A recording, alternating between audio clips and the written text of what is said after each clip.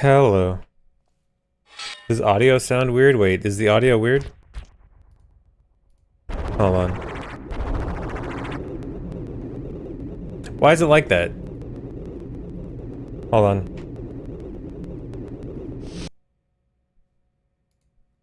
Let me see if this fixes it.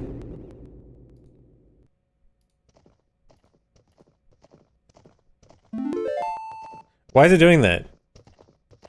This seems to happen like once a month or something. Boss is here. Hey, Taffo, you're just in time for me to see the rare audio issues. Okay, hold on.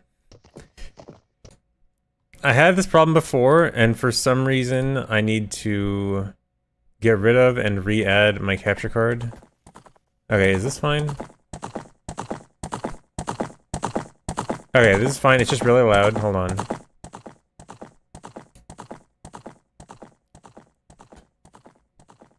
I don't know why this happens.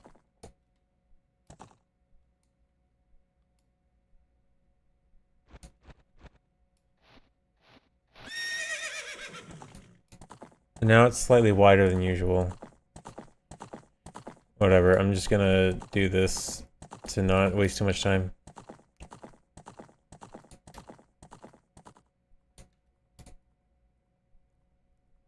Okay, weird problem. Okay, anyway, hello.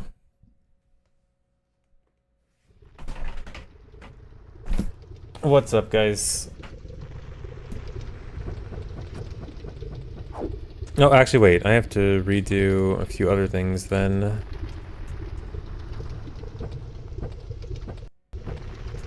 I have to re-add filters. I forgot. Oh, dude, hold on.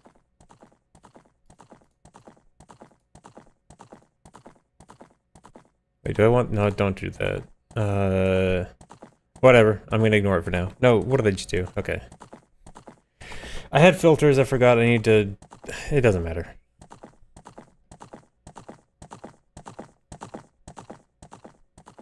Whatever. Yeah, Fast52 is a speedrun event happening this weekend. The schedule for Fast52 is not out yet. I think they are trying to get it out today. Surely it'll be out by the end of the stream. Surely.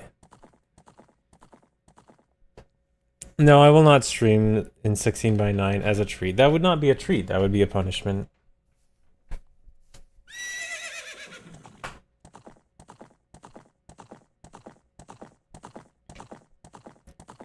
I interrupted your viewing of old Brony cringe archives. Isn't that a good thing that I stopped you from having to watch that? You're welcome.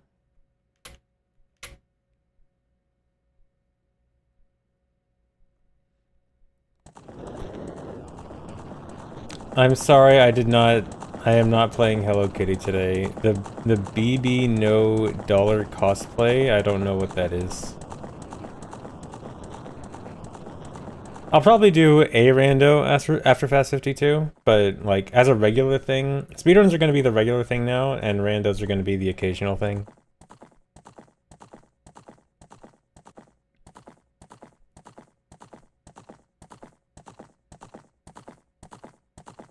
How am I doing today? I am okay. I am a speedrunner again. This is now the main thing again. Yeah, speedruns on your rando channel. Dude, I got a YouTube comment the other day. Someone's like, dude, look at how much lower the viewers are with speedruns compared to rando. See, your viewers, all your viewers don't care about rando, or don't care about speedruns. Please quit speedruns and go back to rando. I'm like, dude, wow, this guy.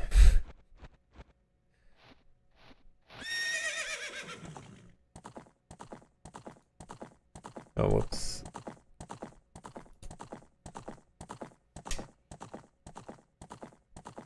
Smartest rando viewer, yeah.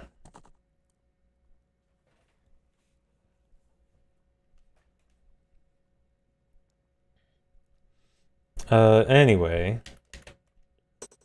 I want to practice some things first. I practiced this more last night. I should know how to do this again, surely.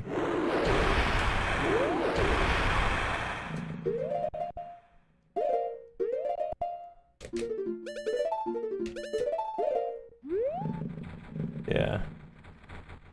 Yeah, Fast52 should be fun. There's a lot of cool people going.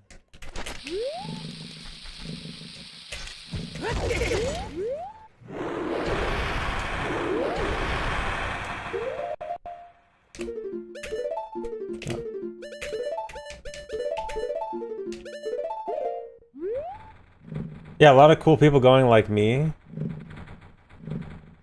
That's the list.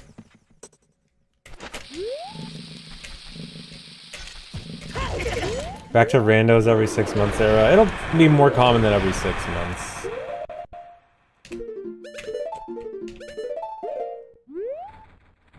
And I might go back and forth between like long rando period and long speedrun period more often. Yeah, Phil is going. Phil and I are gonna be on each other's couches also. I'll commentate MM, he'll commentate OOT. We will definitely know exactly what we're talking about.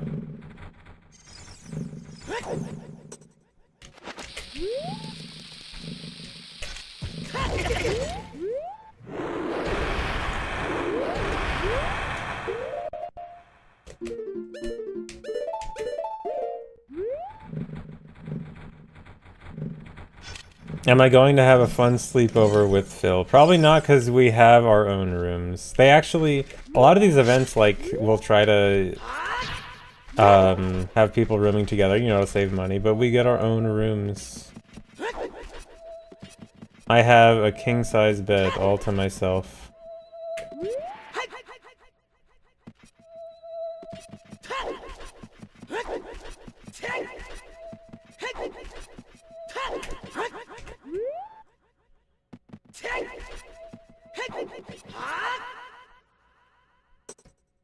Mr. Moneybag. No, it's not me. It's them. They are the ones providing the room. They are providing a room and travel for me. They're the moneybags, not me. I don't have to pay anything.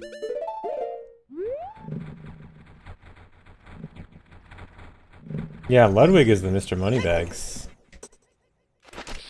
They pay for travel, they pay for room, they pay for food. Well, at least they're gonna have catering there.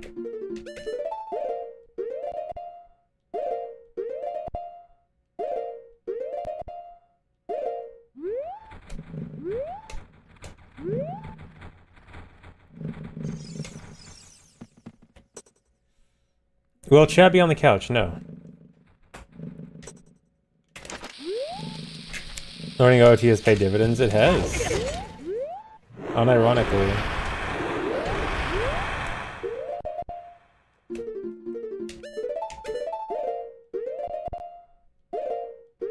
Contacted to do any private runs for corporate events? What's the most?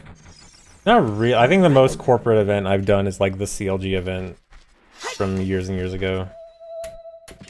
Otherwise, it's mostly like, you know, the smaller speedrun events plus GDQ. But I mean, a lot of those, I mean, if your definition of like the corporate event is like being paid to be there, then I have been paid to be at a handful of events. But if we're talking more like it has to be a bigger name corporation, not really. I think, well, actually, I guess the biggest thing, this wasn't an event, but one time there was like a GDQ partnership with, I think, Geico. And like they paid me to be on some talk show. It was really weird. They pitched it to me as like speedrun history thing where like I like talking about OOT speedrun history or something. And then when it actually happened, they were like, so what's ISG? And it was just like the really, really basic stuff. It was, I mean, it was fine. It was just different than I expected.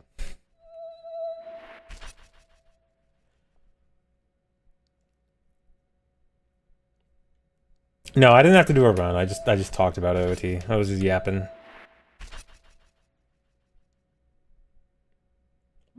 Insurance sword glitch, yeah. Let me see, I wonder if there's a video. I hope there's not a video. I'll look it up. I'll try to look it up, but I'm gonna hope it doesn't exist.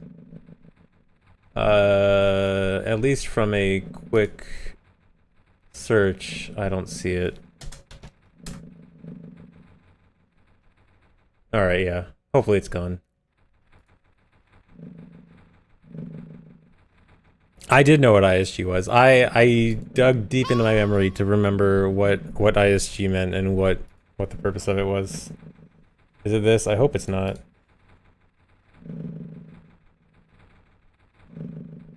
Oh god, that probably is it. Yeah, pretend that doesn't exist. You weren't supposed to look for it.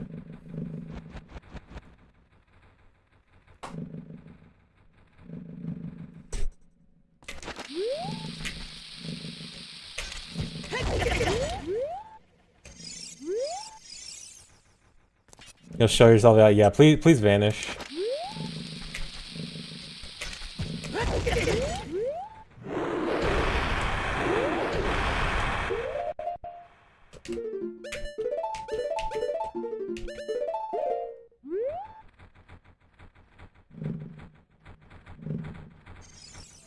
Hey, George, thanks.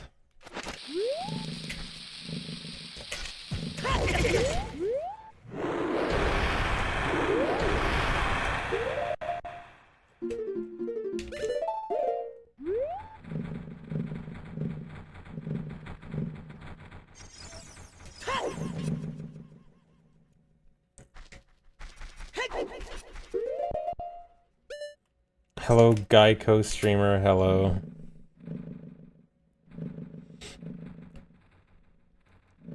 Oh yeah, Phil is gonna do a no-hit MM run. No-hit any percent.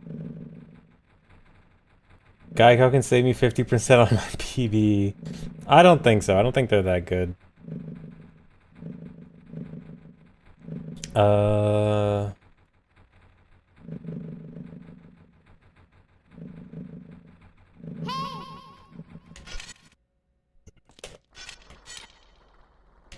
Isn't that rescue? No, the point is that if he does get hit, he'll donate some amount to the charity.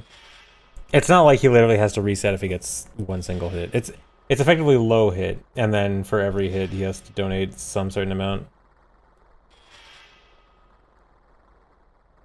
Yeah, that's how any like live no-hit run has to go. Is some kind of penalty for every hit. Where was I? Oh yeah.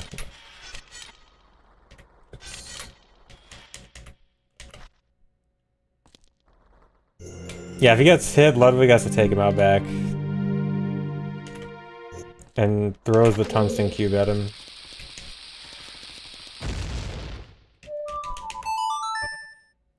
Hey, Pancake, thanks.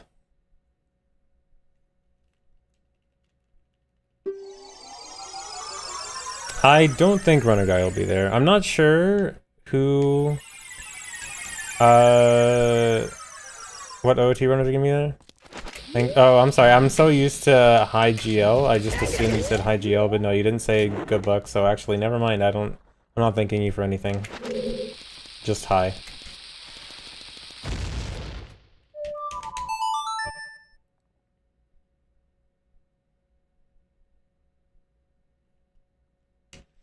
I don't need the good luck on the baby route. I mean, Volv can still be scary.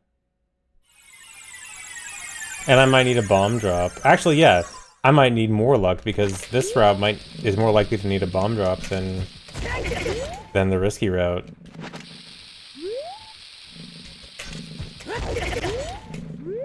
Volv, stop being scary. Volv will always be scary. Always gonna be scared of waking up to 10 DMs about the newest Nintendo news.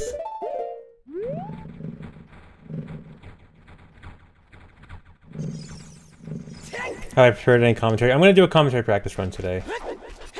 Oh, I keep forgetting to equip choose. But yeah, I've been like brainstorming commentary stuff. Surely I will know exactly what I'm talking about. Oh wait.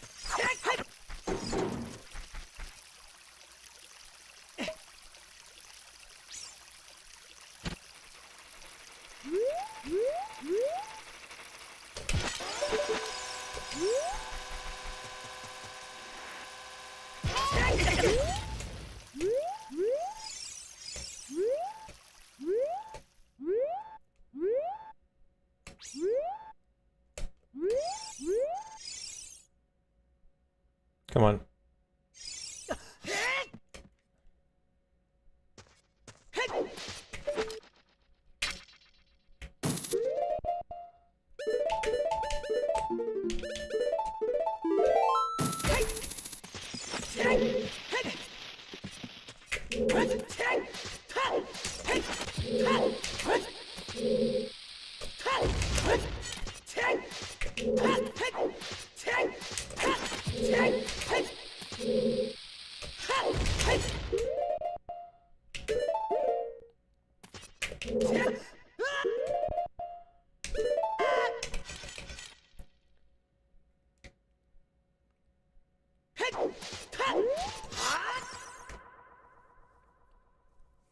How many backup saves have I prepared for this route? As in, like, actual extra saves, like pre-made saves, none. I should be able to just make all my safety saves mid-run.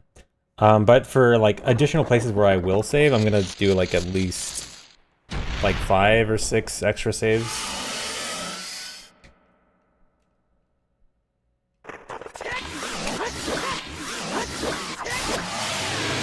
But I don't think there's anything where I really need, like, a pre-made save.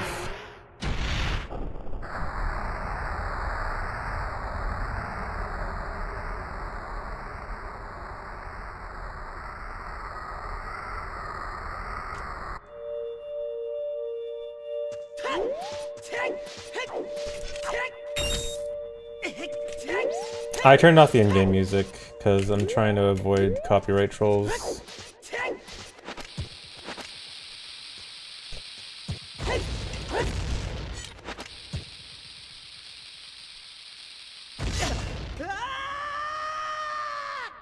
The copyright trolls are growing, by the way. I got another brand new one yesterday.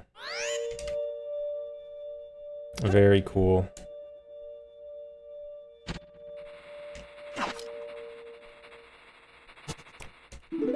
I think all 5 of my last 5 streams have gotten copyright claimed by some random troll. So I think most of them being different. Like, I swear they must have done something recently that allowed even more copyright trolls, because it just started, like, exploding. Getting even more. Alright, good.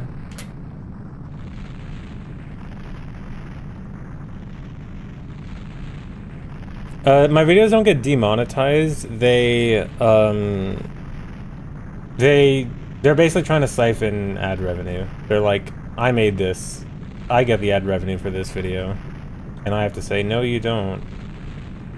Actually, there's one that was demonetized. The bongo one. The one where, like, it claimed the bongo drums as, like, some guy hitting the drums from a video from, like, 15 years ago. That one actually got fully demonetized and blocked in Russia and Belarus. That one's actually really stupid, because even after disputing the claim, it's at least remonetized, like, temporarily while the dispute goes through, but it's still blocked. I mean, Russia isn't exactly my biggest audience, but still, it's pretty dumb that even during the dispute, it's still blocked. Why would I steal that guy's bongo drumming? I don't know. I mean, that video came out after OOT, so he was copying bongo. Nintendo should actually sue that guy. YouTube, I'm not talking about Twitch.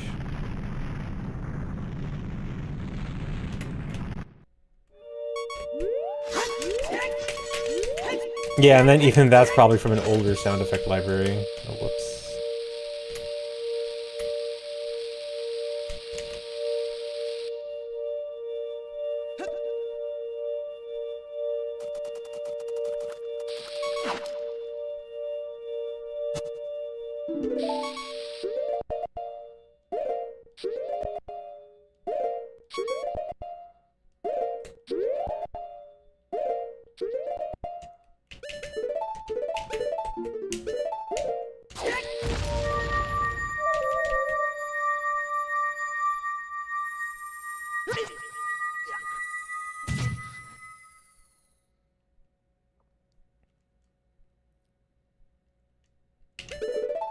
Oh, Okay, whatever. I know that was gonna work. I'm always scared of that happening in a run. That's why I usually don't do that too fast. What else I want to practice? Wolf. Yeah, rage quit.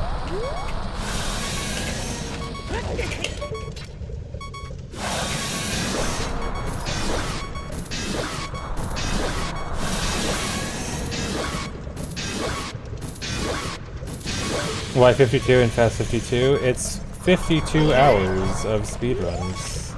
That will definitely not go over schedule. And end up being like 54.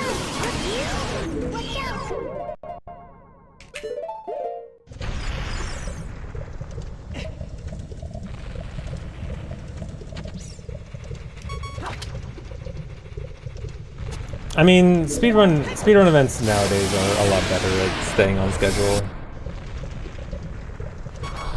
I actually don't remember if the original Fast 52 went over schedule much.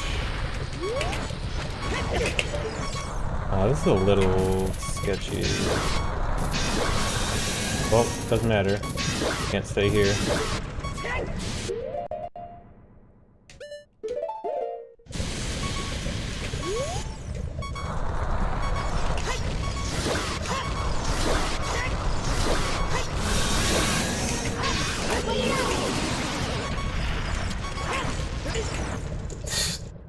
That's what I'm scared of. That was super sketchy.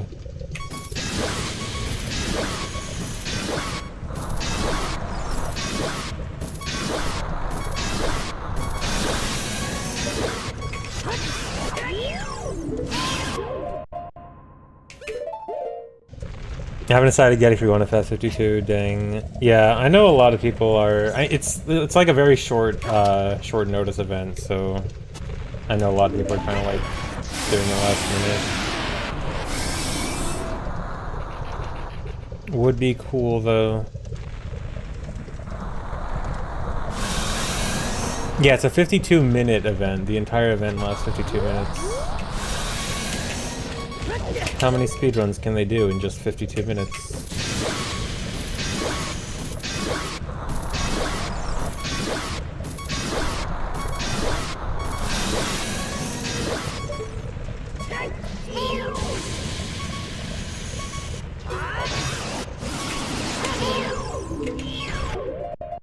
Okay, whatever. If I don't get ISG that quick, I gotta just take it and then do bomb away.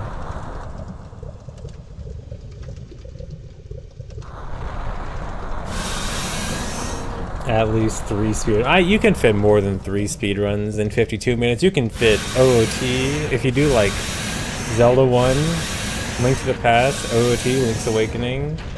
That's already 4 and you got like 20 minutes left.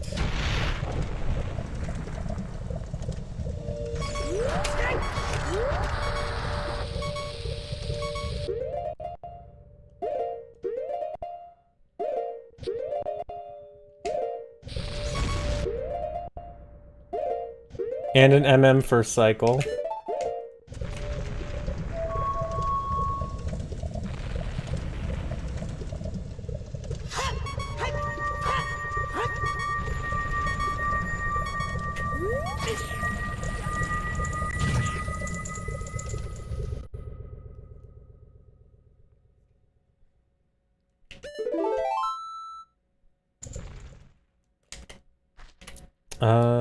Do I want to practice anything else? I think I should be good. Let me do a quick Spirit Temple Spirit Hover.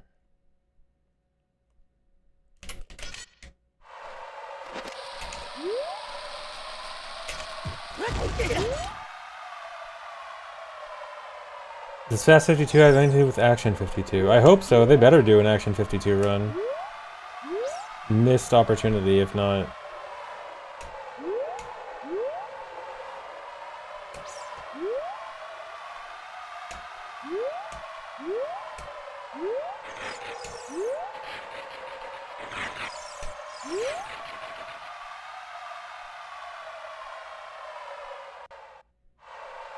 And with Area 52? What's Area 52? What do you mean by that?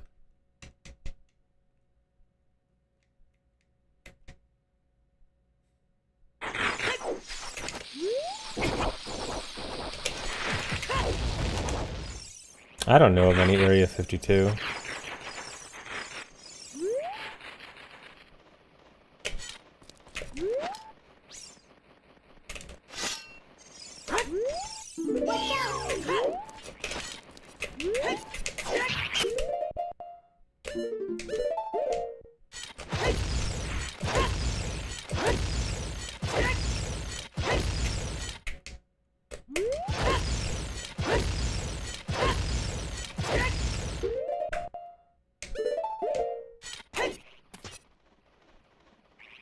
Is Fast 52 held in Area 52? Yeah. Yeah, that's it.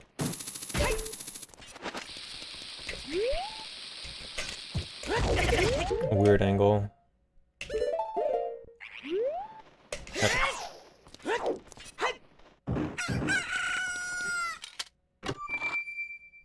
Will there be Nintendo Ninjas at Fast 52? Well, I'll say that runs that were previously planned as a randomizer can no longer be a randomizer. I'll say that much.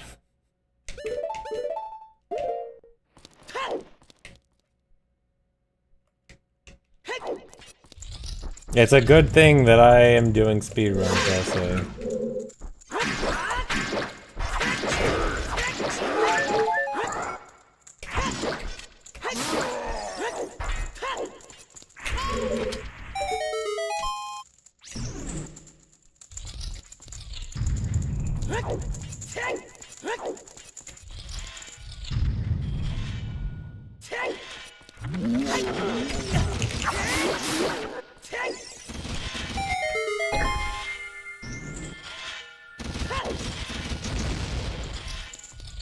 Noob Spirit, yes, Pancake, I'm doing Noob Spirit. I'm sorry, I'm a noob.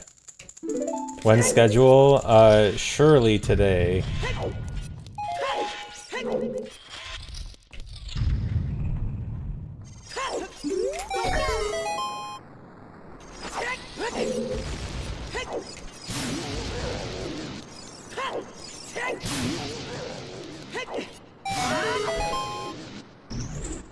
No, schedule still isn't out. They said they're like finalizing last minute stuff because of cancellations and new people coming in because of the cancellations, so they have to deal with that.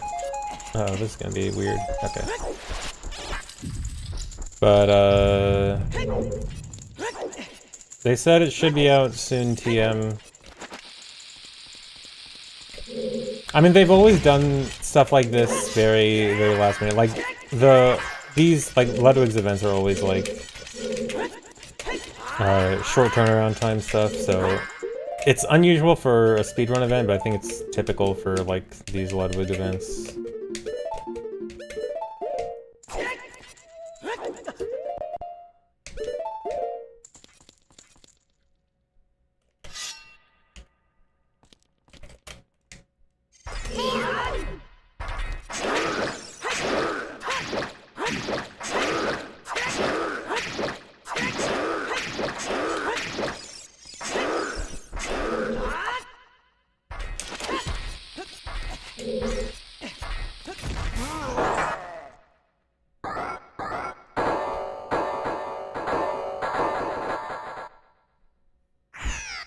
No, Fast 52 did not get cancelled. I am, in fact, leaving for Fast 52 tomorrow.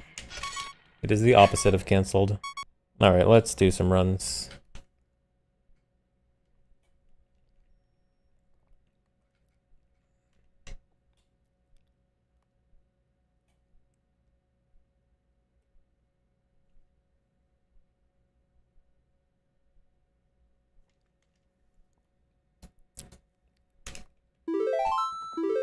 How will I stream if I'm traveling? I will not. The event will stream it on their own channel. It'll all be streamed on Ludwig's channel, on Twitch and YouTube. I'm gonna PB first run. Maybe. Also, I'll probably do commentary second run. Gonna do a commentary practice run after this.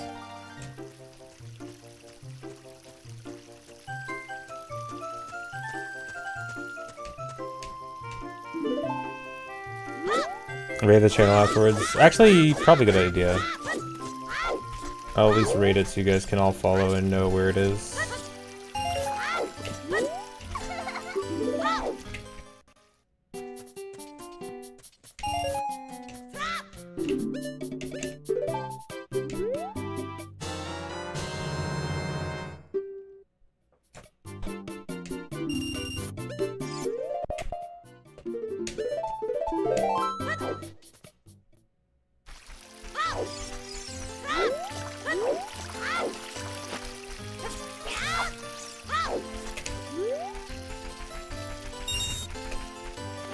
Nice. I will not be driving to LA, I will be flying. They are paying for my flight. I get a nice, comfy 1 hour flight instead of my usual 4 hours cross-country because every other event I go to is always on East Coast.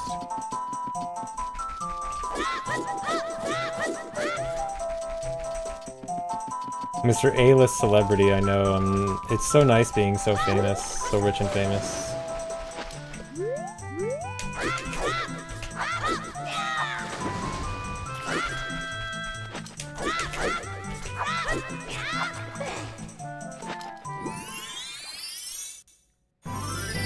Yep, Ludwig will pay for the flight, but not GDQ. I mean, it is... People have always had that as like a controversial thing about GDQ, about not really... Like, all GDQ covers for is event registration, but not travel and stuff. Which, like, part of... I partially understand both sides, like... GDQ is a week-long thing, this is, you know... barely over 2 days. Just in terms of number of runners, GDQ would have to comp for... Like, I think on average the number of runners is like 100 to 150 for GDQs. And I think this event has like 30. And so, like, just the number of people you have to comp for, plus while being more charity focused, obviously, it's a lot. And not only flight, but also hotel, and like obviously 2 to 3 days of a hotel is a lot different than a whole week of a hotel. So, on one hand, it would be a lot for GDQ to comp travel and hotel for runners, but I also understand that like they raise quite a lot of money, and the runners are obviously the reason for that, so I don't know. I see both sides. It'd be nice, but I kind of understand.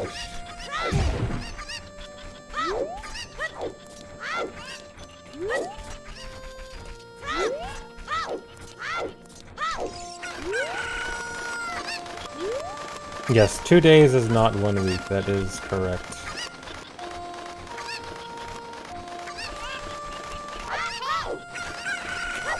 I mean, maybe you could argue they could do like some kind of partial thing, but even then, it's... I mean, it's not like they have any lack of success for not comping for runners, so it's not like it's not like they have any pressure for it. You know, they're never gonna have a shortage of runners willing to go.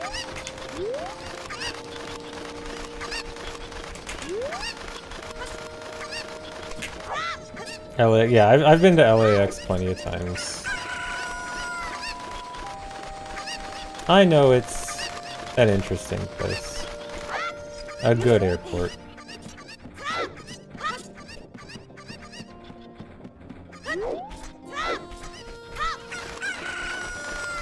Luckily, the Phoenix airport is really nice. It's very quick.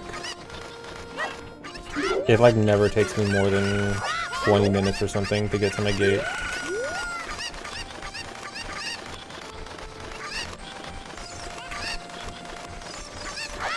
How many people does Ludwig have me rooming with? 0. I get a room all to myself.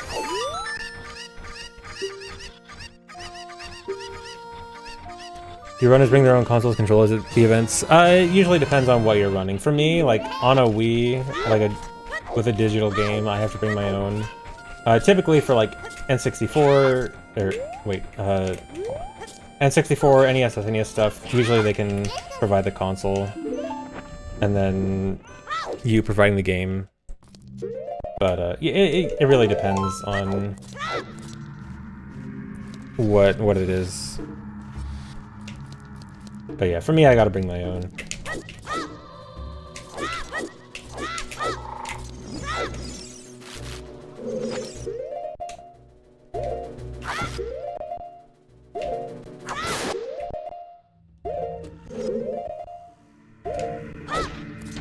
Very nice. Minimum pauses.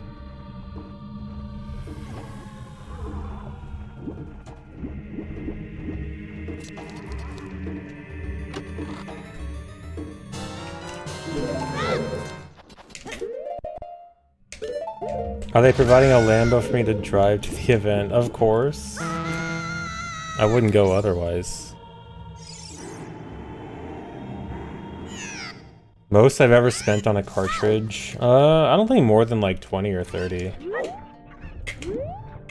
Cartridges, at least cartridges for games that I want, aka OOT and MM, are usually not that expensive. And I haven't really ever bought a cartridge for like one of those rare games. Rare as in hard to find, not rare as in rareware.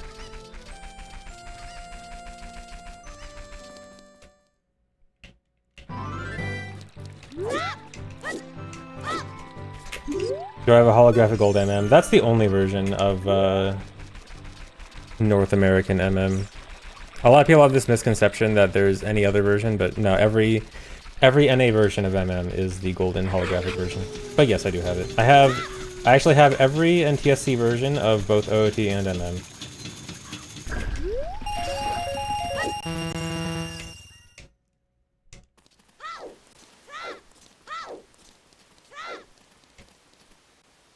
Yeah, I'm gonna run the VC Crash mod for the event, yeah.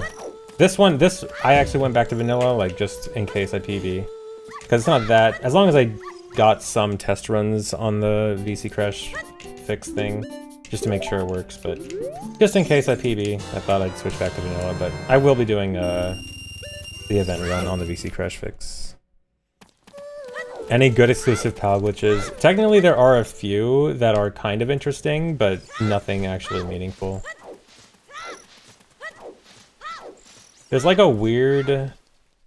I forget the details of it, but there's like some weird Grotto Fortress wrong warp that's only on PAL. I forgot how it goes.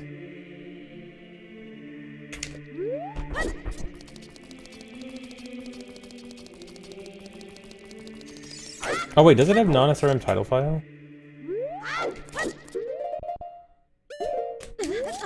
Isn't that good? Is that not useful for anything?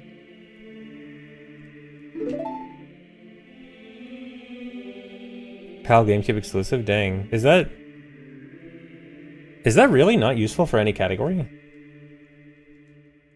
It's probably slow, okay.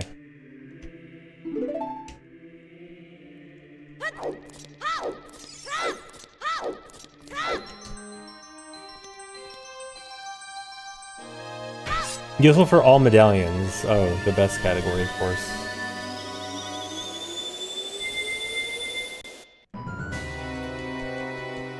No, if I happen to get a run that would be of the equivalent of a record at Fast52 with the VC Crash mod, it would not count. It would be illegitimate and cheater.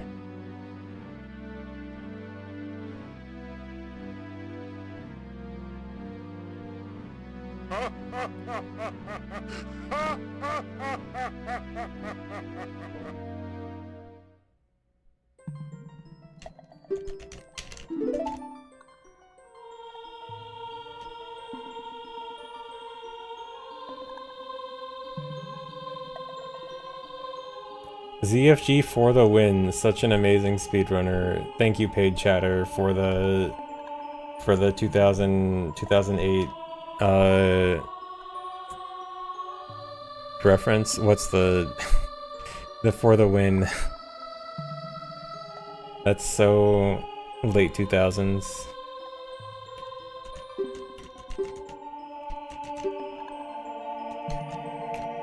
I missed for the win. It was good. For the win, Rafflecopter.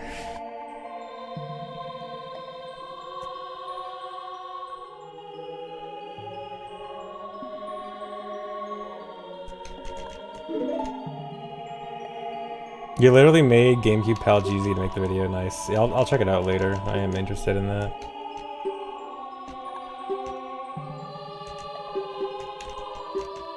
Wow, Automod held back Leet Speak. Hold on.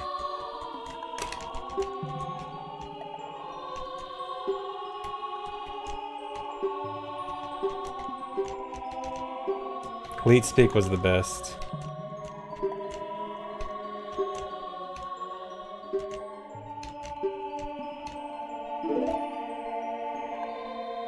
Leet Hacksaws.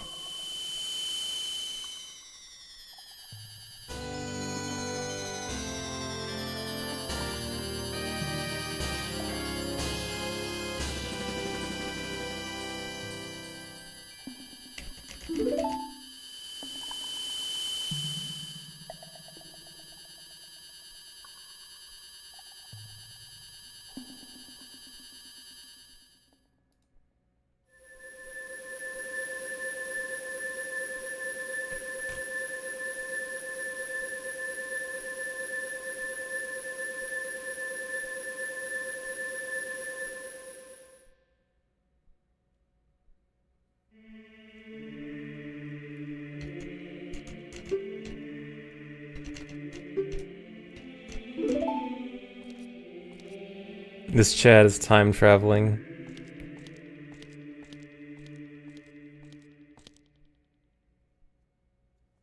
Who would win in a fight, Rage Comics or Soy Jacks? Rage Comics would beat up Soy Jacks any day. No, Rage Comics were bad. Not that Soy Jacks are much better.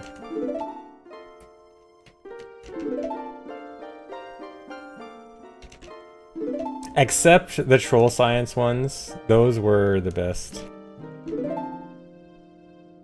The put a magnet in front of your car to pull your magnet for infinite energy. Those ones, I love those ones.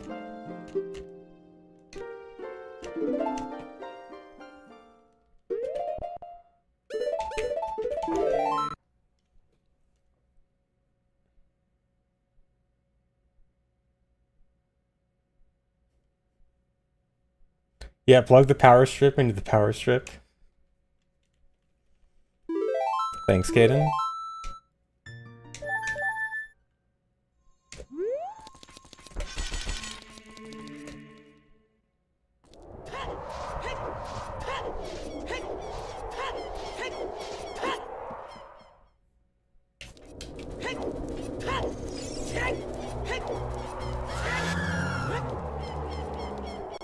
How's it so hot in Phoenix? This is a desert. Deserts are known for being hot.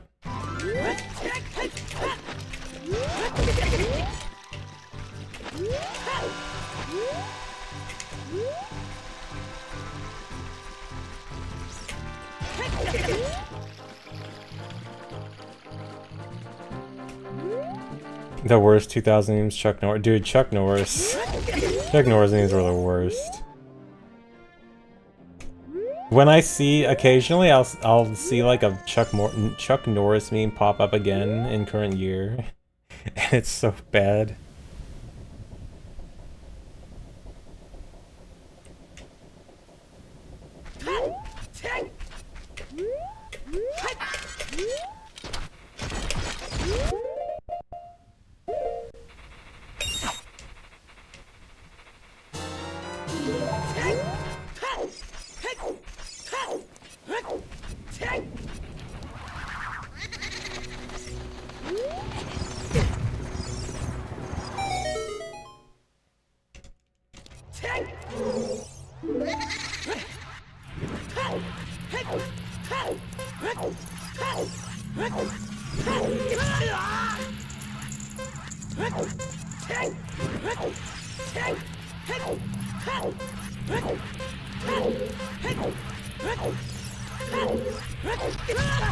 Almost got comboed.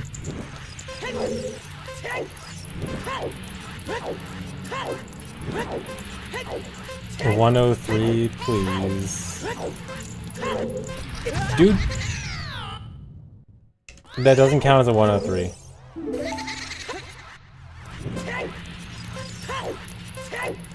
If I get hit another time, I'm gonna die.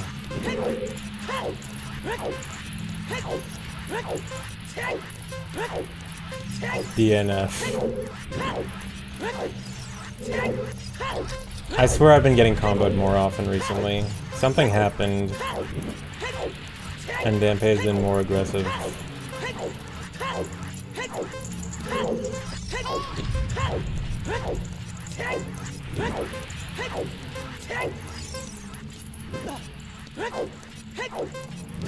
It's Ludwig's fault somehow? Probably.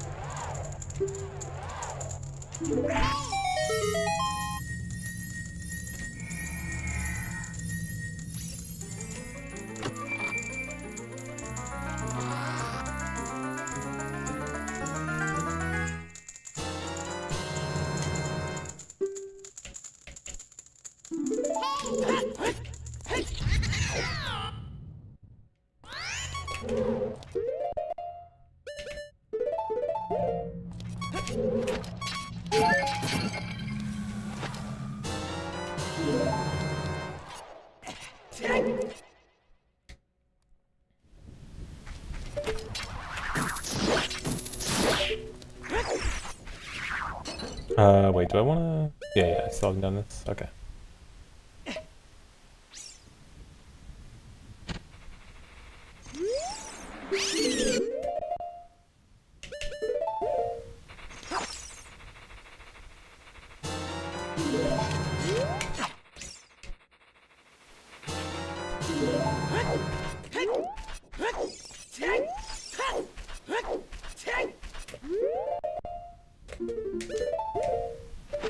Hey, Wolf.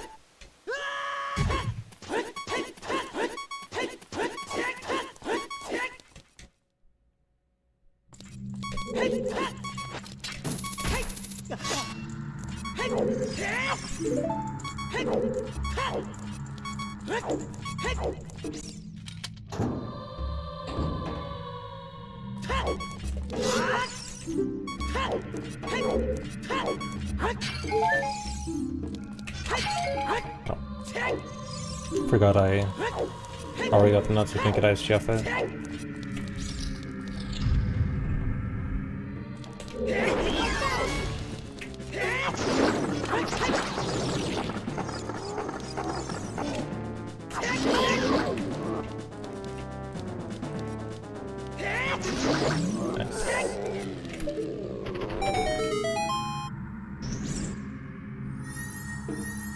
Yeah, I'm still not sure on my Fast52 couch, except I know Phil is... I'm gonna have Phil on my couch. Consultant said he might go, and then I might have someone with OOT knowledge. I'm not really sure if other knowledgeable OOT people are gonna be there. There's actually one more OOT runner, and I said might go, so maybe. We'll see. I mean, the commentary is supposed to be, like, more, laid back. Doesn't need to be, like, super professional commentary. They're gonna have, like, people rotating on commentary, just kind of, like, audience surrogate people. Just, like, asking questions.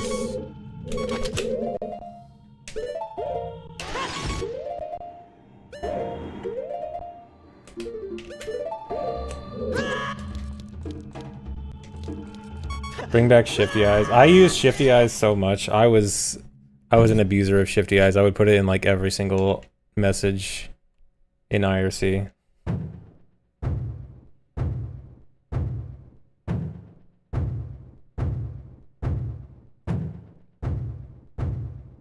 Yeah, I need Ludwig on the couch so I can show him it's cool again.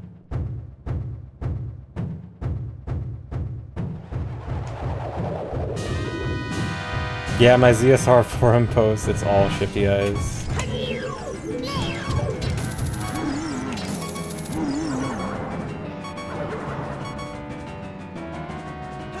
Oh, and dash eyes, dash underscore dash. Use that all the time too.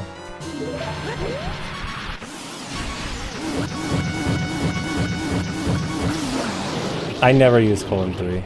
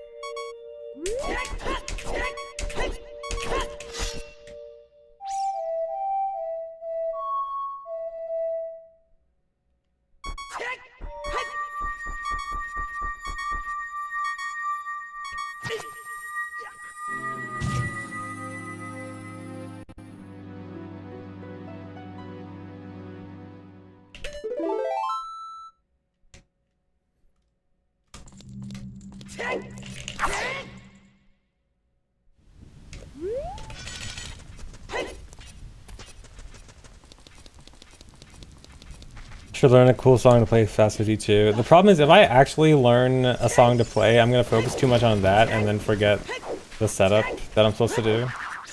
And then I'm gonna fail.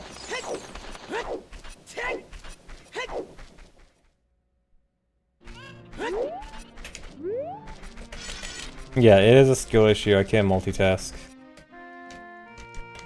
Good, do that then. Okay.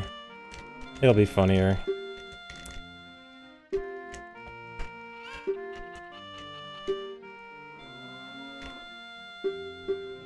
Make my speedrun worse to make it 4 seconds funnier. We can measure funny in seconds now? Interesting.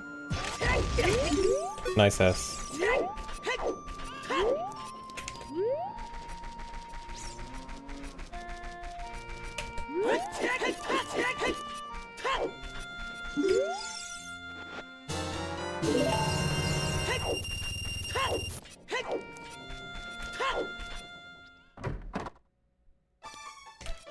Instant 4-second time loss? Hey, shut up. The unit of measurement for funny is time. That is pretty crazy.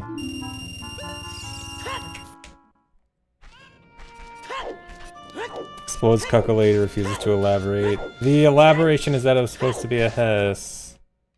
I was supposed to use her for a Hess.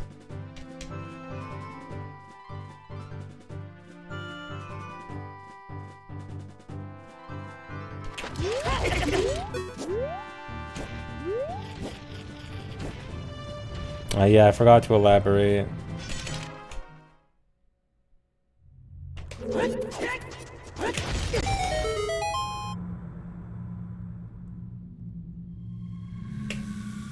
Yeah, I'm gonna practice comms. I'll probably do a commentary practice run after this one.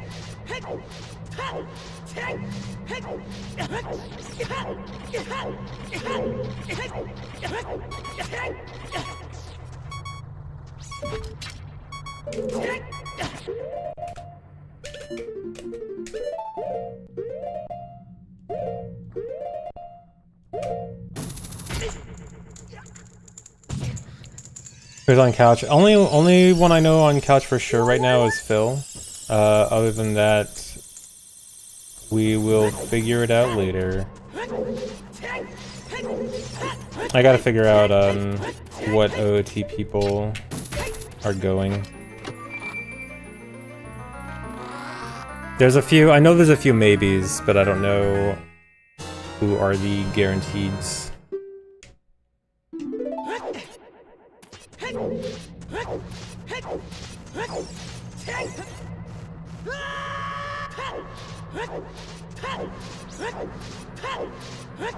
I am not aware of Clint Stevens being there. Actually, I would guess if he goes to any event, it would make sense for it to be this one, but as far as I'm aware, I don't think he is.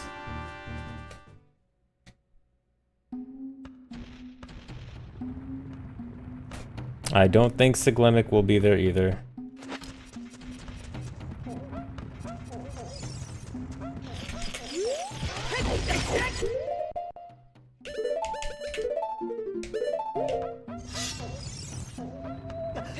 Yeah, you can go to Fast52 as just a spectator.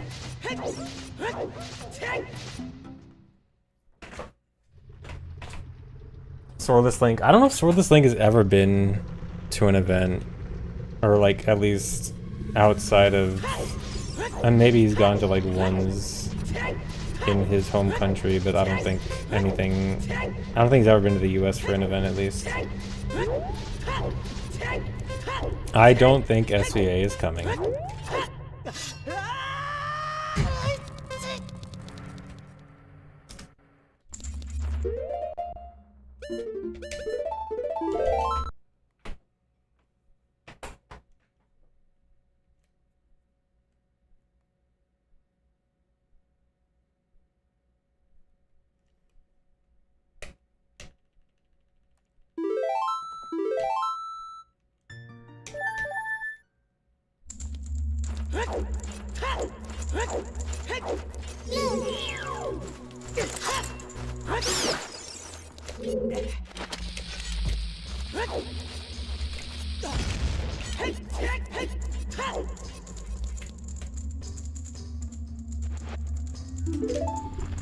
Really? That was late? Yeah, I saw there's a new Mario Kart update. Seems like it's improved at least.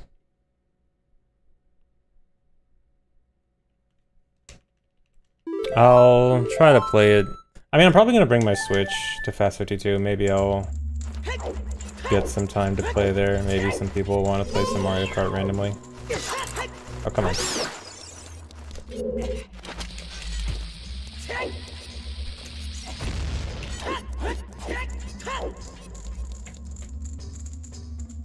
Oh, you can finally change who you spectate. About time.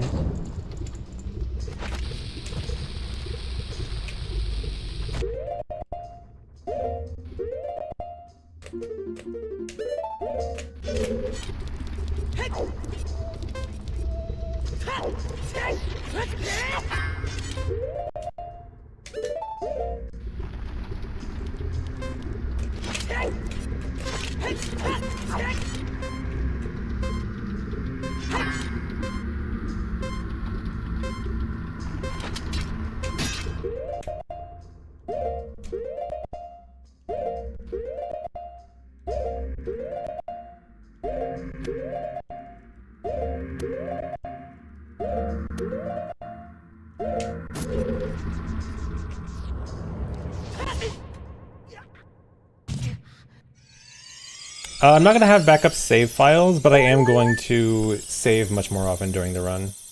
But I don't think having pre-made backup files is really going to be necessary.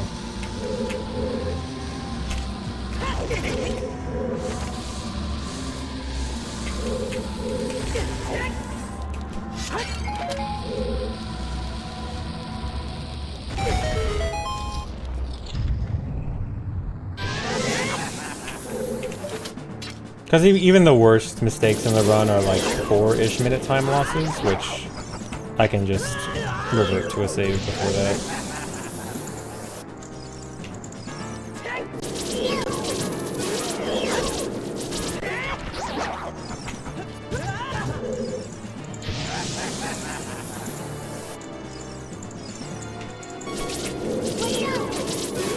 I mixed up which direction he was gonna jump. Do not touch me. Bad touch. Okay.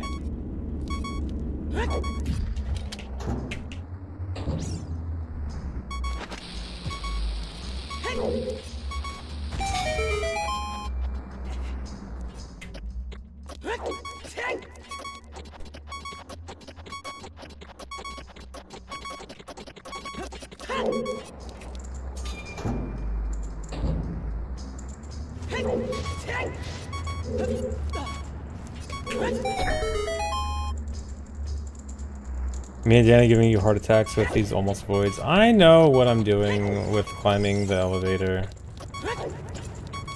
I've only voided like once since I started doing runs again. And even that's too much.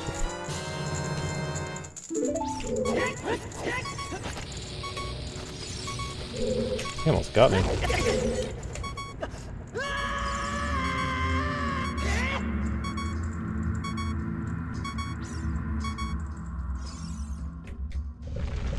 Say to play just ended, no new Zelda. I can't believe that. I can't believe they didn't announce the new Zelda at the PlayStation event. That's crazy.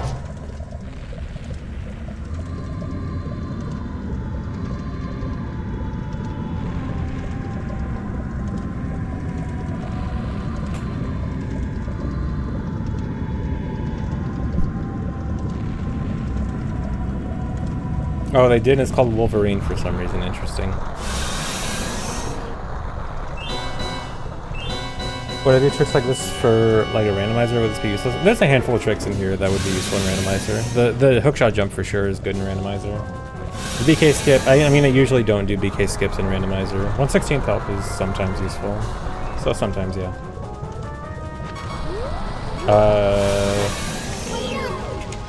Really gave me the worst spawn. Dude, this is bad. This is really bad.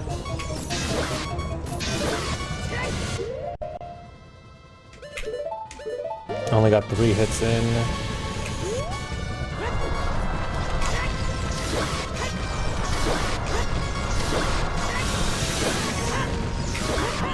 Dude. I shouldn't have done that. I should have let it go. Well, I do need to practice what happens if I happen to die to Volve.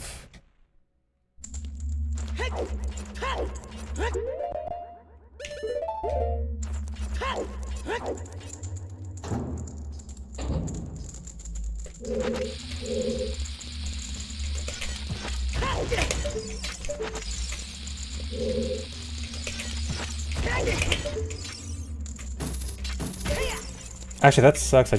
I don't get the choose back. That sucks.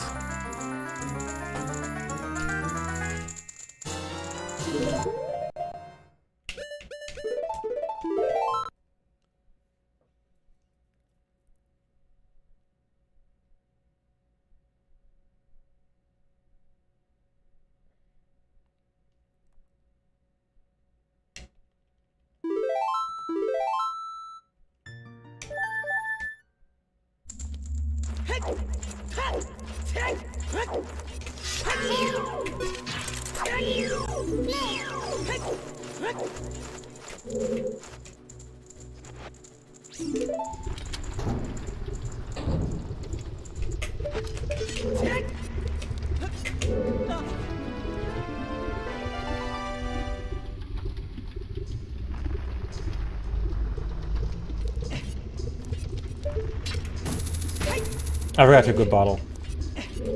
Dude. I need to have bottle equipped before this is over. Oh my god.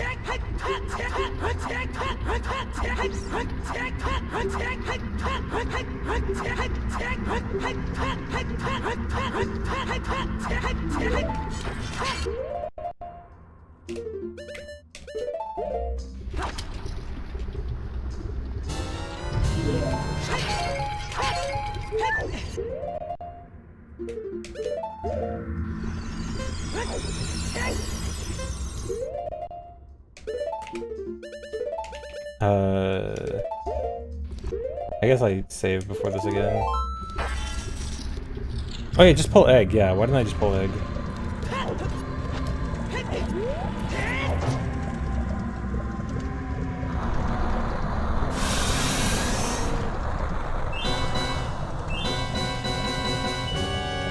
Yeah, I think Linkus is also going to be at Fast52. Wait, did the schedule drop or something? Or did Linkus just talk about it on Twitter? I don't see a schedule yet.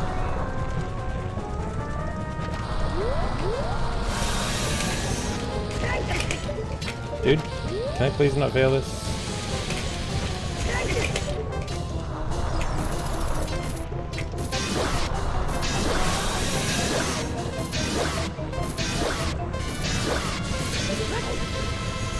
That was only 6 hits. I gotta do this.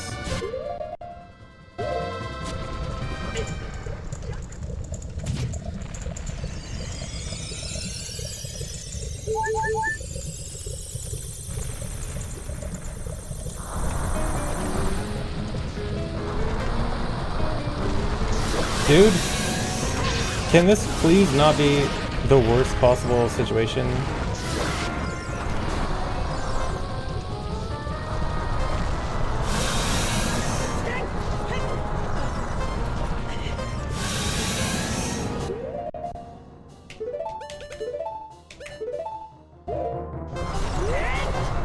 Actually, wait, I might need one more bomb.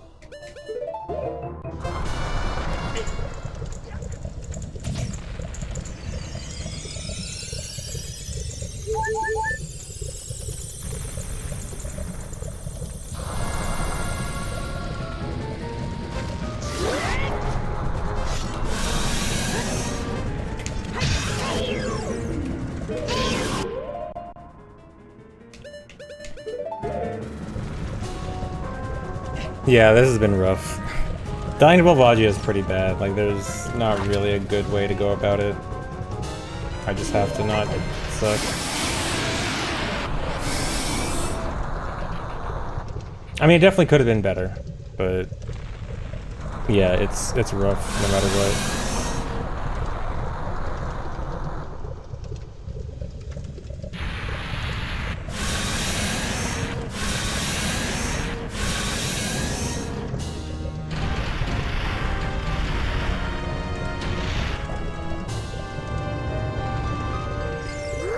What was the lighting? Why is the lighting so weird there?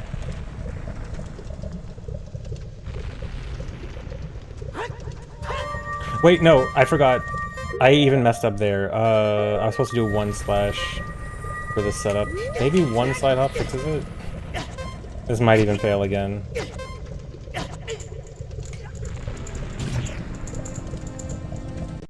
That's 2 frames off. Maybe 1.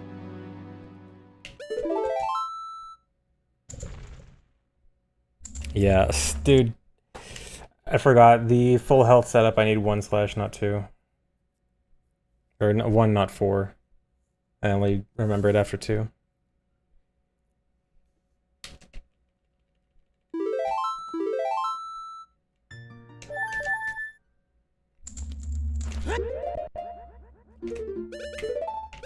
Okay, I already caught the fairy here. Oh, and I saved after the Renee cutscene. Okay, at least I don't have to redo that part. I should have equipped coverage at least.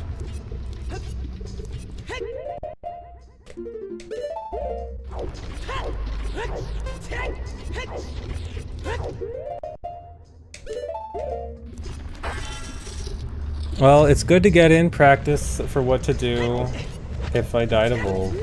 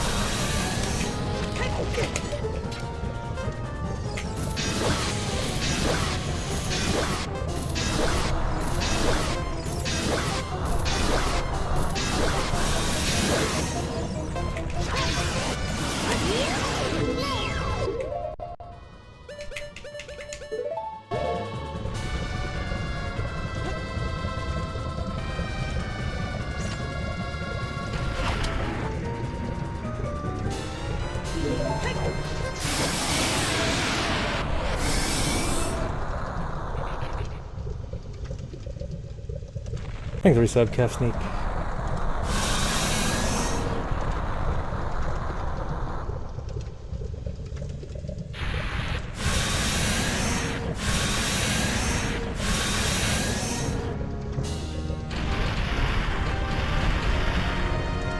Am I BFFs with Ludwig? Sure am.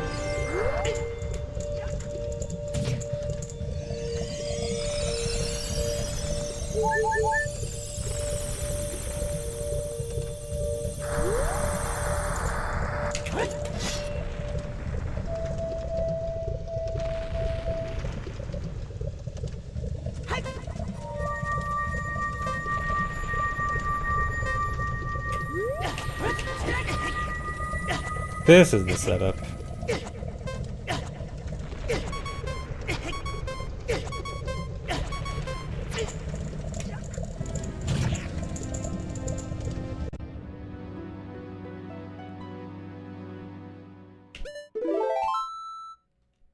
That was not any particular song I was playing. That was just pressing buttons.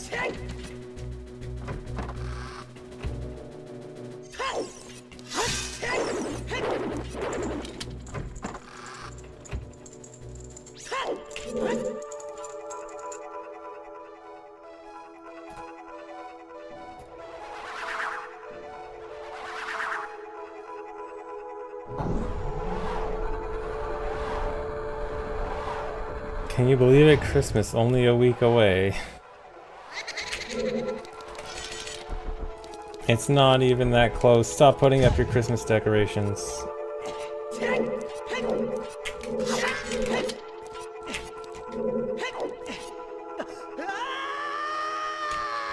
Lost 4 seconds by not doing the cutscene skip. Excuse me, it's only 1.5.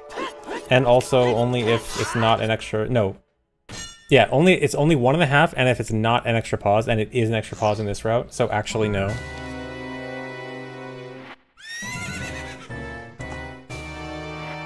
Or, no. It's not an extra... You could do it bufferless, but like, you could... If it's not an extra pause, you get a buffer for it, and so it's more likely, more reasonable to go for. But no, I am not going to save 1.5 seconds trying to go for the cutscene skip. Stop ruining your joke? Well, maybe your joke should have had the proper number. If it was 1.5, then I wouldn't have said anything. I would say, haha, you're right.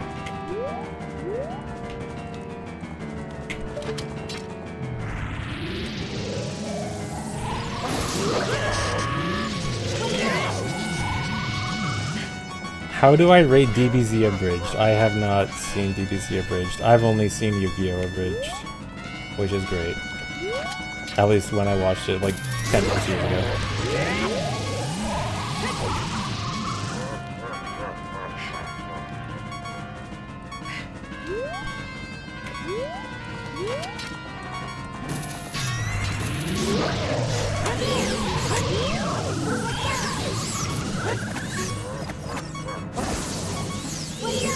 Maybe I should watch DBZ. I've never seen the original DBZ. Maybe I will get all of my DBZ lore from watching Abridged.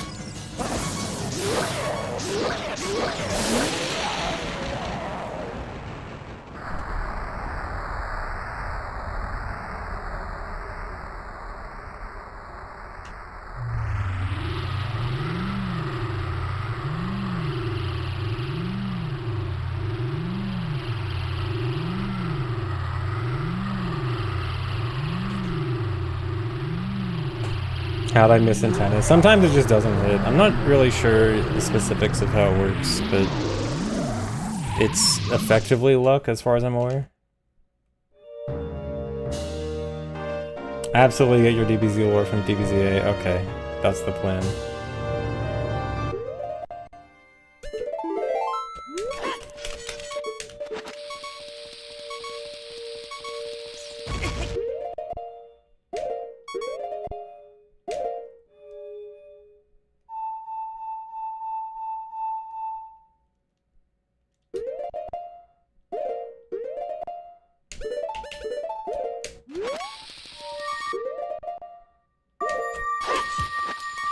At least that was good.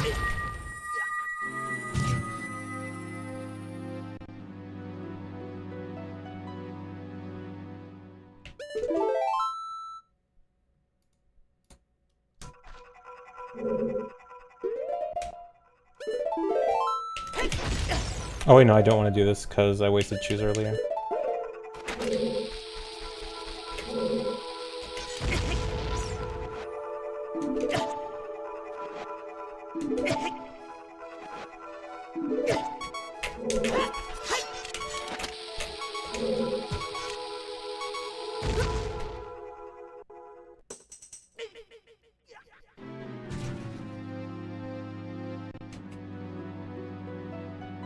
The good news is, I have a few extra bombs from that whole Volvagia miss.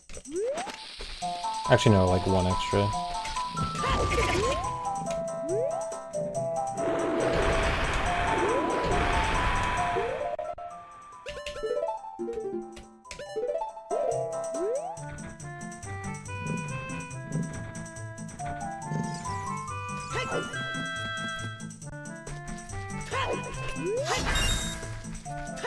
Although, because I wasted a bunch of extra chews, I'm not going to be able to use some chews for some Hesses that I like.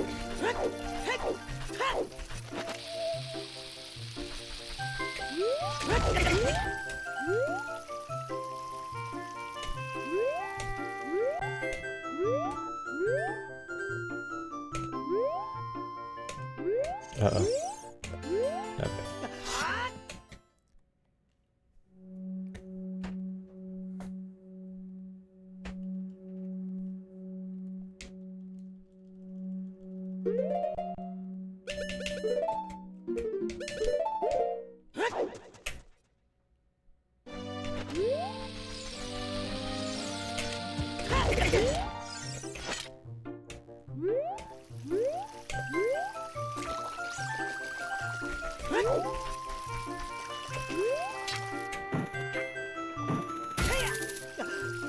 Seriously? That can happen? I didn't think it could happen that you would just not even grab anything. I thought I'd either grab the ledge or the fence. You can just grab nothing.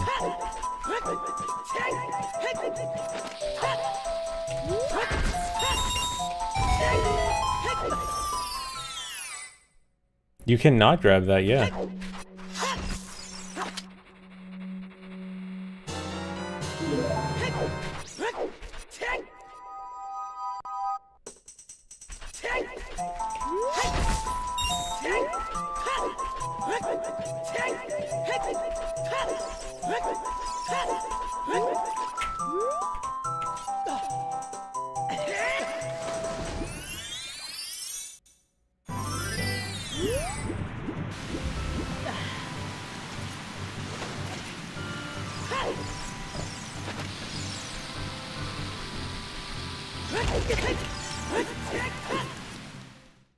So I made a list of known Fast52 runners so far.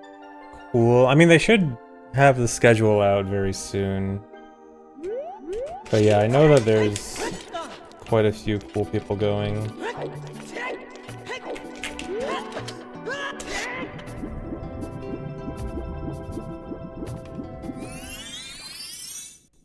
What's my favorite type of apple? Dude, I don't know the names of all the apples. I see an apple, it's just an apple.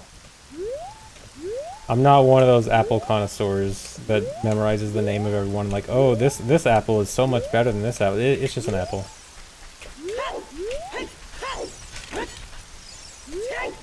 I mean, I guess the green ones... I know green and red. I like... Sometimes green is better, sometimes red is better. That's my apple opinion. An apple is an apple.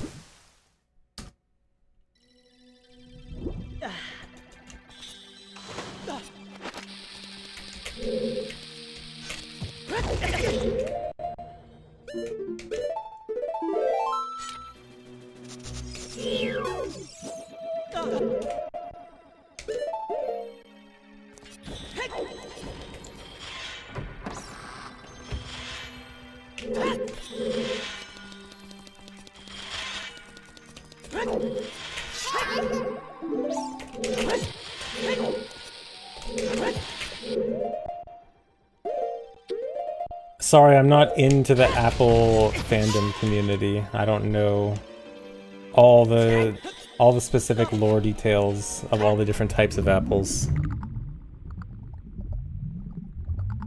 Yeah, I'm dropping frames. RIP.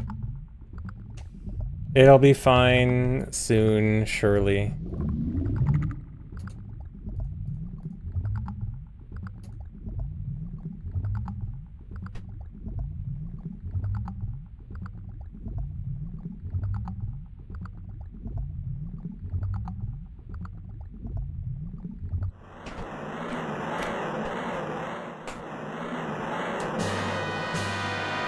What about melons? I like honeydew. I also like watermelon. Cantaloupe sucks.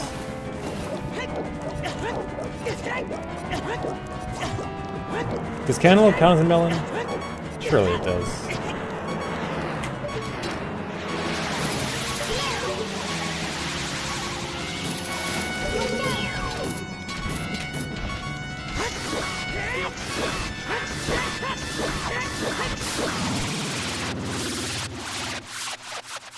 Cantaloupe is incredibly mid.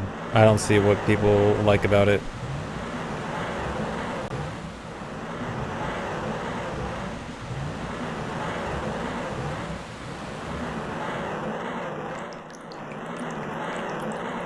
Apparently ripe cantaloupe is god tier. Maybe I've just never had good cantaloupe. I don't know. Watermelon is great. I mean, it's not like amazing, but watermelon is definitely like a solid A. Love bananas. Bananas are great.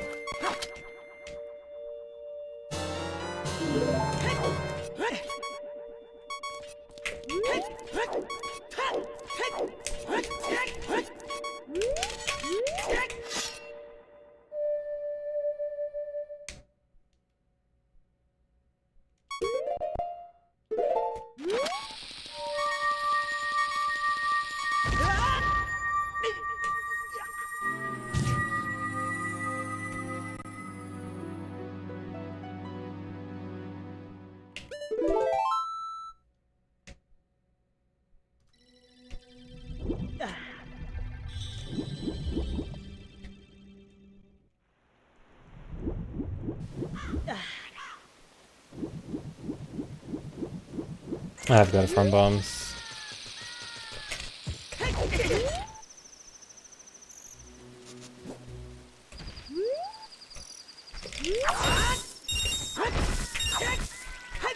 Please? Just one? There we go.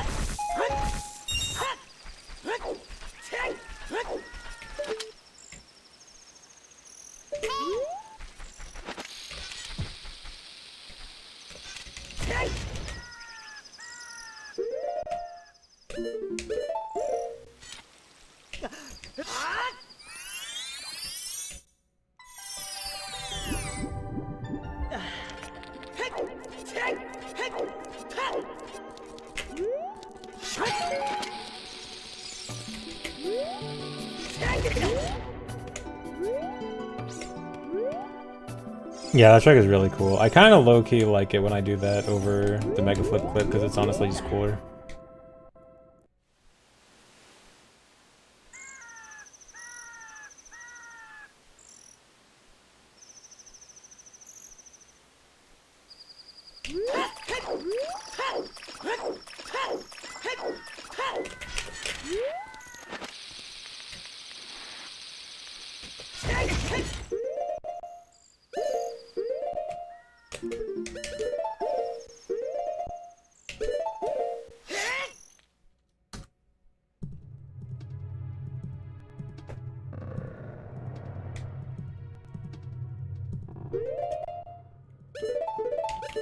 Why'd I get another nut? I don't need another nut. Whatever.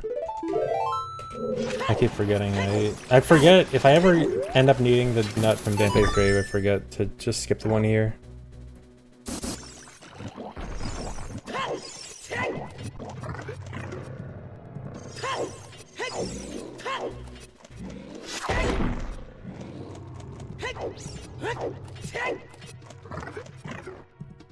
Why am I grave robbing Dante's nuts? Sometimes it's just the more optimal one to grab.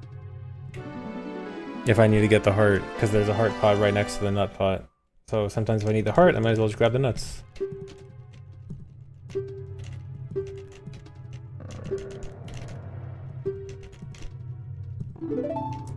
Just realized we're all vigorously discussing fruit. Fruit gets people. People are passionate about their fruit tastes.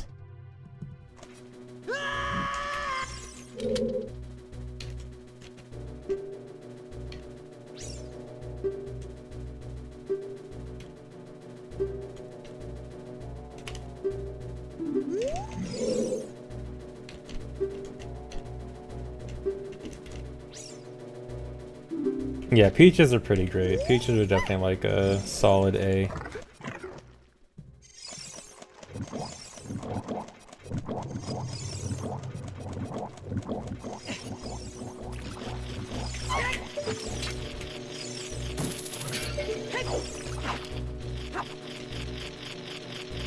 think the reset 4 house. Yeah, pineapple is great, of course. And then someone's gonna say, "What about on pizza? Haha." Who's typing it right now? I know there's someone who was just typing it.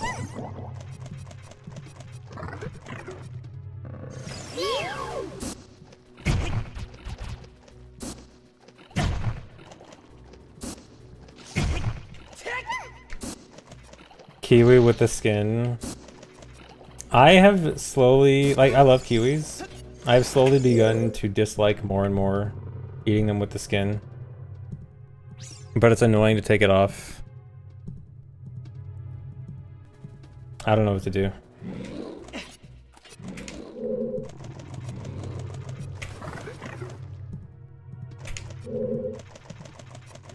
Skin's the best part? No.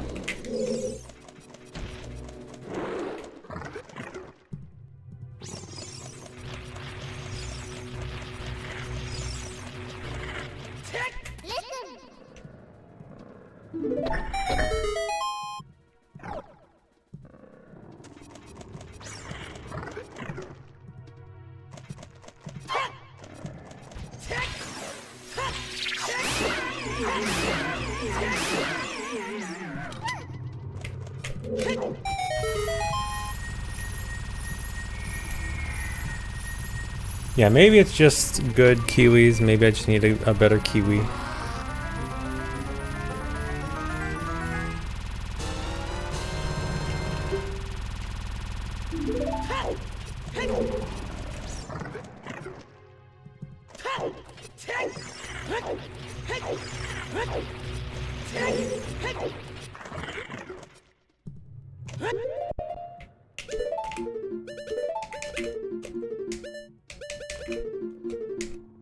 Dude. Wait, okay, question about the whole Kiwi New Zealander thing. Is that like, is calling someone from New Zealand Kiwi, is that slang, or is that like an official name? Because I've always had the impression it was like a slang thing, not like an official thing. Okay, it is an official thing, okay. It always seemed like slang to me.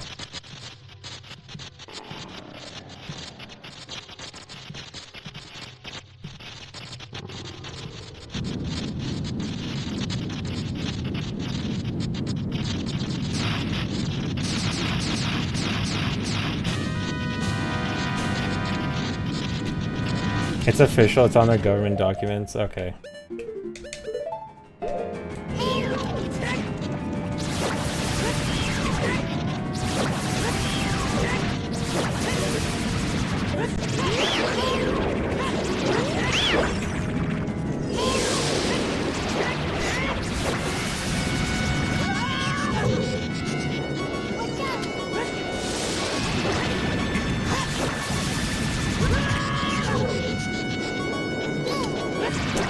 Might be an annoying camera angle.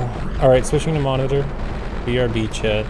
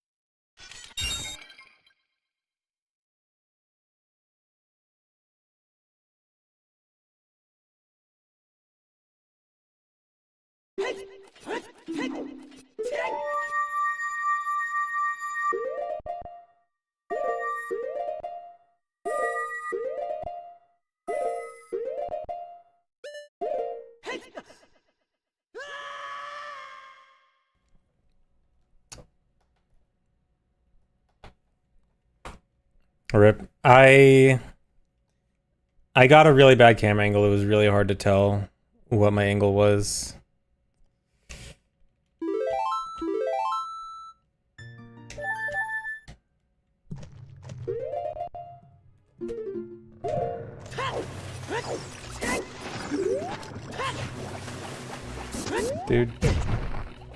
Dude, I got the invincibility glitch. Dude, I don't want hearts. I need to take damage.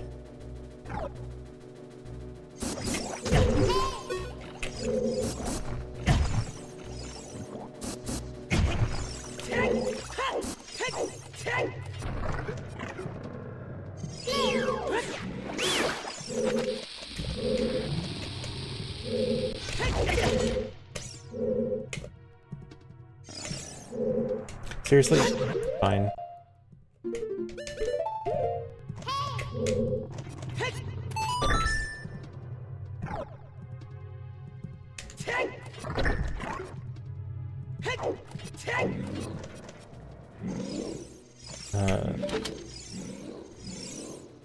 Oh, wrong one.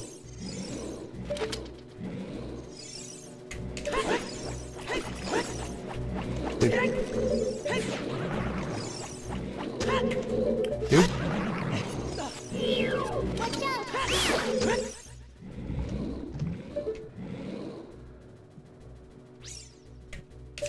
Wait, that's not it. Where's my visual cue? Why can I not see my visual cue?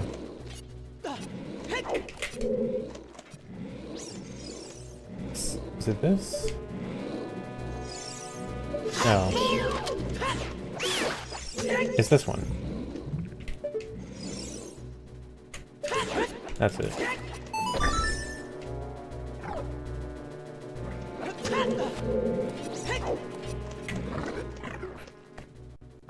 Bed.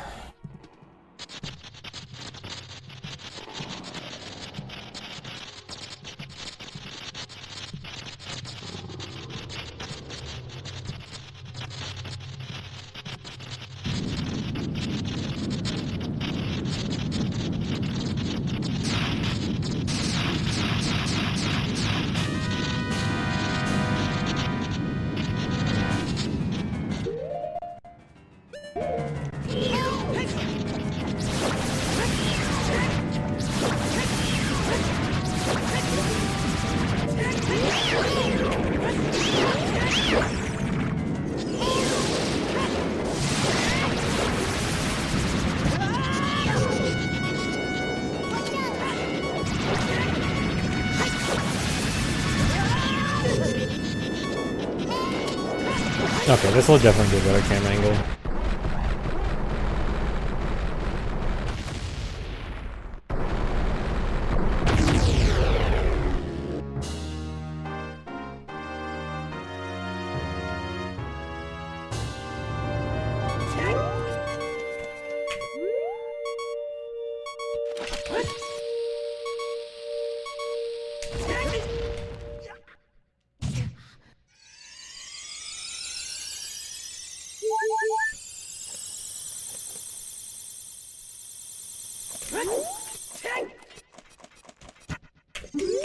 Oh, I didn't switch to monitor. Hold on. Okay.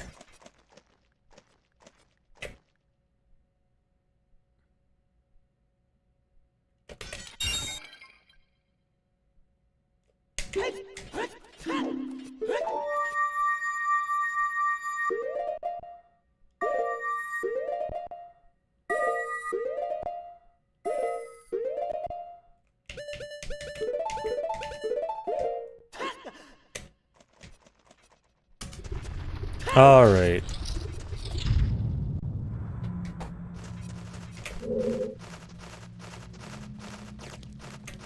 Dude, that's not what I wanted.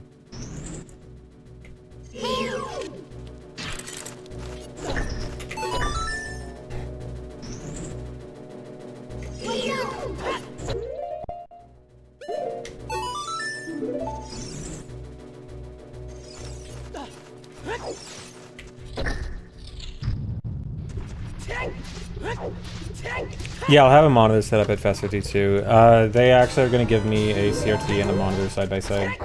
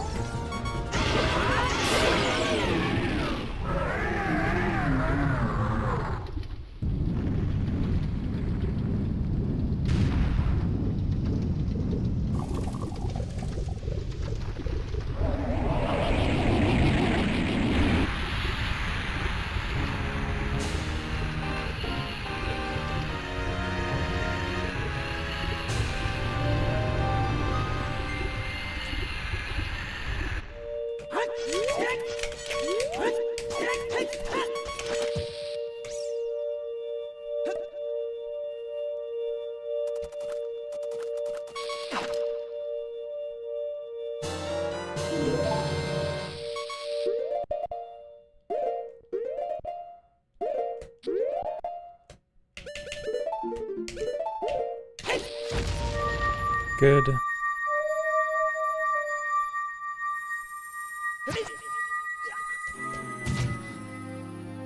I am not demanding extra stuff from the staff. I originally offered to only play on monitor, and they said CRT would actually be easier, me thinking CRT would be harder for them. And then I said, if possible, could I get both back to back, or like side by side? And if not, it's fine, I can play on just CRT. And they said, no, it's fine, they can give me both.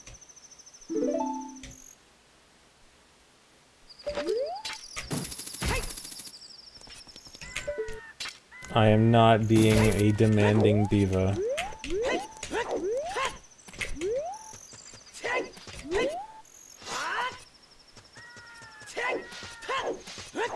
Yes, it is very nice of them.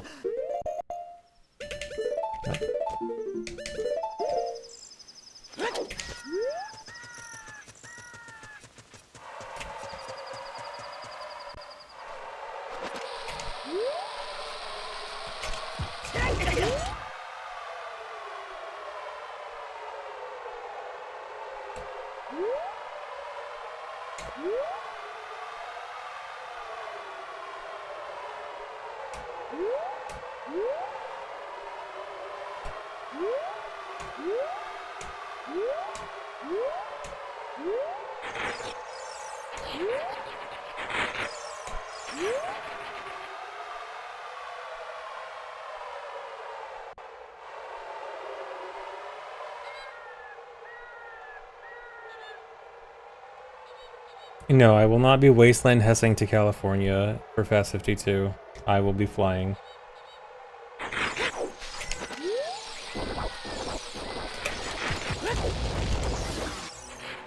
A nice, cozy, comfy 1-hour flight.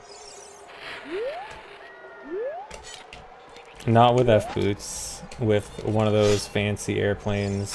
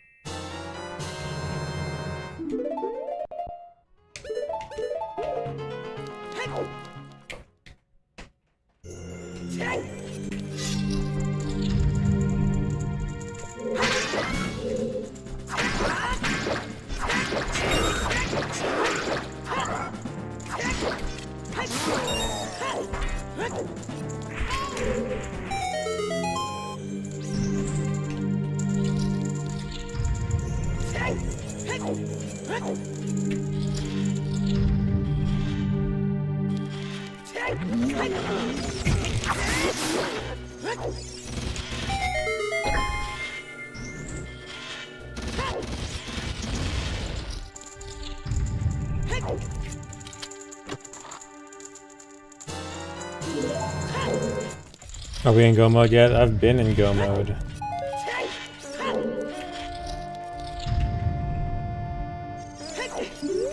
Been in go mode for like an hour. Dude, that's not how it's supposed to go.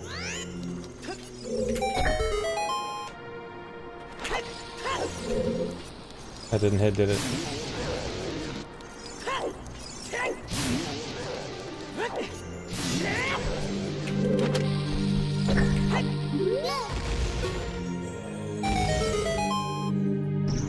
Bomb drop?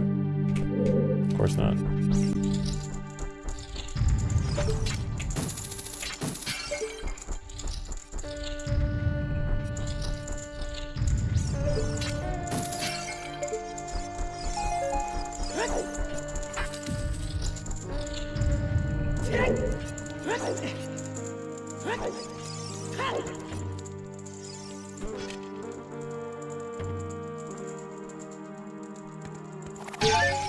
I hate having to wait for the pot. Dude.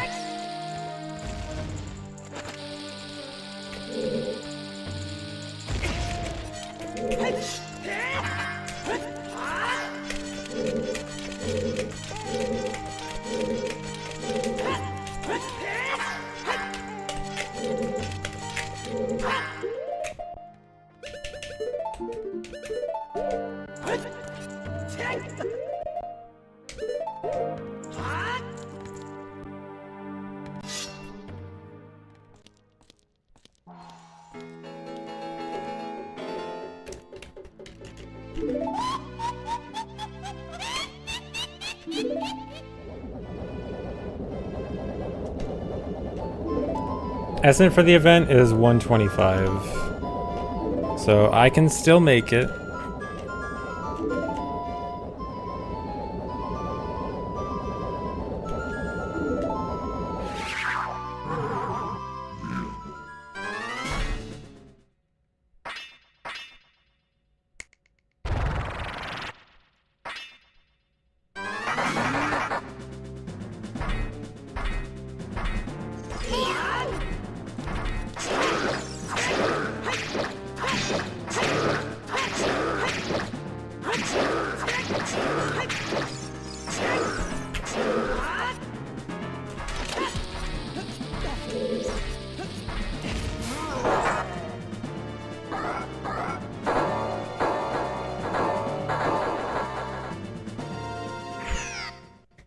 Alright, I'm gonna need a good Twin Rova this time, please.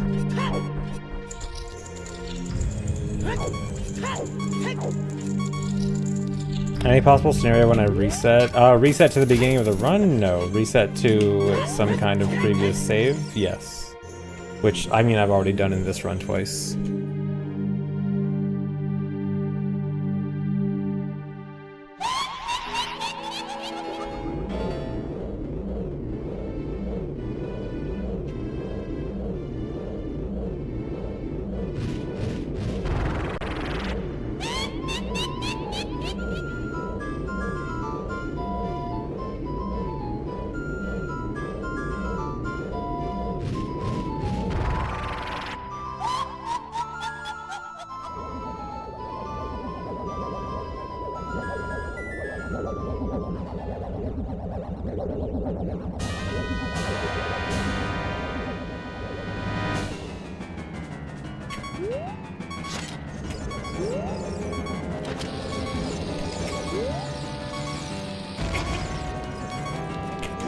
Come on, shoot.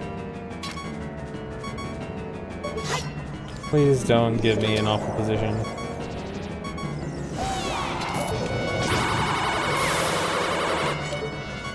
Okay, a double.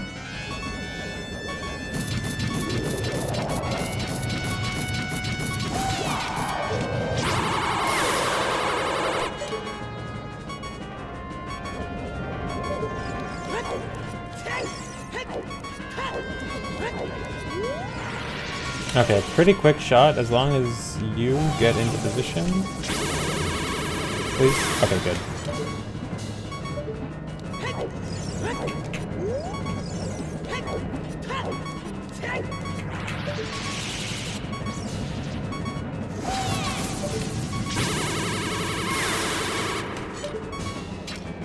Okay, not that bad.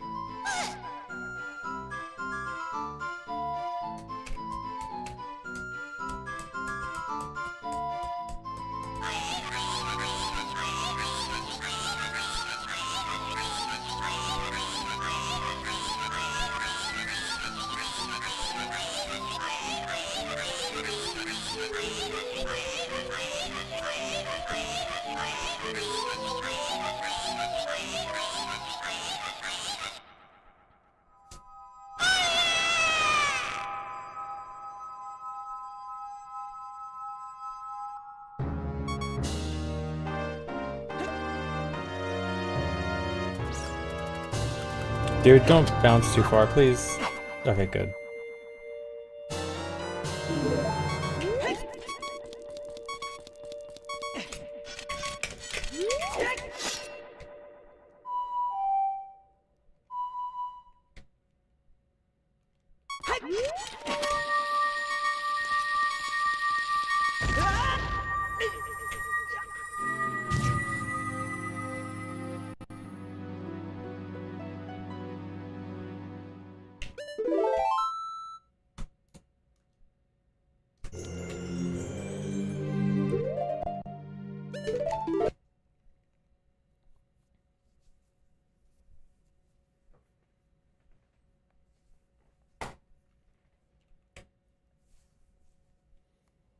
Actual 125 run. I mean, the entire point of the estimate is worst case scenario, and this is, you know, pretty much worst case scenario.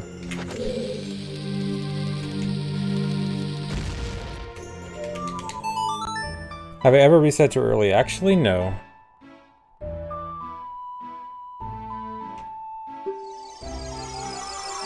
Because the game resets in one frame, or saves in one frame. So you can effectively press them at the exact same time and it works.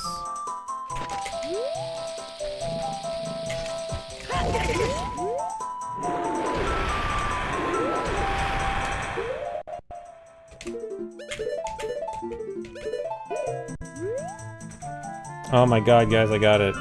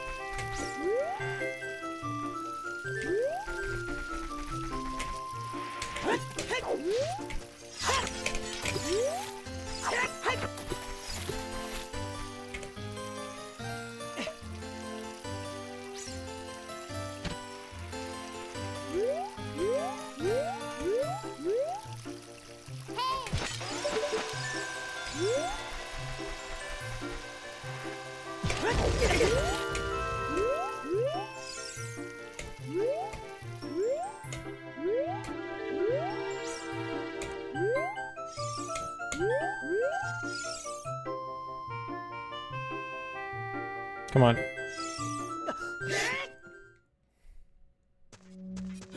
That has been sketchy recently.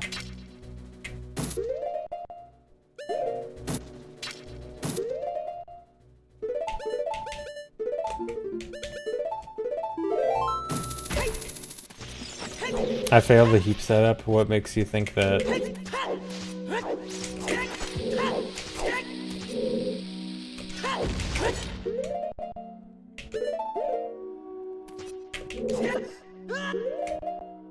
I think you just want to say something to make it seem bad.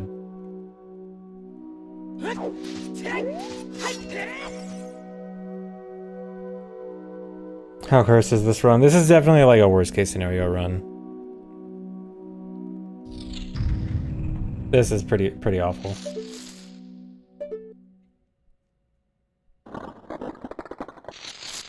Thanks the raid, Bloozer.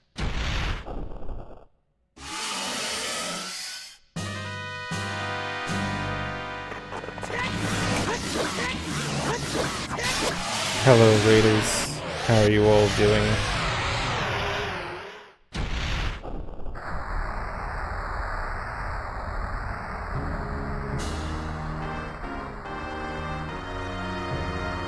Is there a sum of worst segments? Actually, yes. I don't know if I have it set up, but I know it exists.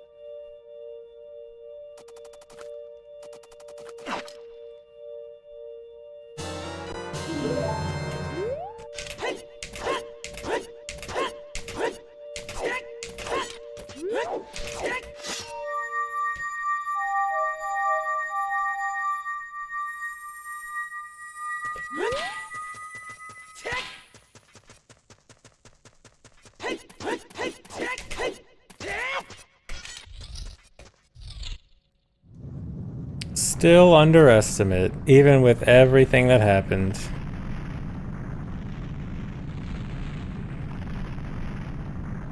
Any parts of the run I have to reset at a fail? Yeah, multiple. In fact, that's what happened here. I had to reset at Volve and Baronade. Volve times 2 and Baronade once. That's why that run was so bad.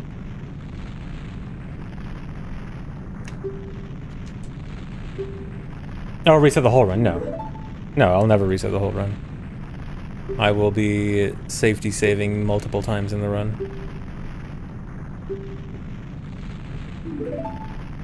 If there was ever some kind of situation where I might have to reset the whole run, it would be... I'd make an extra backup save to switch to mid-run, if I have to. Actually, resetting the whole run is never something that should really be possible in a event-type run like this. Thanks for the reset, Mr. Fusion. Oh, Donal Wall? Wait, what did I Donal Wall your message for? I missed it.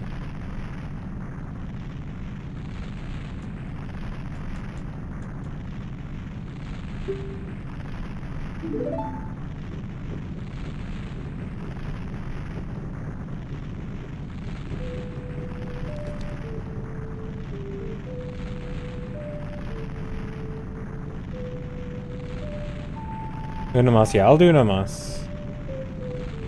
Would I reset if I accidentally backflipped into Link's house? No, I'm just gonna laugh. Never seen such a beautiful ending? Yeah, it's so great, isn't it? Okay, I'm gonna take a break real quick. BRB, I'll do another run. Next run, I will do commentary practice. So BRB.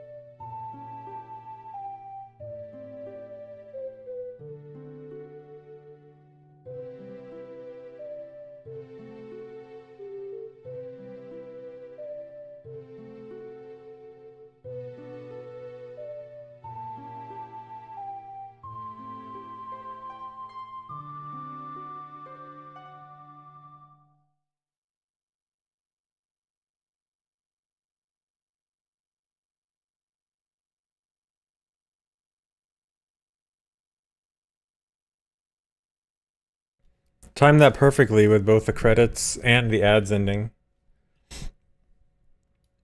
Okay. Oh, did I never put BRB up? Oh my god. How did people even know I was BRB? You guys must have been so confused. Without the text explaining everything for you.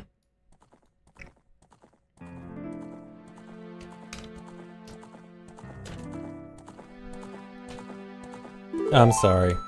Alright, next run is going to be commentary practice run. Surely I know what I'm talking about.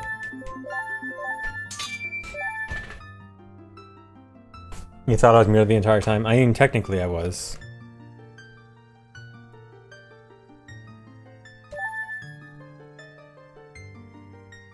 Alright, then we be the couch. I mean, you guys can ask questions and remind me to talk about stuff. In that way, sure. Because I will probably forget some things to talk about, and it's always good to know, like, what questions you guys have to make sure that I remember to talk about it. Yeah, let me hydrate first.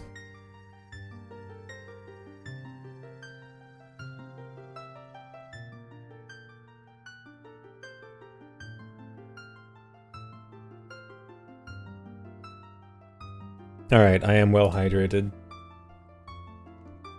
Question 1, what's the Japanese symbol for my name? It's a smiley face. Because it makes me happy.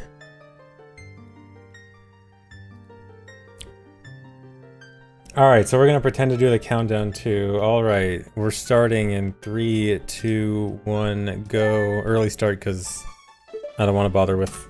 Wait, no, hold on. I forgot. I want to just say start on file select because it'll just be easier for the run, but then I out of habit split anyway. Hold on. Practice run. False start. Alright, 3, 2, 1, go.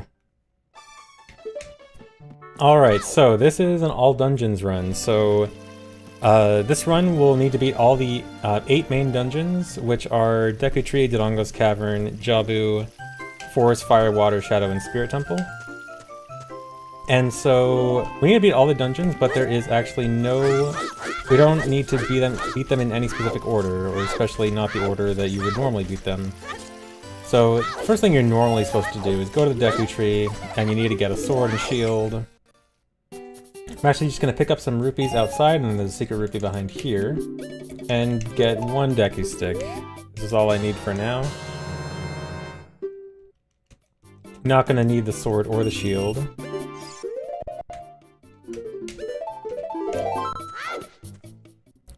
And I'm going to head straight off to Lost Woods instead of going to Deku Tree.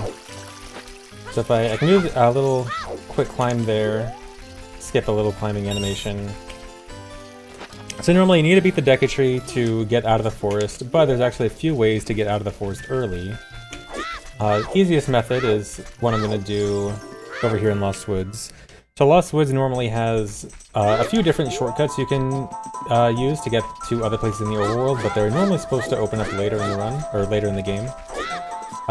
There's this one that goes to Zora's River. You're supposed to normally need the silver scale to get to it, but if I line up with this wall, and jump slash in a perfect position, I can clip into this stone and escape the forest early.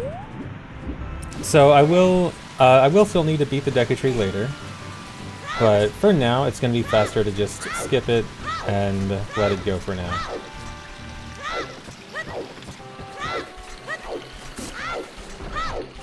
So the first goal I want to go to early in the game is head over to Kakariko. Kakariko has a really important item I want early on. I just gotta swim down Zora's River to get there first.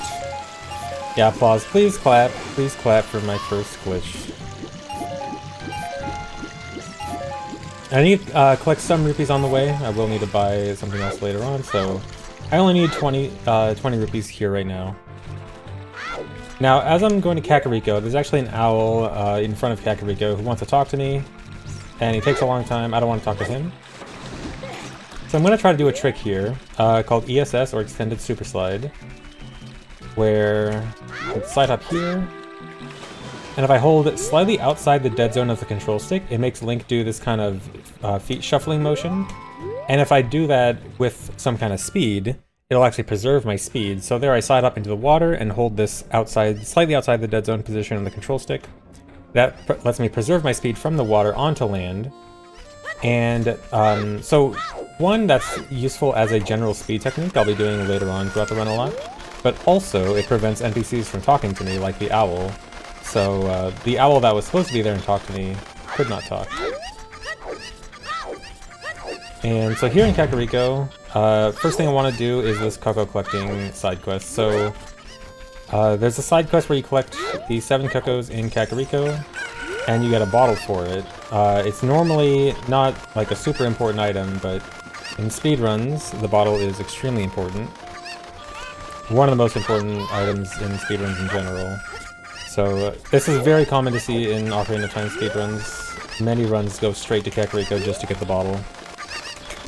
Anyone who's watched a good number of OT speedruns is very familiar with this.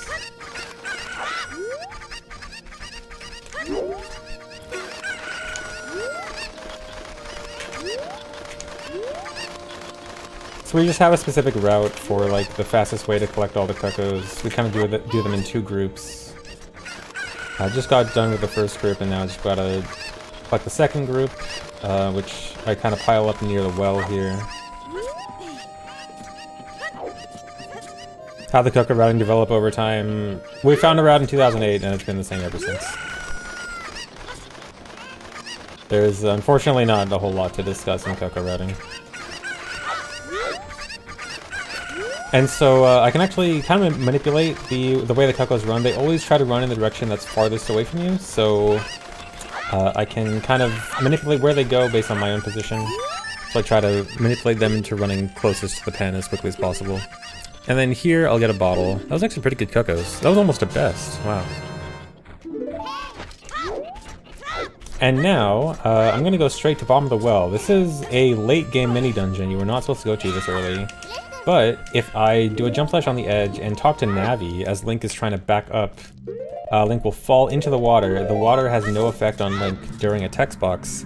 So I fall in and go into bottom of the well without the Song of Storms, which you get much later on. And this is really important because there is a really important item I want in bottom of the well. But to get it, I need to do a very precise clip.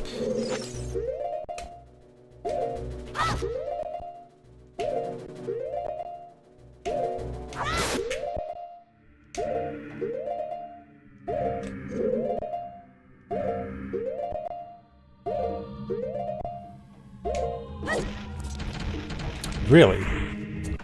Dang. So this is a very precise clip where we actually use the Skulltulas' dead corpse to push us out of bounds.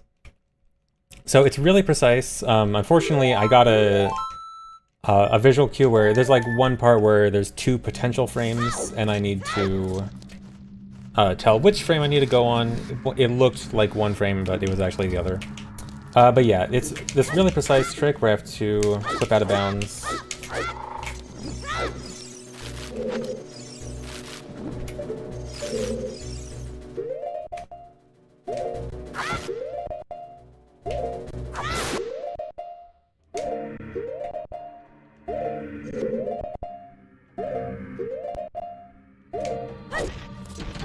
There we go.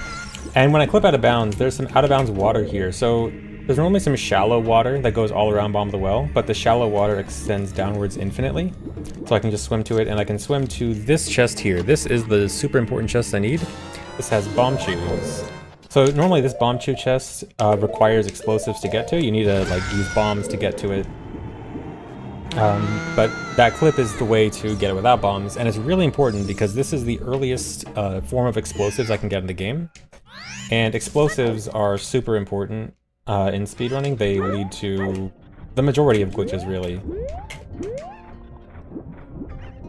And so getting those bomb chews as early as possible. Bomb chews and bottle are like the 2 super important things I want to get as early as possible, and coincidentally they both happen to be accessible through bottom of the well. Yeah, so bottom of the well does not have a dungeon to clear, does not count as a dungeon to clear. So the definition of dungeon we use for this is the dungeons with a boss and a blue warp. So I mentioned earlier they are Deku Tree, Dodongo's Cavern, Jabba's Belly, Forest, Fire, Water, Shadow, and Spirit Temple. So those are the dungeons I need to beat. The mini dungeons, Ice Cavern, Bottom of the Well, Gerudo Training Grounds, and for the purposes of this, Ganon's Castle do not count. Oh, also, another trick here. So the bridge is supposed to be going up right now, but the last time I looked at the bridge, it was down. So if I don't look at the bridge, it'll still stay down, and then I can get on the chains while it's supposed to be going up. And as soon as I let the camera pan to fully load the bridge, it'll instantly snap up and I'll go up with it. And then here in Night Market, I need to go buy something, but the shop is closed, so I'm gonna break in by jumping over the door. So this is what I needed the rupees for, is to buy the shield.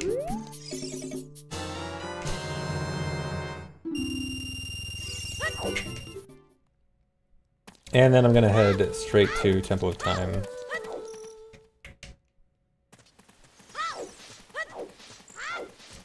So normally, you're not really supposed to go to Temple of Time until you've beaten the first 3 dungeons. You normally need to beat Deku Tree, Dodongo's Cavern, and Jabba's Belly to get the Song of Time, to open the Door of Time, to become adult.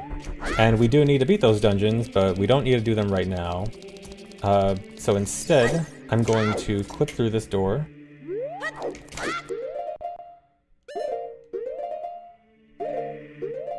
So there happens to be just a tiny crack between the door and the wall that you can clip out of bounds and then clip directly back inbounds to get past the door and to get the Master Sword early.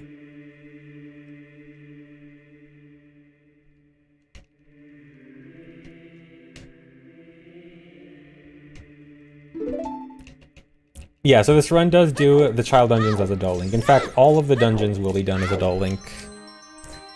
So in general, most OOT speedruns are almost always going to try to become adult as quickly as possible, or at least get like the minimum required stuff, or like minimum important stuff as child, and then go quickly to adult. The general rule of thumb is that if you can do something as both child and adult, it's usually faster to do it as adult. Child is just a lot more limited, even has like slightly slower movement and like lower range to like grab ledges and stuff. So in general, being adult is always good, so we'll actually be doing every dungeon as adult.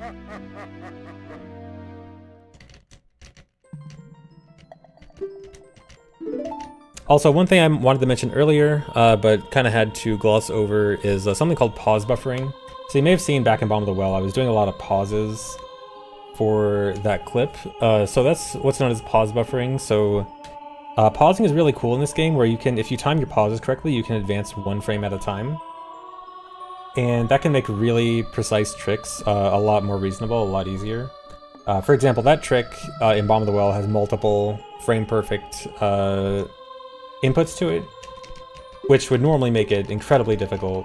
But thanks to pause buffering, we can look for specific visual cues on specific frames, and then just hold those, hold a certain button input like as it's unpausing, and we can get like these really easy frame perfect inputs. And so pause buffering is really great for this game. So we can do a lot of frame perfect stuff that's not actually too bad.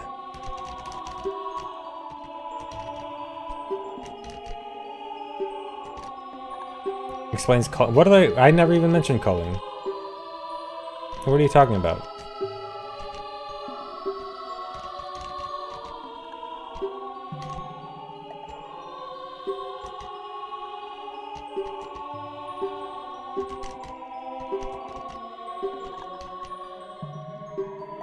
He broke character. Dude, what else am I supposed to talk about during this cutscene? I mean, I'll find something. This is probably more what you're gonna be like, is random couch commentary, talking about random stuff.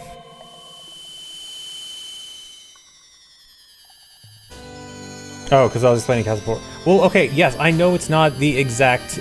I'm not trying to do the exact explanation. I'm trying to do the explanation that just is simple and makes the most sense to a general audience. I'm not trying to do, like, the most exact explanation.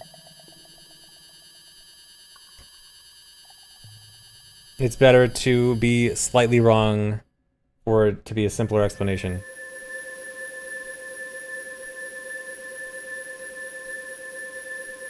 I know I'm talking to a nerd.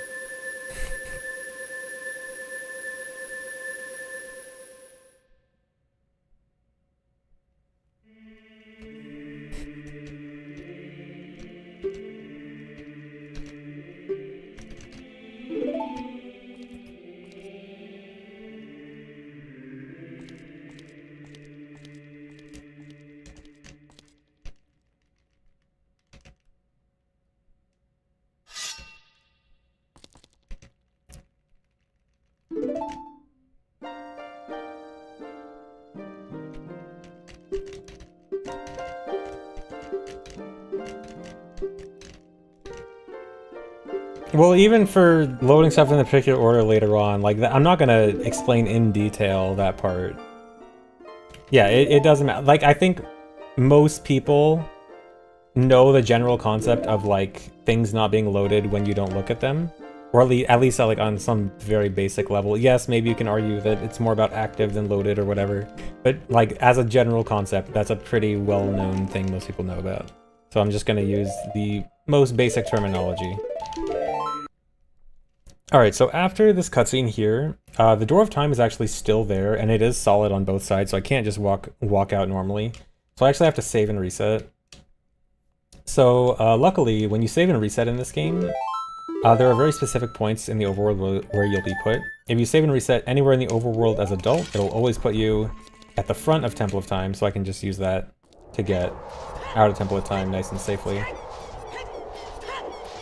Also, a little interesting thing about how your equips work when you become adult. When you become adult, the game will automatically try to equip Deku Nuts, Bombs, and Ocarina on your C buttons. If you don't have Deku Nuts and Ocarina, they won't be equipped, but Bombs will always be equipped, even if you don't have them. That's why it seems like I have Bombs equipped, but I don't. And also, here is the first instance of a HES, or a Hyper-Extended Super Slide. So here, when I roll into an explosion, I hold very slightly outside the dead zone, the extended super slide range I talked about earlier, and hold shield and target, and this makes me move really fast backwards. And I have to be holding outside the dead zone the entire time, and then I can move it like slightly left and slightly right to control it. But that's a very fast form movement. That's the like typical fast form of movement you'll see a lot in the run. Alright, here I have to do a trick. I'm going to try to get a bottle on my B button. I'm going to do a trick where I'm going to have the last button I pressed be my sword. Like, I try to take out my sword and have it interrupted by my shield getting hit. And this makes it so that when I try to catch something in my bottle, it goes on my last button pressed, which ends up being my B button. So the reason this is important is when you catch something on a bottle on your B button, it actually ends up modifying parts of your inventory based on the item you have on C right. So this is a really powerful glitch. It can give you a lot of interesting stuff. So the item I had on C right at the time was an empty bottle. And so by catching those bugs in the empty bottle, or with the empty bottle on C right, it'll put a bottle of bugs in my third bottle slot. So the next time I pause, you'll see I kind of just magically have an extra bottle. And I can do a few other things with that a little after. So then here in the Dampe race, I just have to make it through the race on time. So a lot of people always ask about HESing through this race, like HESing that fast movement technique I did earlier, why I don't do it here. So Dampe is kind of weird. If you try to HES in this race, his movement ends up really glitchy. He like goes out of bounds and goes backwards and stuff. So even though it seems like a perfect place to use a fast moving glitch, it can't really be used here. But the important part is I get a hookshot here. Hookshot, another super important item.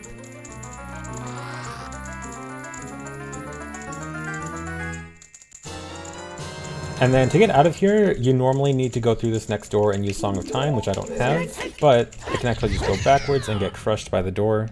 This will put me back at the beginning, and then I can just leave. So I want to do some more with my bottle and B here. I'm going to kill this Poe and drop my bugs with hookshot on C right. This will give me another empty bottle in my inventory. This one is actually going to put a bottle to the right of my hookshot slot. So you see I now have an extra bottle here and an extra bottle here. I'm going to catch this Poe and catch the bugs with Poe on C right. If you looked at my bomb chew count there, my bomb chew count suddenly went up to 29 because bottle and B with Poe on C right modifies my bomb chew count, which is really good because, again, bomb chews are very good, so I want a lot of them. That's all I want for the bottle and B stuff right now. Next trick I'm going to do is called a hookshot jump. I did a little glitch where I kind of get stuck in this idle animation here, and if I try to use hookshot in this middle of this idle animation glitch, it interrupts the hookshot, and if the hookshot gets interrupted right as it hooks something, I will actually get a huge jump upwards. And by doing this jump here, I can walk around the perimeter of this area and walk up to the Shadow Temple very early.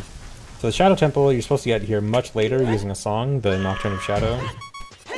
But by doing this, I can get here way earlier. This is supposed to be last or second last dungeon, depending on your debate over... There's always this debate over what's the true last dungeon, Shadow or Spirit, but either way, one of the last dungeons.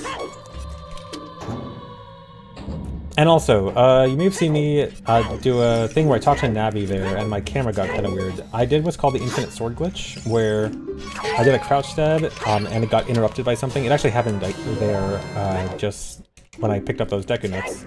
If I do a crouch stab and have it interrupted by like picking up an item or with some text, it'll actually cause my sword hitbox to stay out infinitely, which is known as the infinite sword glitch.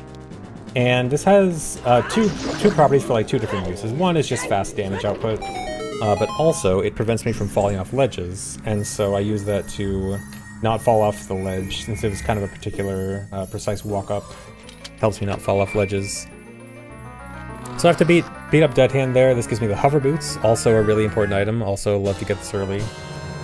So now I want to go try to beat my first dungeon, which is going to be Shadow Temple. It's going to be pretty quick, actually. I'm going to do a clip out of bounds here.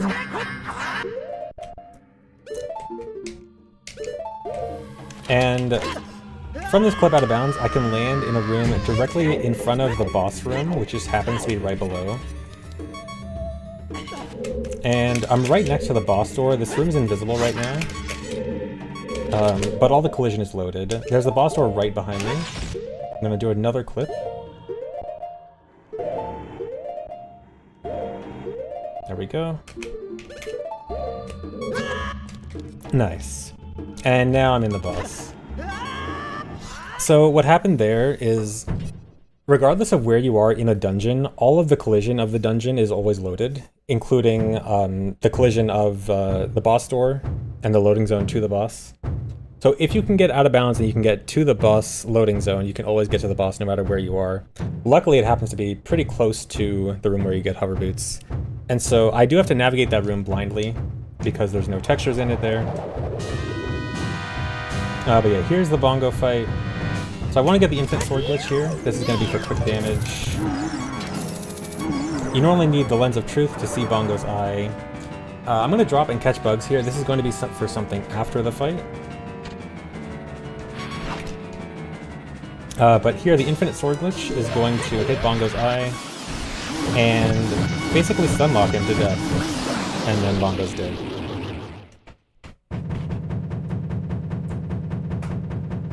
Alright, so the reason I just caught the bugs there. So the definition of all dungeons, I have to beat the boss and get the dungeon reward from each of the blue warps at the end.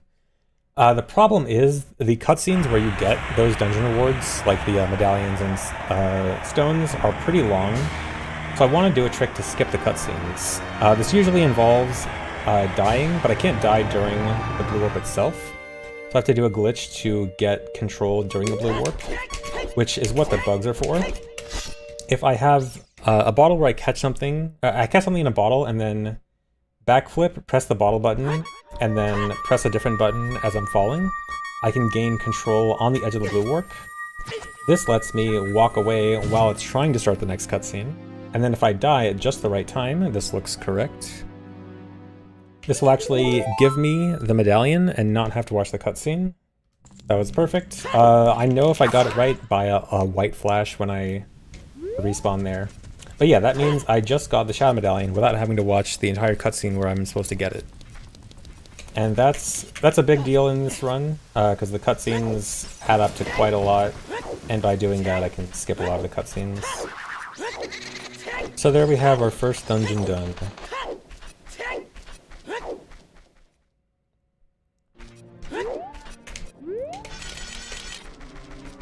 So here, before I leave Kakariko, I want to talk to the Coco Lady here.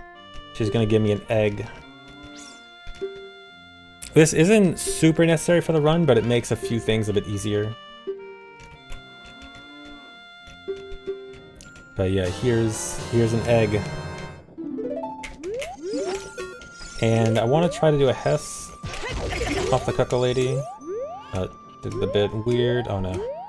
Okay. There we go. Just to move through Kakariko a bit faster, although that was kind of sloppy. Is my bugs fine? Yeah, okay. I want to sell the bugs here. I have multiple sets of bugs thanks to the bottle and bee glitch I did earlier. I want to sell those bugs for money. Selling that is for 50 rupees, and then there's also a fairy in here for 50 rupees. What's the Coco Lady's name? Nothing. She has no name in this game. But yeah, I want to buy a fairy here. This fairy is going to be used for a few tricks throughout the run. This run is going to have quite a few deaths, both game over deaths and fairy revive deaths. Death is fairly useful in OOT speedruns. So here on Death Mountain Trail, gonna do another Hess. Directly to another dungeon. Delongo's Cavern is right up here. Gonna go straight in here.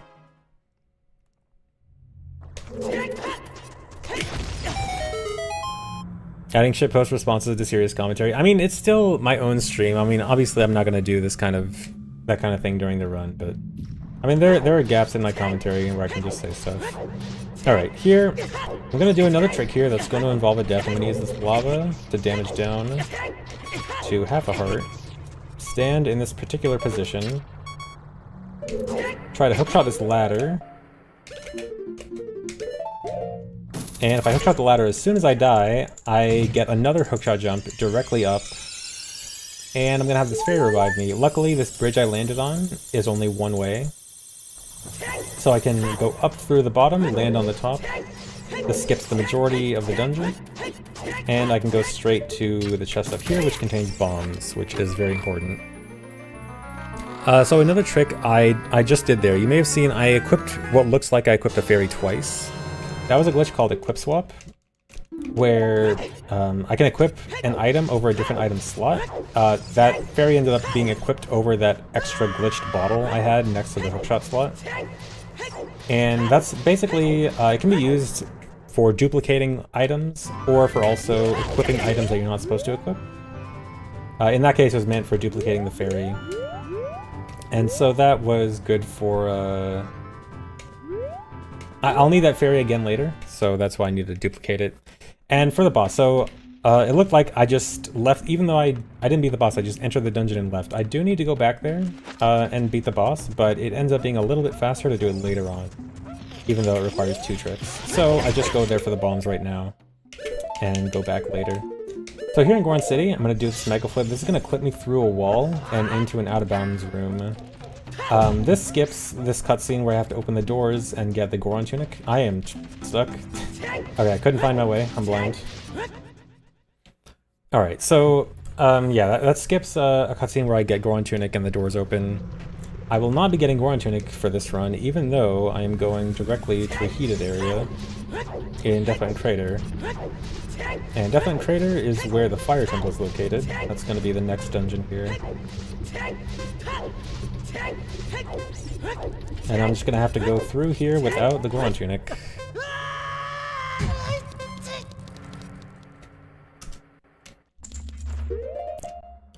And here, as soon as I enter Fire Temple, I'm gonna save and reset. This is just to make a trick I do coming up soon not crash.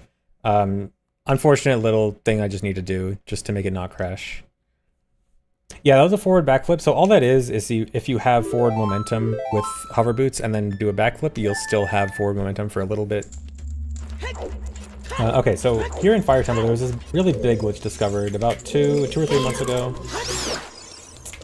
Like one of the biggest new tricks in a while. So the first thing I need to do is climb this ledge and shield a bomb explosion as soon as I climb the ledge. And then this next door, I have to pull out this egg and then close the text box and open the door immediately. And this causes like this weird camera glitch. Darunia is in this room and wants to talk to me with this long cutscene. That's to avoid, I need to have the camera avoid looking at Darunia. And I do another camera glitch with this first person camera. So this is all to set up for another hookshot jump. So this is going to be a bit of a more complicated one, where this time I'm going to be able to move during the hookshot jump. And I'm going to die with the timer this time.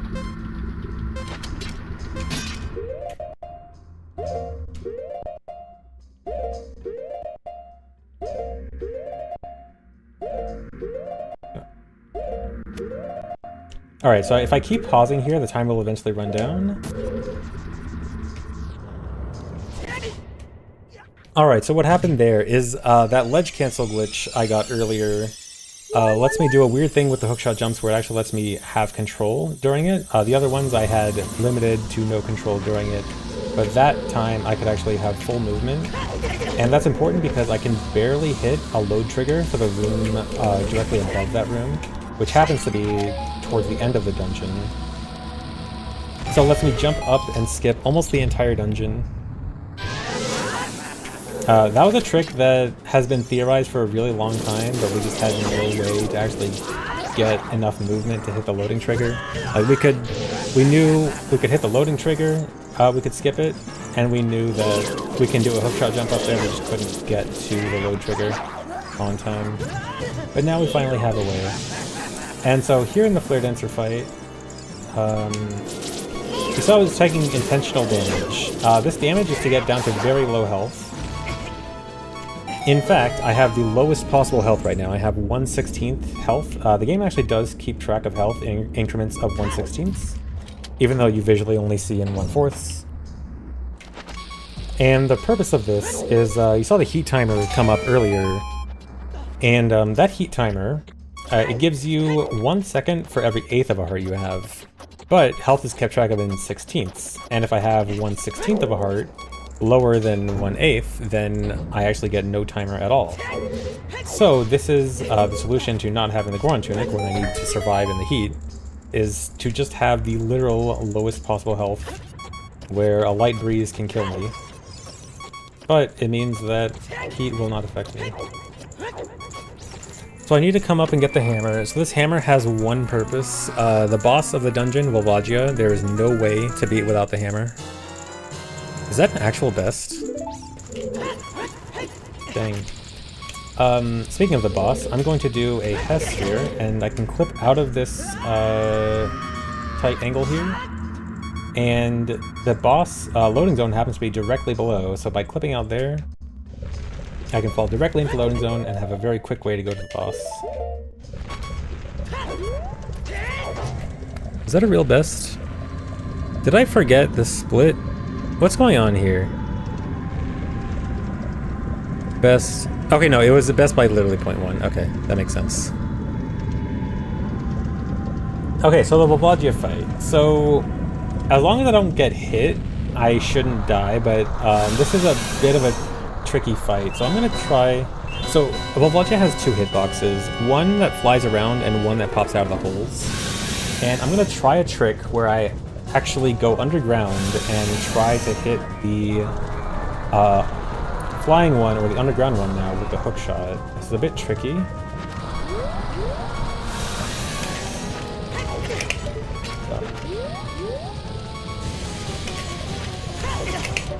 Dude.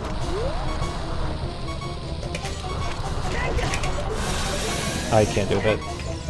Alright, I'm gonna have to bail on this. I'm gonna have to do a different trick.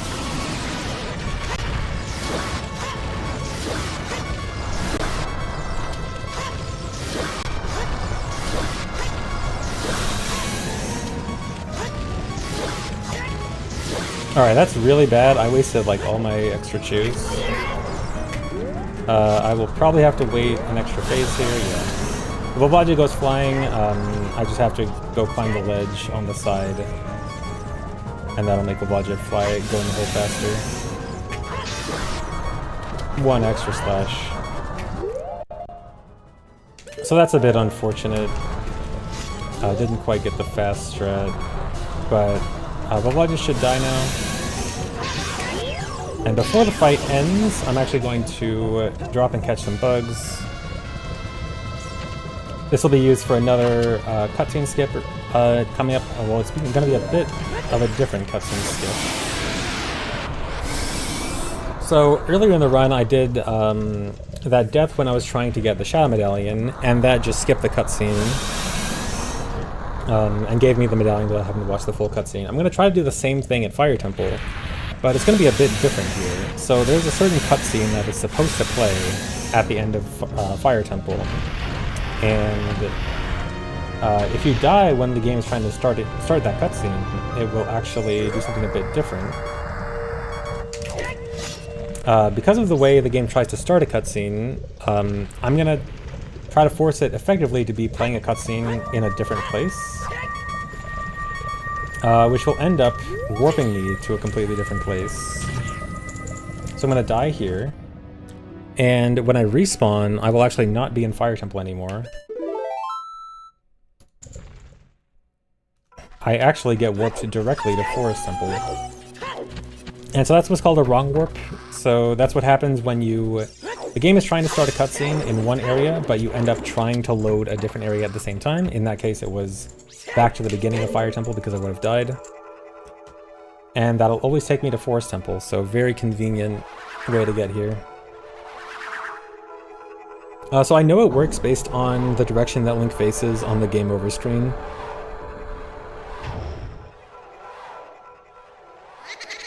I also got a crit wiggle there, but I knew that the crit wiggle never really matters there, which is good.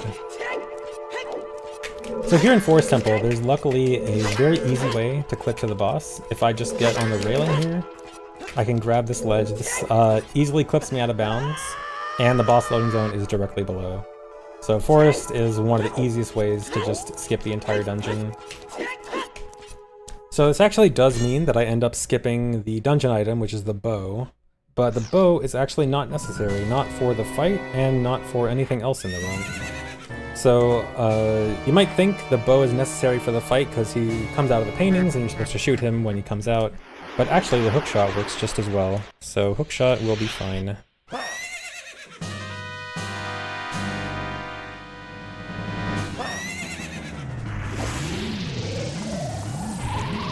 So during this fight, I also want to damage down. I'm at full health. I'm pretty much always gonna want to be at low health at the end of these dungeons.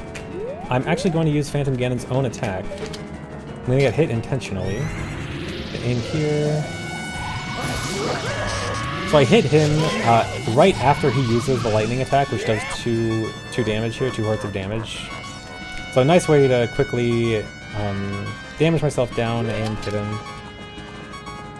And then just finish the fight like normal. So he's always coming out of a random painting. A lot of people ask how you can tell the real one from the fake one. The real one is brighter and also makes noise. And then once he comes out of the painting, I'm going to shoot the hookshot at him to make him attack me quicker. This there. Okay. And then I can do this. Okay, that didn't work. Oh, come on.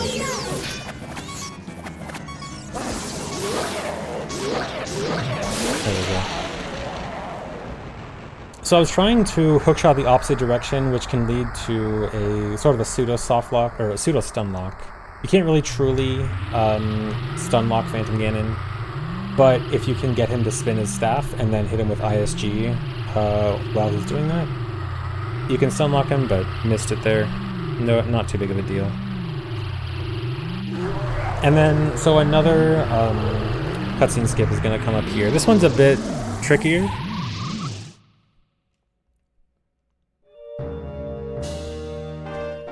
I'm going to save beforehand just in case.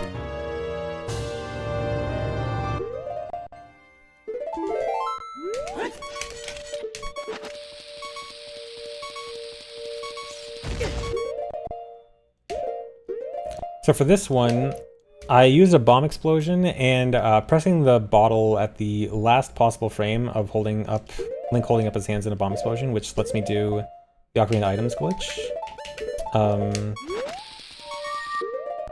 Now I need to die on one particular frame. What? That was late? That's why I saved right before it. I knew I had a late frame, but I thought it was only 1 frame late, but I guess it was 2 frames late. Alright, so that cutscene is really long. I really don't want to watch that cutscene, so that's the reason I saved before it, so I can get a second try at it. Unfortunately, I need to damage down again. I'm gonna have to do a different method now. Gonna have to take damage from this guy.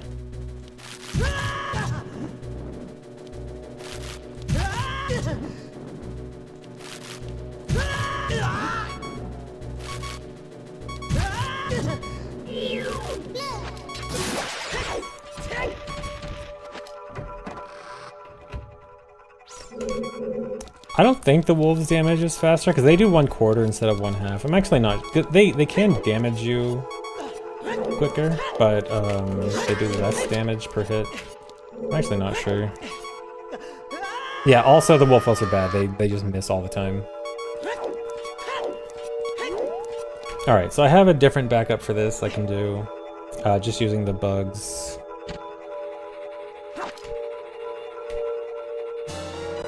But yeah, this is another case where I need to die on a particular frame. It's just a little bit trickier for this one compared to the other ones.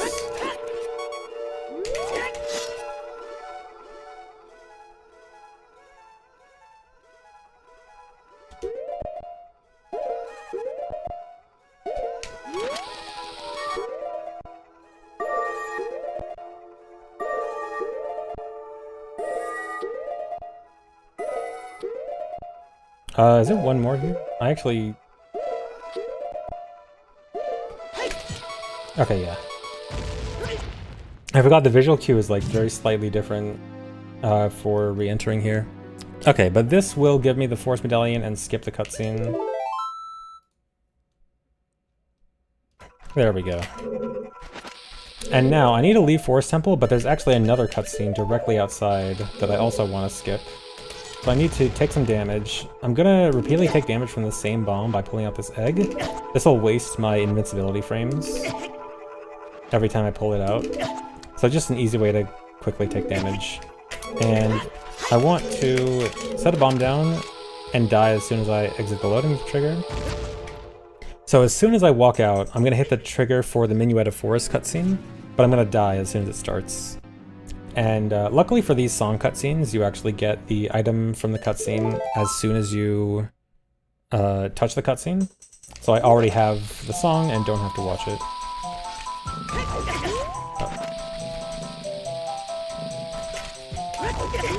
So now I'm going to try to Hess out of Sacred Forest Meadow. There's a cool trick I can try here. Let's see if I can get it. Here we go. With a precise Hess and switch to hover boots, I can Hess all across the Sacred Forest Meadow maze right here. Very nice and quick. I'm gonna try for a bomb drop. Nope.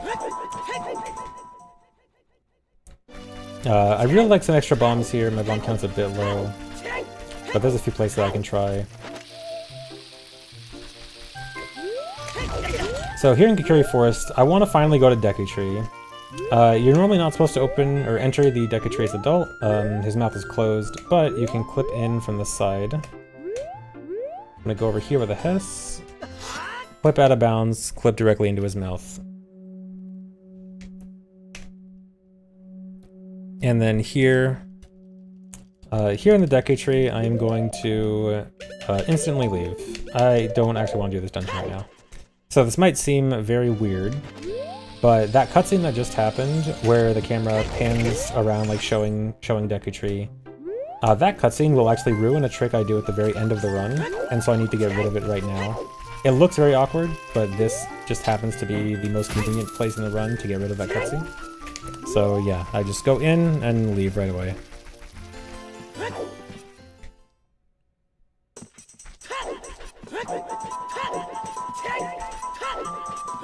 See if I can get more bombs here. Still no.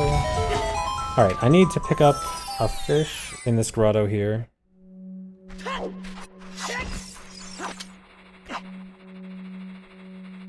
This will just help for a few tricks later on.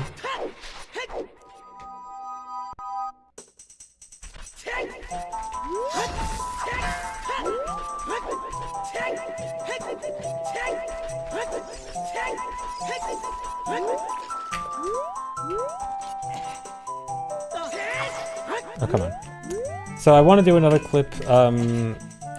This is just like the clip I did very early on in the run as child, but it's a little bit different as adult. To get out from Lost Woods to Zora's River without a silver scale. So now I want to go to Zora's Domain. Normally you need Zelda's Lullaby to open it, but you can also get in by going past the waterfall with a Mega Slide Hop, or also Hover Boots works. So here in Zora's Domain, as adult, the ice is, or the water's all frozen, and that prevents access from a shortcut going from Zora's Domain to Lake Hylia. Except, the water is still there. You can just clip out of bounds and get under the ice. And so I can still take this shortcut. This goes directly to Lake Hylia, which is where the water temple is. But before I go to the water temple, I need some bombs. I'm a little short on bombs right now. Kinda have to just hope for lucky bombs from the grass here. One is fine. I'd like one more. Okay, that's good. Alright. We're good.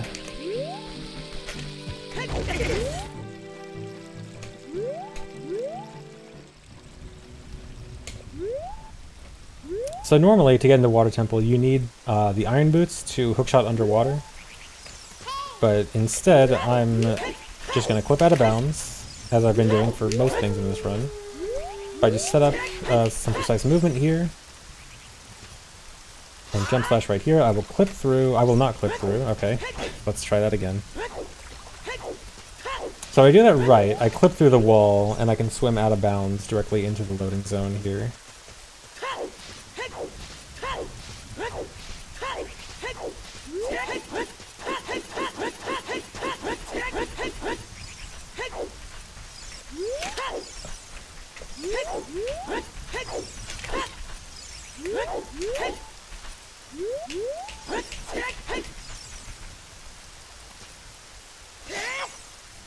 There we go. So now I'm through the wall, and I can swim directly into the loading zone for Water Temple. So Water Temple, this is the one where a lot of people have bad memories of Water Temple, think it's so hard and everything. But in a speed run, we can skip most of it pretty quickly. Dude, if I can Hess. Alright, here we go. If I do a Hess and then put on hover boots, this will let me cross large gaps easily. And this large gap at the end, you're supposed to cross with long shot, which you get from beating Dark Link. But I can just get over there with a Hess and hover boots. And then I don't have the boss key, but I can skip the boss key by doing a little clip. I'm gonna do a very short hover. Mess that up.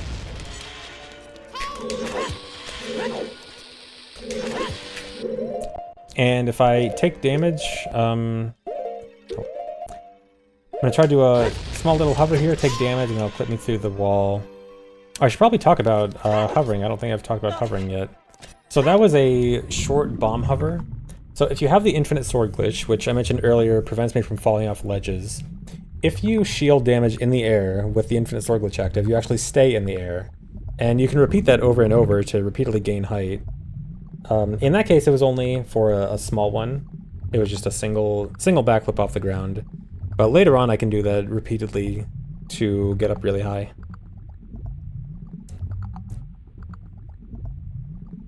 And so here's the Morpha fight. Luckily, the long shot is not needed for this. You only need the hook shot. Well, actually, you don't even need the hook shot. You can do it without the hook shot, but it's pretty annoying. Okay, luckily I got a good spawn here. So the strat for Morpha here, this is a pretty well-known one. You can just trap Morpha in the corner. I want to take some damage first. But I can just sit in the corner here, grab Morpha, trap at the corner, crouch deads, and dead. Also, I don't think I ever mentioned power crouch stabbing. So you see when I do a crouch stab like that, the crouch stab actually has no set damage value, so it actually does the damage of the last attack you used. That means if I do a jump slash and then I do a crouch stab, the crouch stab has the power of a jump slash, and a jump slash always does double damage. In that case, one jump slash does 4 damage to Morpha, where the Master Sword regular slash does 2. And so the crouch stab, every crouch stab was doing jump slash damage. So Morpha has 20 HP, so it's a very quick kill. So another cutscene skip is coming up, where I need to gain control using a bottle on the edge of the blue warp, and then I'm gonna try to die.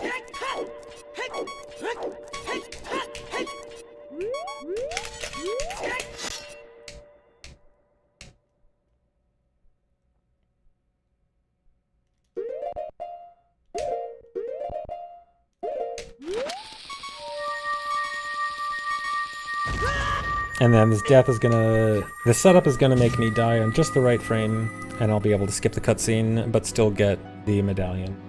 This one's big, this one, the cutscene's like 3 minutes long. Also, one thing I want to mention about setups, so you might have seen, for a lot of these tricks, I do like some kind of weird set of movements. So this is for, so there's a lot of movements in this game where that'll always move you in some exact direction or some exact amount of movement, and these are really good for making consistent setups that'll always put you in some exact position or some exact angle every single time. And it's really good. Oh, nice. An extra bomb drop. Let's see. Here we go. But yeah, that's how we can do these like really precise tricks fairly easily. So another trick coming up here. I'm going to super slide off this piece of grass. Oh. Oh, that's actually a lot happened there. So, I still need an extra nut. So I tried to grab a piece of grass as I was rolling into it and my shield got hit. That gives me a lot of backward speed called a super slide, very similar to a Hess. And when I let go of shield, it'll actually try to make me grab the piece of grass, which then teleports me back to the grass without changing my height, which in that case meant I was going underground because I went down a slope. And then with that extra speed, I was able to hit that load trigger going back from Lake Hylia into Zora's Domain, which again is supposed to be blocked off because it's frozen. Here in Zora's Domain, or Zora's Fountain, this is where Jabu is supposed to be as child, but he's not here as adult. But the loading trigger actually still is here as adult. So what I can do is try to clip into the ice using a Mega Slide Hop. This is where I have, oh, really? This is where I have a lot of speed with a side hop, just kind of like a Mega Flip or a Super Slide or a Hess. Is that? I don't know if that's it. This is a weird angle.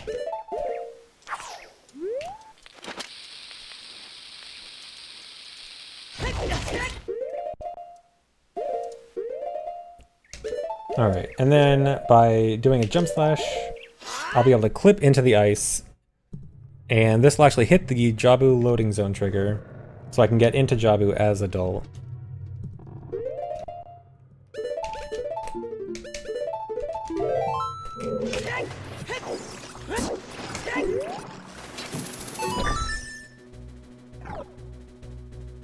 And I need to be careful in this room to not break the bubbles. This is actually going to be important for a trick coming up. And here, this is going to look weird. I need to break these boxes and not pick this up.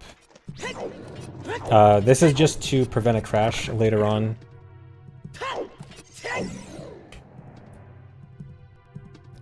So, Jabu's a bit annoying. You have to do this sort of escort quest with Ruto, bring Ruto all around the dungeon. It's unfortunately one of the big things we don't really have a skip for. And this is going to be for the boomerang. The dungeon item here is the boomerang, which is required for the boss, Baronade. There's no known way to beat Baronade without boomerang, which is unfortunate. So we've got to do this whole little escort thing. Also, one little fun fact about entering Jabu as adult. So we have to do that really precise, like, Mega Slide Hop jump slash thing with hover boots and everything to clip in here as adult. In OOT 3D, you actually... they actually move the loading zone in a way that you can actually just walk into it as adult. It's actually just slightly uncovered. So you can just walk into it. OOT has some very silly fixes. Cutscene point. Yeah, I guess I probably should explain cutscene pointers. So the whole thing with avoiding the crash here at Jabu. So Jabu is another dungeon I'm going to do a wrong warp from, similar to the one where I went from Fire Temple to Forest Temple. And nice one. Wrong warps will look at the last cutscene played. So wrong warps happen because the game is trying to play a cutscene, and because the cutscene that's intended to play usually does not play. It's looking at what my last cutscene was and trying to look for data regarding the last cutscene that was supposed to be played. Normally, we try to do stuff so that the data for the last cutscene played is like zeroed out or negative, And this way the game is like, oh, okay, no cutscene's supposed to be played here. So that's what stuff like breaking those boxes earlier on were. It's so that like later on the game is like, okay, we're not supposed to actually play a cutscene here. But you can manipulate that to do some weird things which will be relevant later on.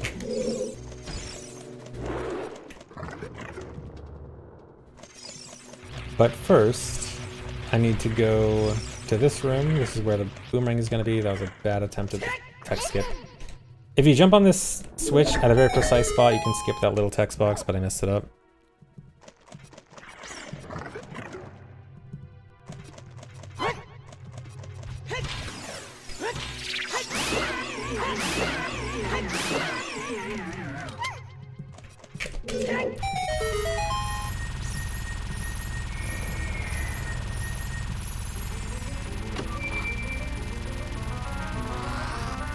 And here's the boomerang. So this is the item required to beat the boss. So now I can just go straight to the boss. I will not explain Vibruto. I will just sit there in silence as it happens.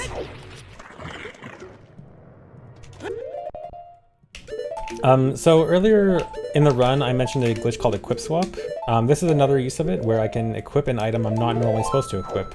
So the boomerang is not normally usable as adult, but by equipping it over a different item slot, in that case, that extra bottle I had, I can equip it. Oh, I messed this up. Now I'm going to do another Hess here, another Hess clip, to hopefully clip directly to the boss.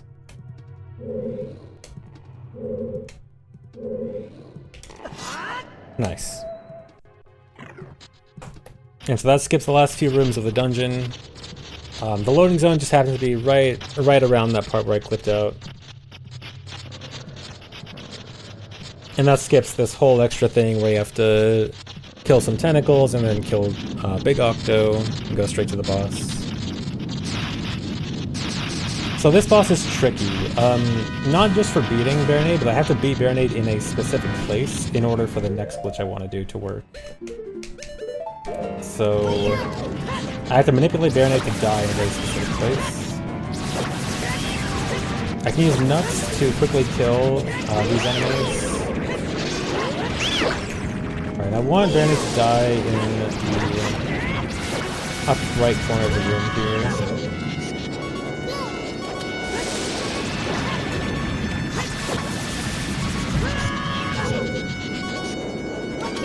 Alright, that should be good.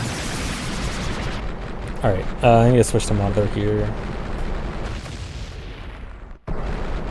Alright, so I'm going to do another wrong warp here, but this is going to be a bit of a weird one. So earlier, I caught a fairy in a bottle earlier in Jabu, and I need to use that fairy revive for a glitch here. I need to set a bomb down and die here.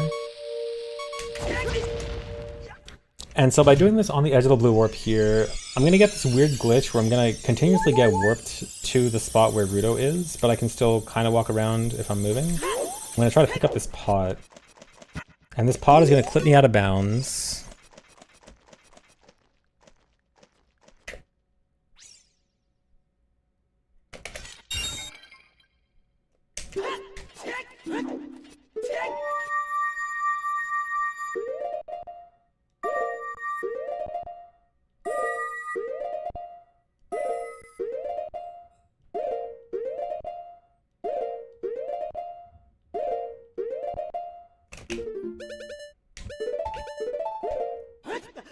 Okay.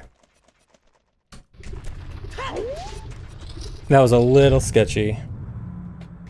So what happened there is the cutscene where the Zora's Sapphire activating, or the cutscene where the game's supposed to give me the Zora's Sapphire, was trying to activate at the same time that I exited the boss room back into Jabu. There's actually, you're not supposed to leave the boss room, but there is a loading zone back into the dungeon.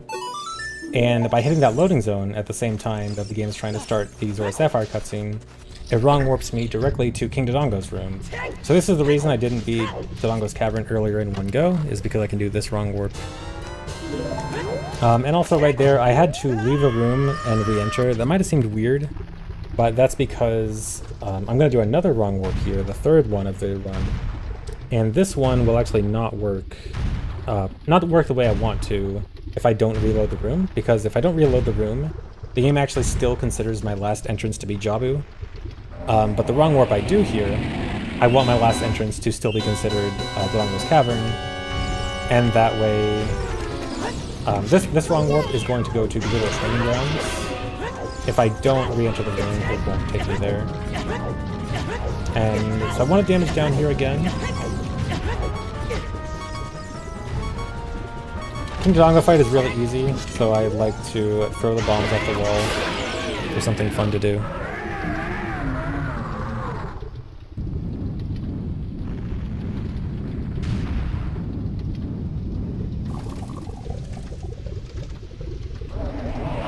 Yeah, dunking on KD. So here's another wrong warp coming up. This one's a bit more precise. I have to die on a very specific frame when starting, like as soon as I touch the blue warp. I need to get directly into position here.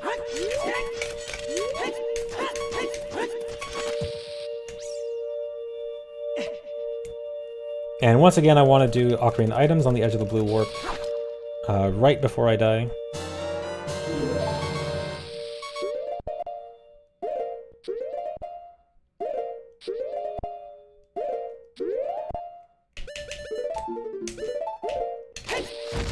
Alright.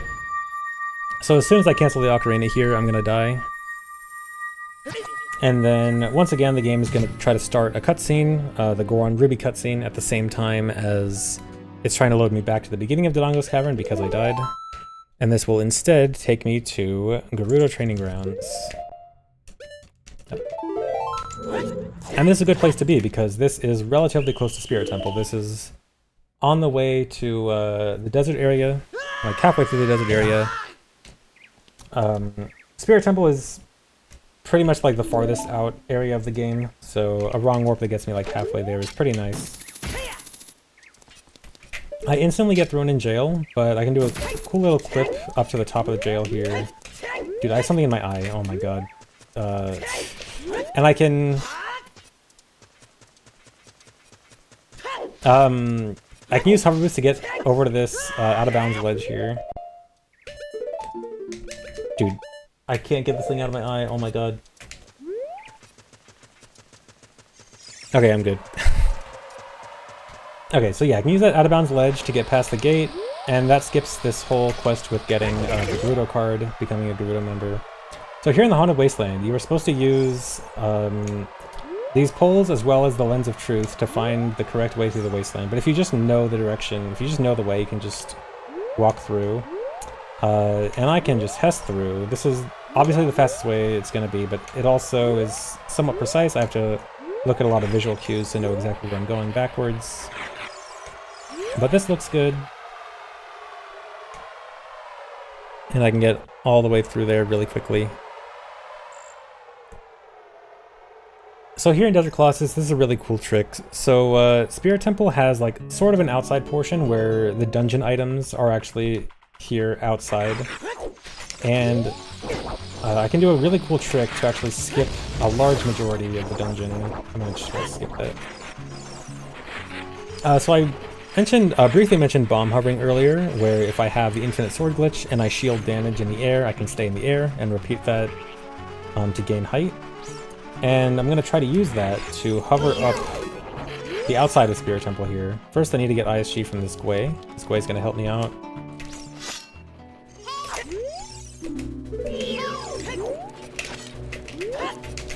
And this will start a hover. And now I can use my bomb shoes to start hovering up. And there's a precise spot up here I can hover up to. So most of this part up here is a slippery slope where I'll slip right off, but there's small parts where I can walk. So I can walk directly up this seam, and from here, I can hookshot up to this chest. This is where the silver gauntlets are. The Spirit Temple has like two parts where you do one part as child to get to the silver gauntlets, and then another part as adult to get to the mirror shield and finish the dungeon. That's the silver gauntlets chest. I skip the entire child section. Then I can do a Hess with hover boots to across the hands and gets the adult hand with the mirror shield chest, skipping a very large portion of Spirit Temple.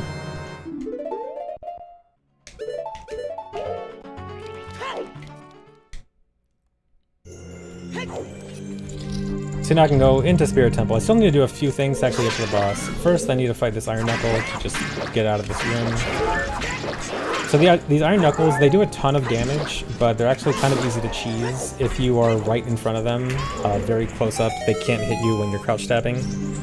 So it's easy to just like sit in front of them and cheese them.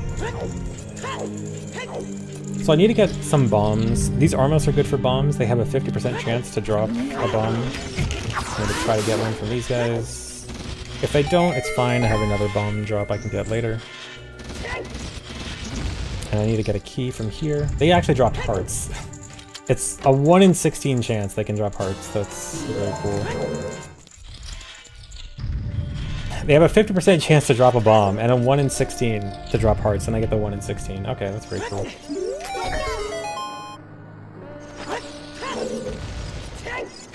Alright, so I need to kill the Beamos and Anubis here in this room to get down to the main room. I'm actually kind of going backwards here. This is how you're supposed to go up the dungeon, up to the Mirror Shield room, but I'm going down. There's this bomb pot here. If I don't pick up the drop, but reload the room, I can actually dupe the drop. And I can use this to get a few extras.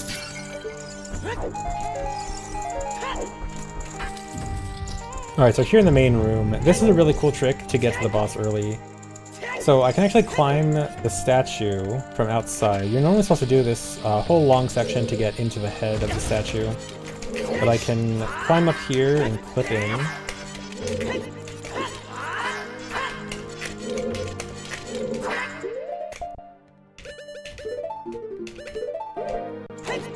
I can clip out of bounds to the side of the head and then jump directly into the boss door without the boss key.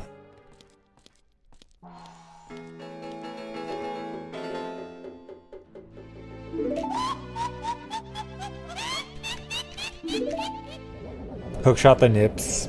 If it wouldn't waste so much time, maybe I would.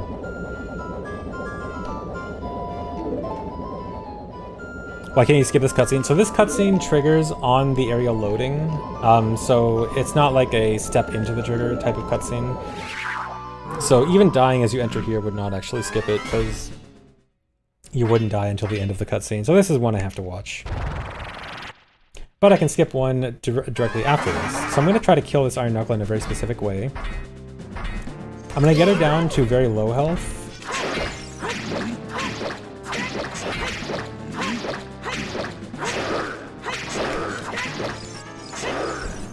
And then I'm going to do an out-of-bounds clip.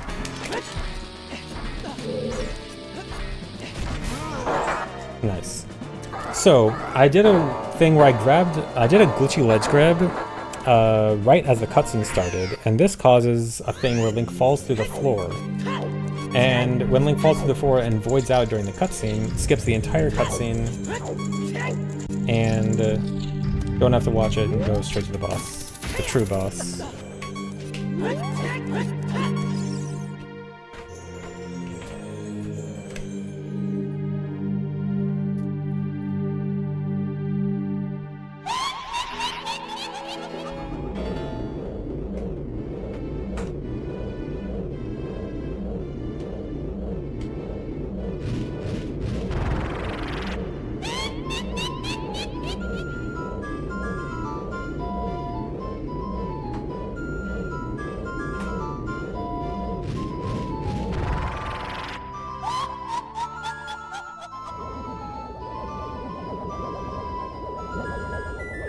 Alright, so this is a Twin Robot. So this boss is unfortunately a lot of luck. It's just a lot of waiting, and I have to just hope they shoot fast. You're supposed to reflect their beam attacks at the opposite color one. Okay, I got a quick shot here. Just a good start. Sometimes they can shoot like almost right away. If I'm lucky, they can shoot twice from the same spot. Nope, not lucky here. Gotta just wait. They're just dancing. They're wasting my time. Oh, come on. And sometimes they can be in awful positions. Okay. Still managed to get that.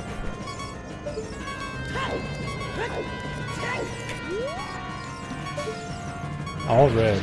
No, don't do... I'm not sure this is gonna work. Okay. They are not playing nice. Dude, all four are red. Okay.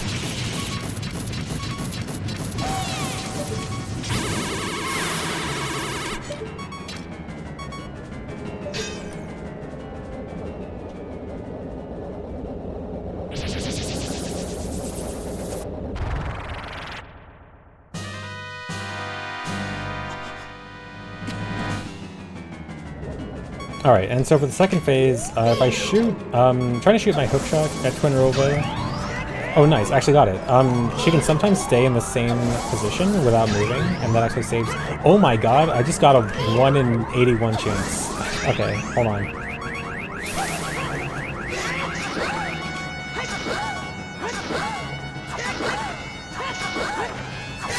Okay, that was insane. Okay, so... if you stand close to one of the platforms and then shoot the hookshot at Twinrova to make her spin, the spin makes her do the next shot faster, but also you can save additional time by her staying at the same platform. But it only has a 1 in 9 chance of her staying at the same platform. I got that twice in a row, which is a 1 in 81 chance. I actually can't remember the last time I got that. I don't know if I've ever gotten that in an actual run. But that saves a lot of time. A lot of time is in like 3 seconds each, so 6 seconds. Yeah, of course I get it now. Hopefully I get a... No, I probably won't get a best split because I use a slower... Did I take bomb damage? Do I still have 1 heart? I still have 1 heart, don't I? Am I gonna lose my time save because I forgot to take damage? I think I do. Yeah, okay. Whoops. At least I know a backup.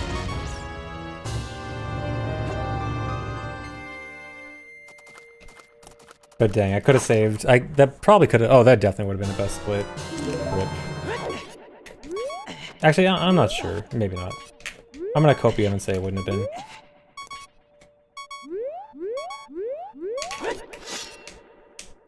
Alright, so I gotta do another setup here where I do Ocarina items on the edge of the blue warp and try to die at just the right time.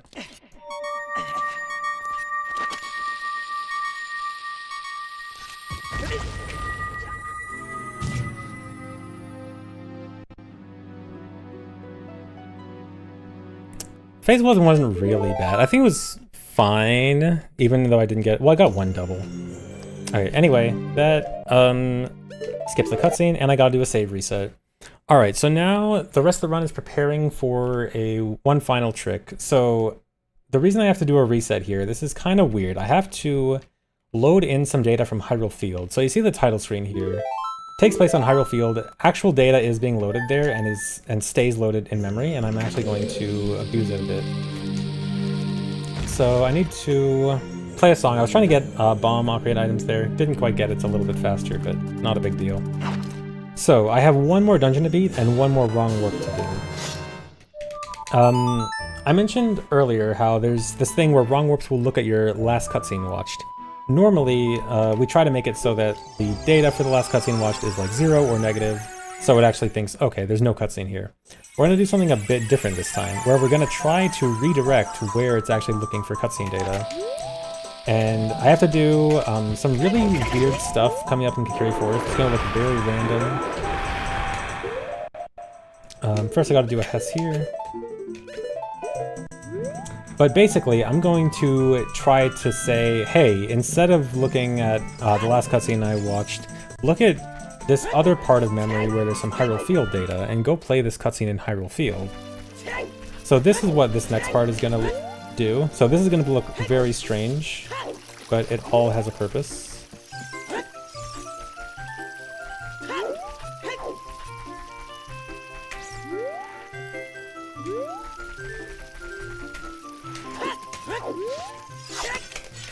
Oh, that's bad. I think this still works. That doesn't work. I need a reload. I'm not supposed to pull a hookshot there. So even the smallest deviation of like pulling out something or like loading something that's not supposed to be loaded here will actually throw this off. So basically what's happening is I need to load stuff in a very specific order here.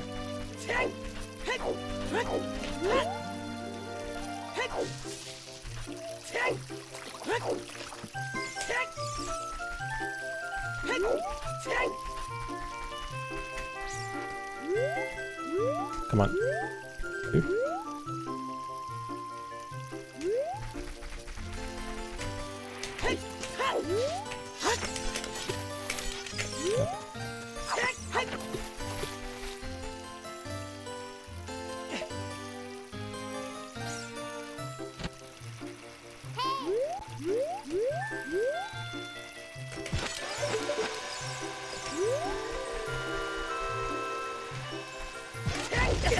Alright.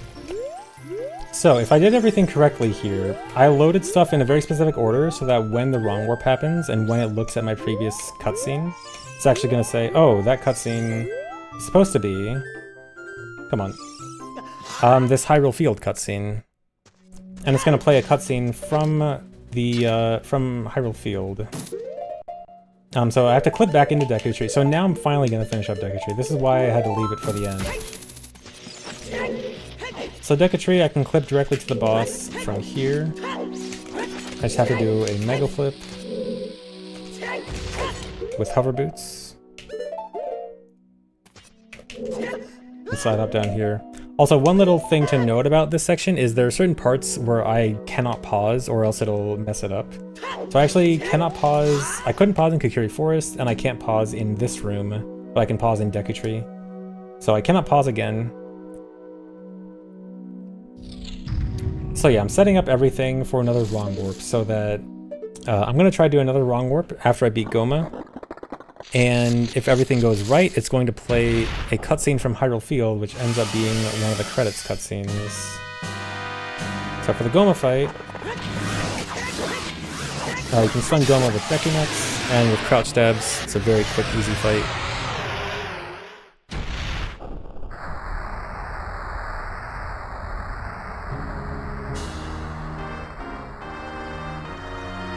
So in order to set up for the wrong warp I want to do, I'm going to have to reload the room. And the easiest way to do that is to clip out of bounds. So I'm going to do another short hover here. With a bomb to push me out of bounds against this wall.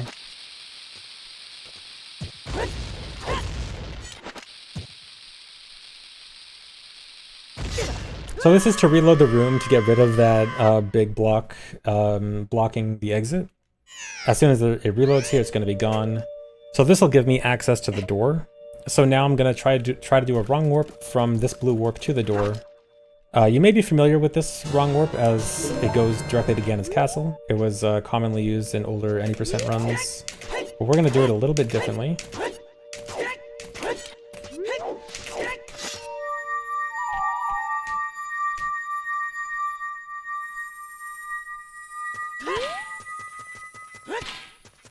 So this should still go to Ganon's castle, but if I did everything correctly, a cutscene should play. And that's time. This is actually the credits cutscene, or a part of the credits. It's gonna look very strange for a second. For a little bit, actually. But this is supposed to be the part of the credits where it's Zelda and Link in the sky, where Link gives back the Ocarina to Zelda. That cutscene actually takes place in Hyrule Field, even though it looks like there's nothing really loaded. It's actually just Hyrule Field with no textures loaded. And we're taking advantage of that by forcing the game to play that cutscene after this wrong warp. And so this is the credits. That means the run is over. So all dungeons does not actually need to be Ganon. You are able to wrong warp directly to the credits in this category. This part of the credits looks super weird. But yeah, this is the end of the run. I'll try to go through the text so you see the real credits.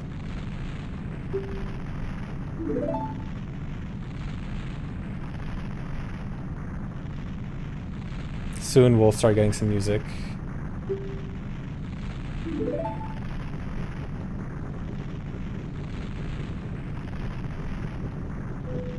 Alright, here we go.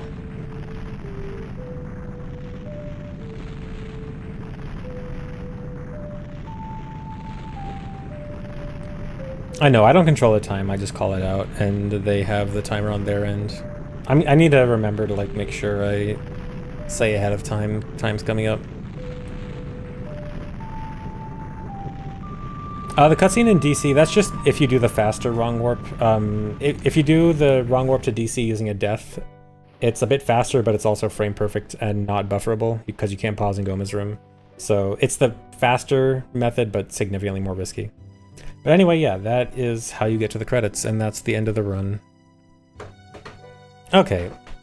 I think there was definitely some parts of the commentary that was rough, but I think mostly... Besides, I think my wrong warp commentary was trash. But I think other than that, I think most of the commentary was good. But I don't know, wrong warping is hard to explain with also having to explain extra... small things about it that matter for later. There's a lot of parts of the commentary here that is difficult. I definitely forgot to explain some stuff too. But I think like mostly it went fine. Yeah, some of the parts where there's like multiple glitches back to back make it really hard to explain stuff. I also need to talk about setups better. Just say go watch the video by Bismuth, maybe. Honestly, that might not be a bad idea. Yeah, there's gonna be couch commentators, but I'm not sure if there's gonna be super knowledgeable OOT people going yet.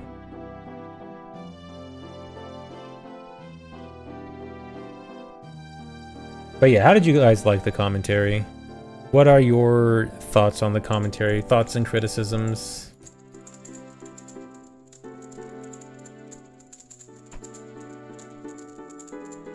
Commentastic, thanks. It was really good, you ignored us. I'm sorry. Well, I mean, it's very hard to commentate and look at chat at the same time. So consultant said he might go, but I think isn't confirmed yet. If consultant goes, then yeah. The Vibruto explanation was lacking. I mean, that's gonna be... I don't want to explain Vibruto. I want to let it speak for itself. Really smooth, even when I cut difficult, shorter parts difficult. Yeah, it's... Some stuff is really difficult to commentate.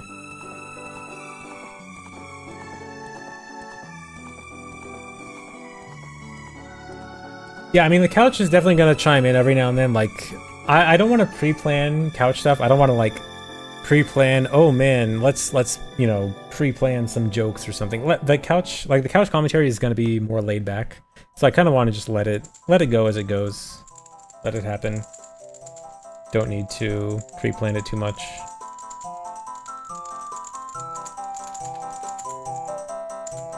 I'm not sure how much couch commentary we'll do explaining. It depends on if some knowledgeable OOT people go or not. If I end up being... There's a chance I end up being the only, like, OOT runner that knows stuff, and then I gotta do most of it myself. We'll see. Throw as much shade at MM as possible. The only shade I can really throw at MM is setups, because their setups suck. But yeah, Phil knows some stuff.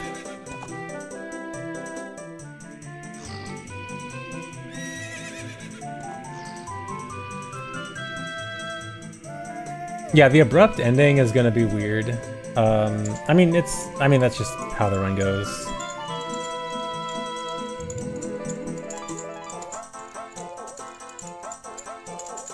I mean, I will kind of, like during the commentary here, I did kind of like preemptively say, hey, yeah, this is the last leg of the run coming up. This is gonna be the final part. Would I rather talk too much or talk too little? Probably talk too much. Talking too little... It depends on how we talk about talk too little. Like, talk too little as in dead air, bad. Talk too little as in... I forget to explain some stuff, but like couch commentary is doing some funny stuff. It's fine. Obviously, I'd like to be able to explain everything perfectly and also have fun couch commentary, but you know, if some explanations get skipped for some funny couch commentary, it's not too big of a deal. It is supposed to be more laid back. My commentary leans towards too much. Yeah, it's hard to find about. Like, there's definitely some parts where I realize, okay, explaining all the details of this little thing is probably too much. I'm gonna try to like cut it out or like be very brief on it. But it's hard to like know exactly how much to go over everything. Like, some parts definitely don't need every little detail explained. But also I do want to generally make sense, and so finding that fine line is difficult. Yeah, definitely a hard balance, but I don't think I'm too far away. Yeah, Elo, it's not, the wall isn't called, it's just straight up not there. Yeah, that scene just doesn't have the wall there. A lot of scenes that like takes place in credits just aren't the way they should be. There's a lot of stuff which is missing.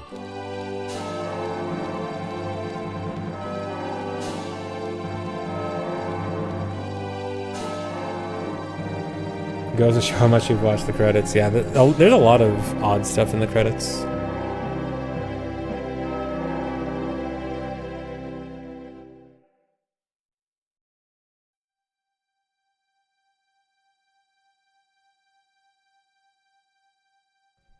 Okay, but yeah, overall that run, what were my big time losses? I know Forest Temple sucked. How much time did I lose at Forest? Okay, Forest was 2 minutes. Other than that, what else was bad? Wait, this is compared to PB. Best. Where's best? There. Wait, I lost a minute on... Oh, right, because I had to reset on bomb shoes. Okay, reset on bomb shoes. Volve was slow. Resetting it, force cutscene skip. Oh yeah, failing enter water. That's so stupid. And I think after that it was mostly good. Entering job, it was kind of bad. After that, mostly fine. Wait, I lost a minute on the final. Oh right, because I had to redo the setup. Okay. Honestly, pretty sloppy, but 117 for how sloppy that was. I guess it's fine with commentary. Obviously, I'd like better, but I wouldn't complain too much. Okay, I can do one more run though. Maybe two. We'll see how I feel after one more.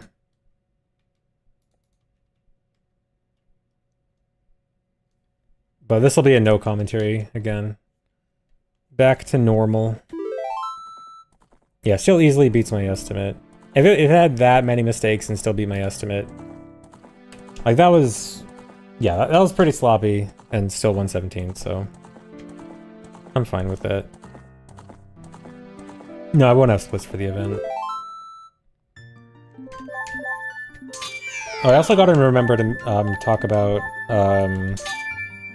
getting the dungeon reward like as soon as the wrong warp happens. And saying like, I got the Kukuri Emerald literally as the run ends. Yeah, I did just hydrate, and I did just drink some water. Alright, let's try one more run. Maybe two. We'll see.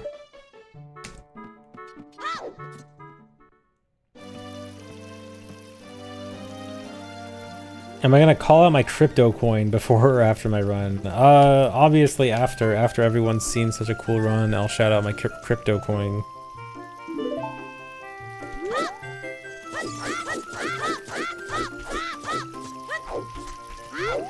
No, I have no crypto coin to shield, just damn pay coin.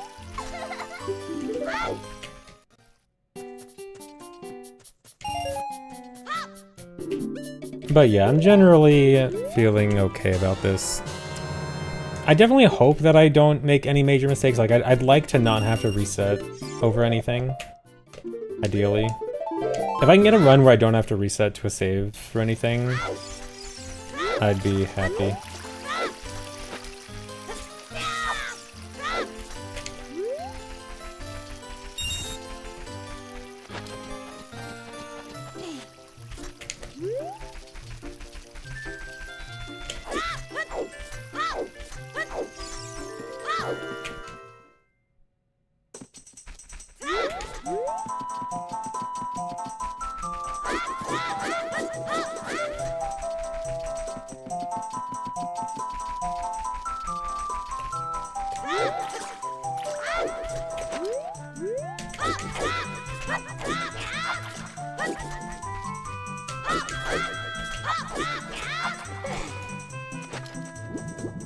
Oh, dude, wait, I looked away. Did I not clip? Or did I clip and then unclip? That was bad. I wasn't paying attention. I didn't clip? Okay. I wasn't looking. I just assumed it worked.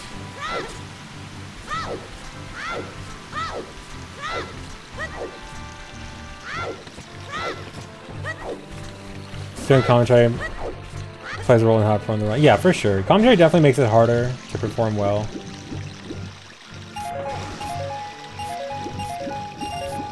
Yeah, I think my position was begged. I think I went too far against the wall. Switch in Pancakes task and play that. No one would notice. Honestly,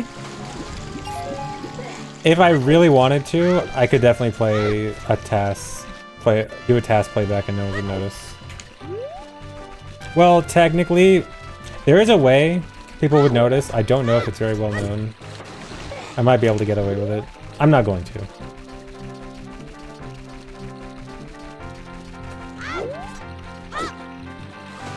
I could probably get away with it if I wanted to, though. I do know a secret thing that I think most people don't know. Actually, yeah, the resets being a bit longer. Okay, that's going to be an obvious one, yeah. There's something else that I don't think is very well known that I will refrain from mentioning and keep my secrets.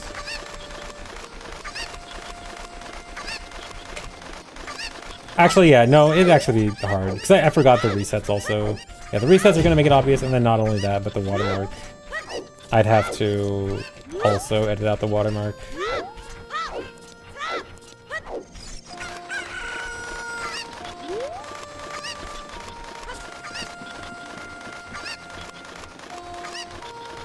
Has been any recent OT cheaters? Not that I'm aware of. Except, well, there was one guy that just submitted my own run as his run. Just like, I did this kind of cheater. It's kind of funny. Other than that, not really, I don't think.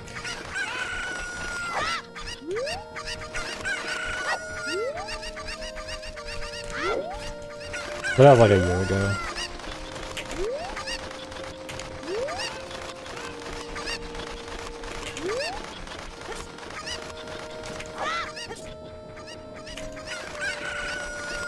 Do I think chat would notice the task? I mean, if it was like an actual task, for sure. If it was like, I record a run with my own regular gameplay that just happens to be, you know, not making too many mistakes and then just play it back, I could probably trick you guys into thinking it's real. Actually, almost definitely. Well, again, the GZ watermark is the one thing that would give it away. But other than that, I could probably trick you guys, yeah. I might not be able to trick knowledgeable OOT people.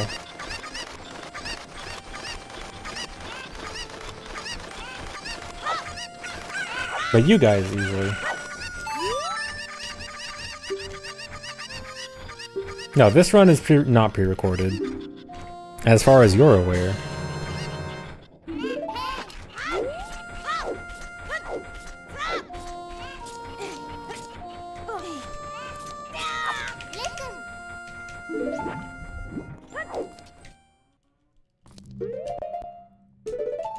How many people know more about OOT than me? There's definitely people who definitely know more about certain subjects than me.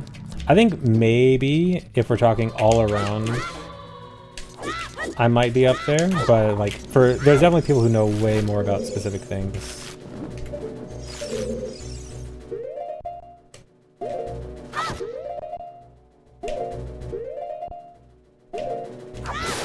Especially technical things.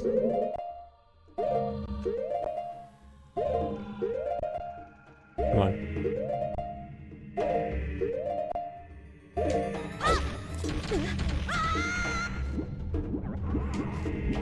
Ego much. I mean, I have been playing longer than literally anyone. I don't think it's much of an ego thing. And again, I am giving credit that many people know more in specific areas for sure.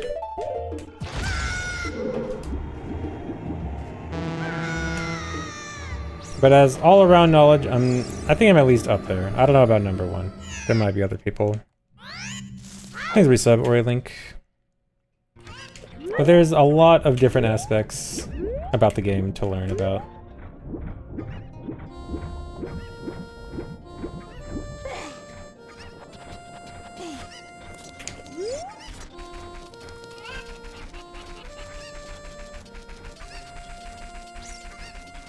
Yeah, what am I supposed to say? Oh no, I'm totally dumb and don't know anything, even though I've been playing more than anyone else.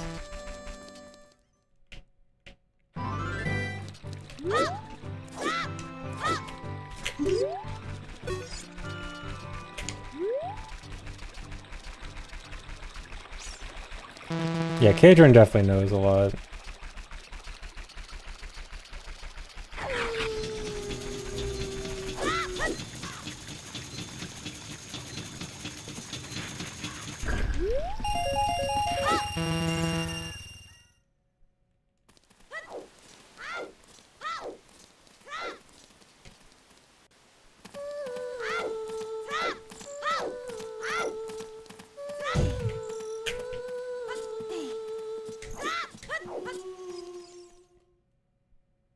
Yeah, I'm talking about the game as a whole, not specifically speedrunning or like specifically glitch knowledge. I'm talking like speedrunning, rando, general game knowledge, like all aspects of the game. Not just like just speedrunning or just glitch hunting or whatever.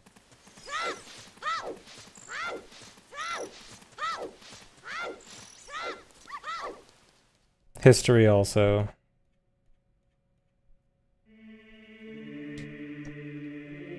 Yeah, Fig is also up there for sure.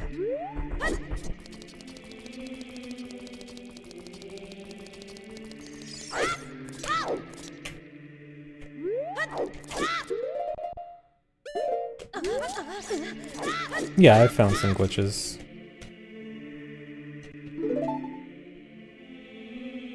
Prove it, what color are beans? Red. There's at least one red bean.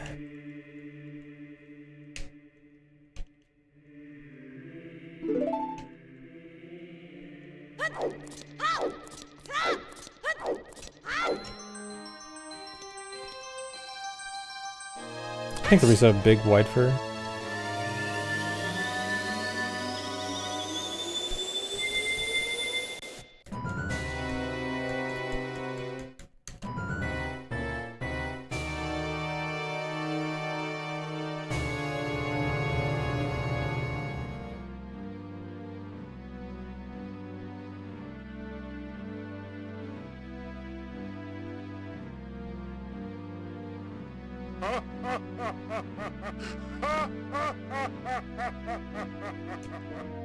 Name every item you can get from Ass Chest.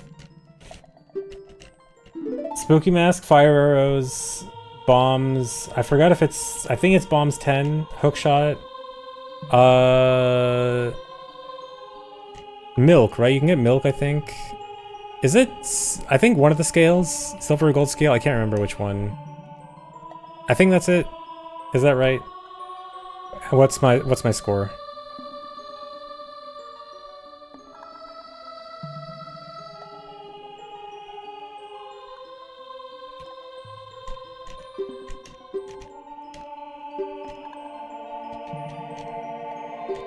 You don't even know? Okay, see...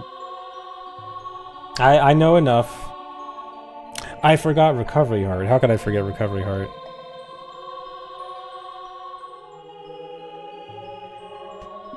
Oh yeah, and BGS, dang. Only 85%. B student.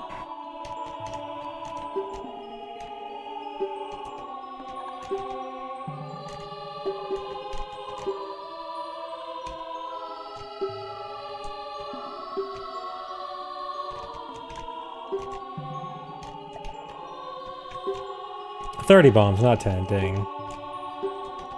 Half credit.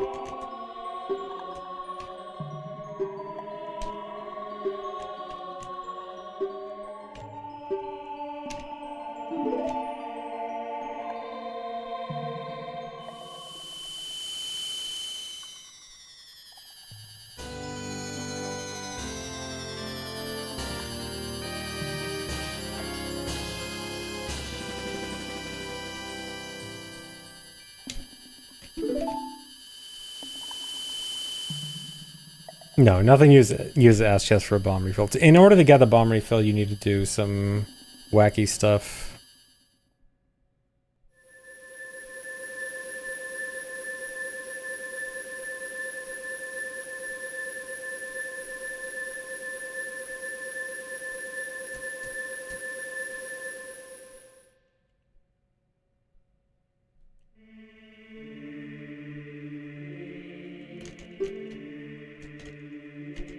Yeah, pretty much nothing from Ash Chest besides Spooky Mask or Fire Arrows is ever relevant. Maybe a hookshot from Ash Chest could be relevant on Switch 2, because on Switch 2 that's the default item, is hookshot. Which has there's a world where it could maybe be useful. But anything other than that, yeah, it's just trivia. It's basically never gonna be meaningful.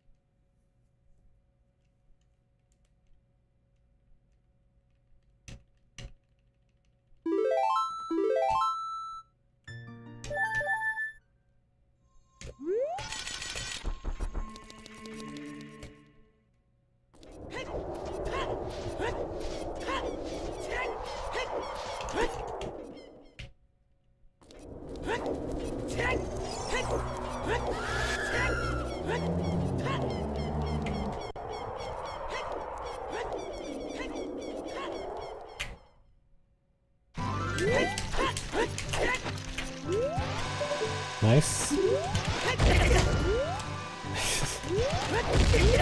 Dude.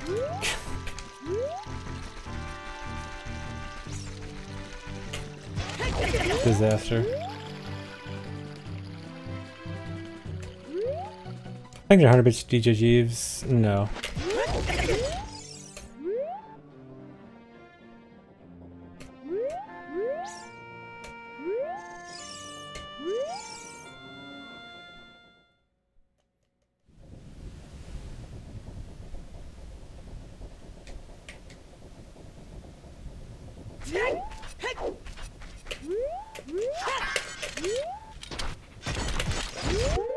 Dude, really?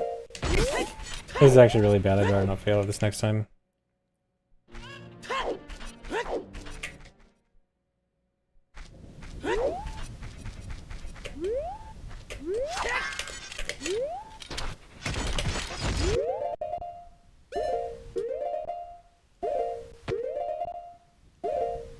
Okay. It's all good.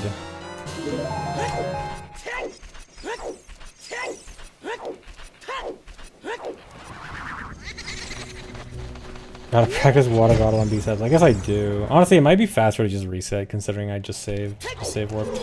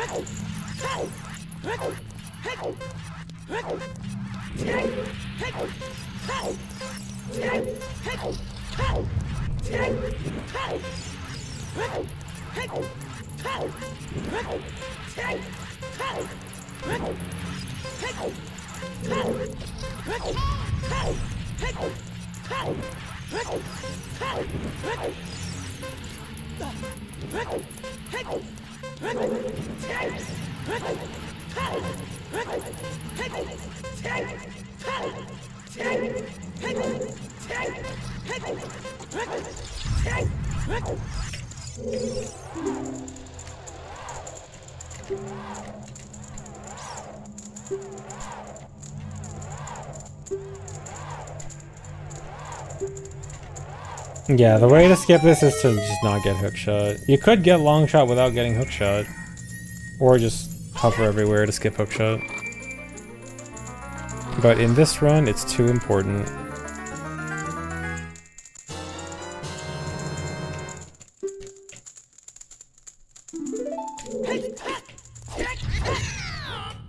I'm comparing to average splits.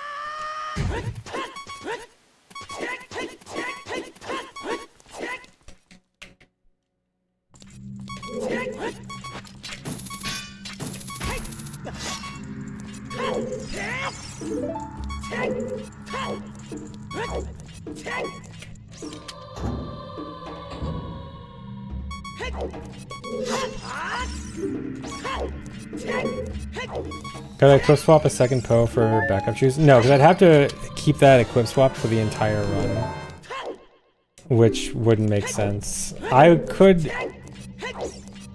There's kind of some weird bottle shenanigans I could do to keep the Poe for later on in the run. Like, keep it in my inventory, but it just is way too much, it'd be way too much of a detour for something that's almost never gonna come up. And has other ways to go around it. It's just not a good idea.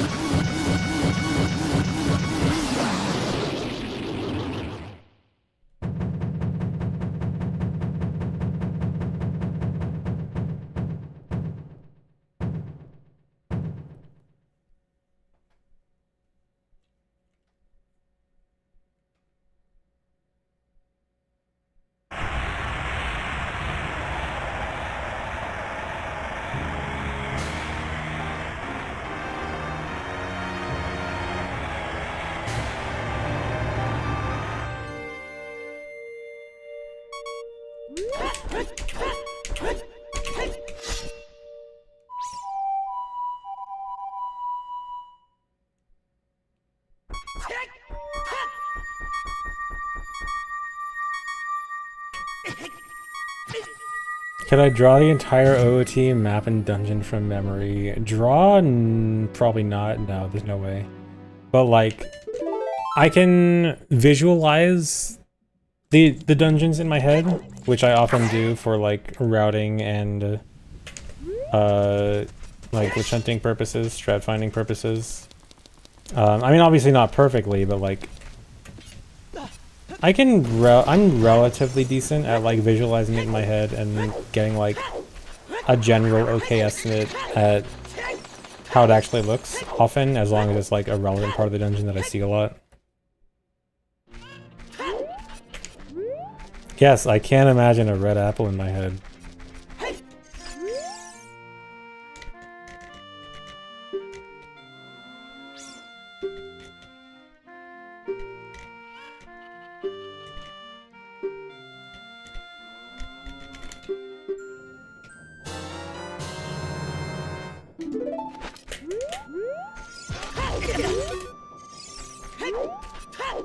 I can never do the hardest test in the game.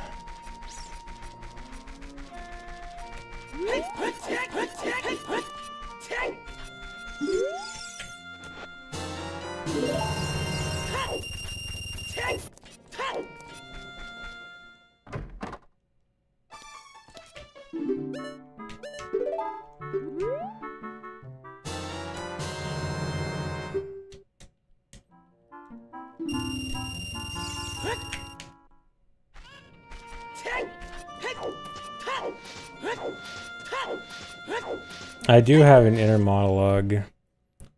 It's currently monologuing about how annoying chat is all the time.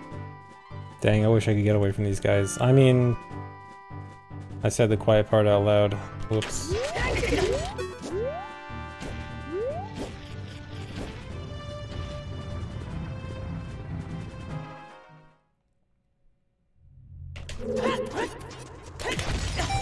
Does the monologue say dude? Unironically, yes.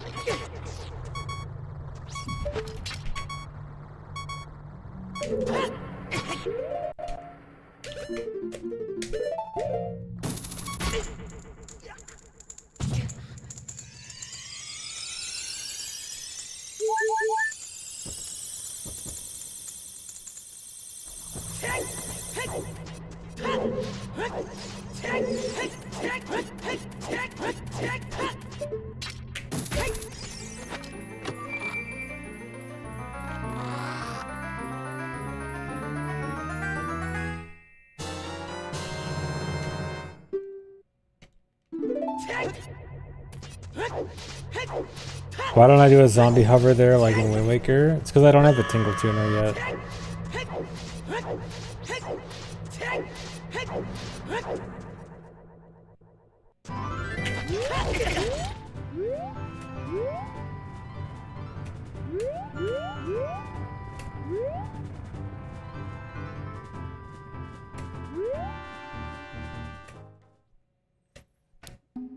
Where does that fit into the route?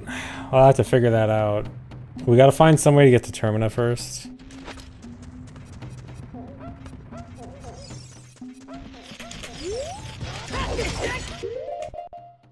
And then from Termina to Flooded Hyrule.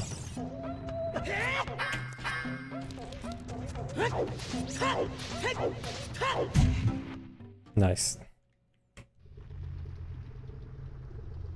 Wish the Fire Temple zombie hover thing was useful. Yeah, the Fire Temple zombie hover thing, like our actual closest analog to zombie hover. I was hoping that was gonna be the way we get jumping up Fire Temple. It's too bad it wasn't. But it is very cool.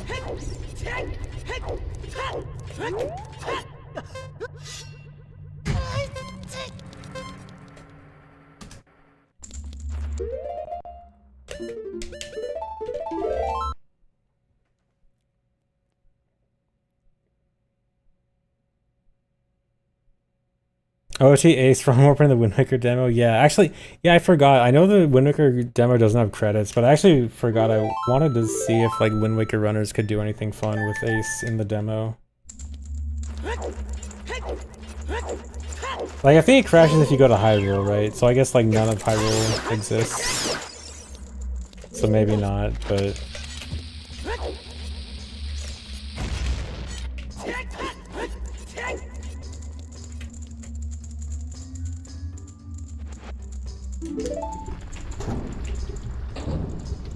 Yeah, but that'd be really cool if they could, like, pretend wrong warp to credits in the demo.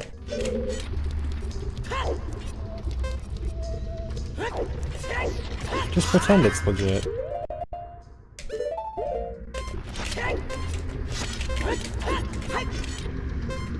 Uh-oh.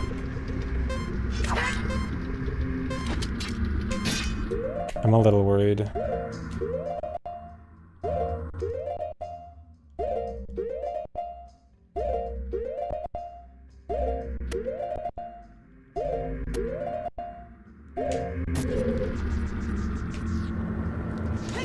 Alright, we're all good.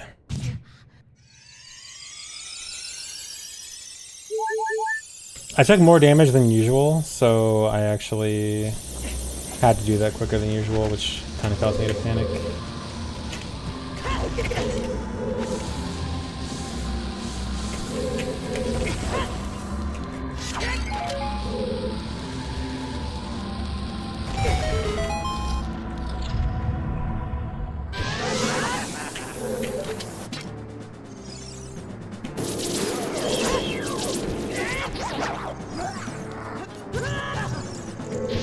Yeah, it was a pretty good save. It actually, I might be on track for a best review. Another one. Back-to-back hammer bests.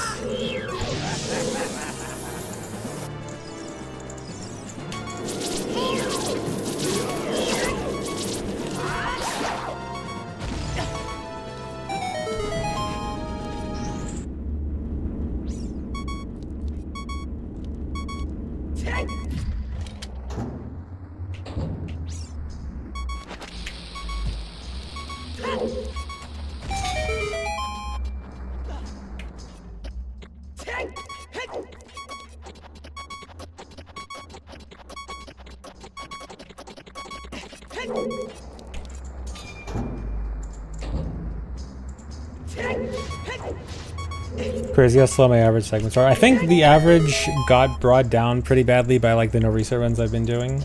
So I think the average isn't all the runs I've done. I think it's like weighted towards more recent runs. So I think that's why it's more higher. Because the no reset runs have been not as good, but even then not that bad. Yeah, this is another best. Oh my god, that was really good. That might actually be better than my low head.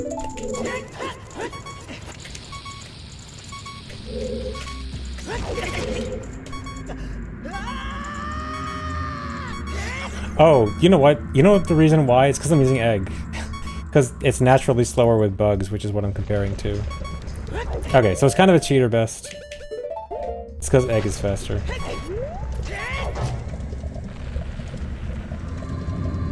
Safer, but faster.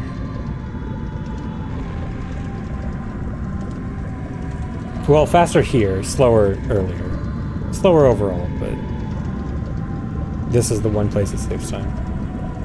So I might have to delete that best split, but it's fine. Alright, surely Volv will go fine this time. Actually, my last few Volv fights have been kind of bad. Surely not this time.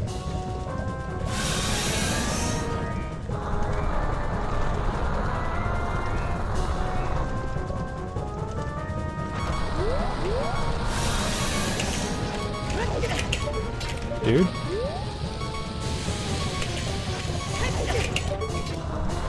Why are weird shot so hard?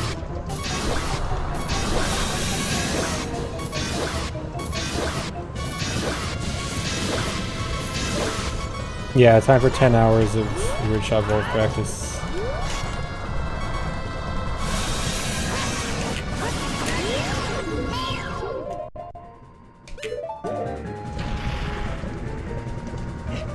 Okay, not that bad.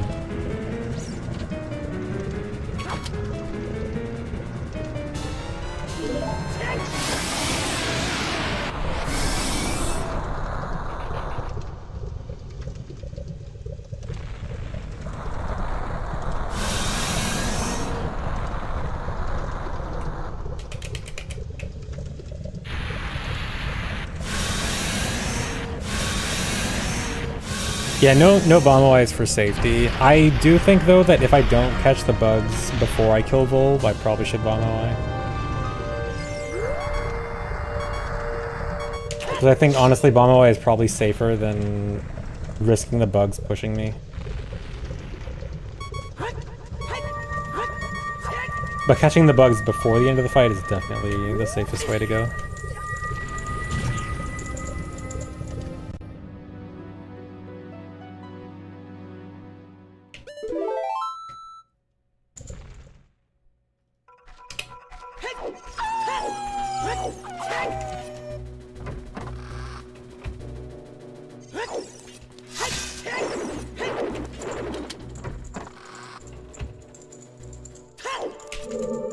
Didn't get the side hop. It's only like a second. Who up bottling they bugs? Bottling all day.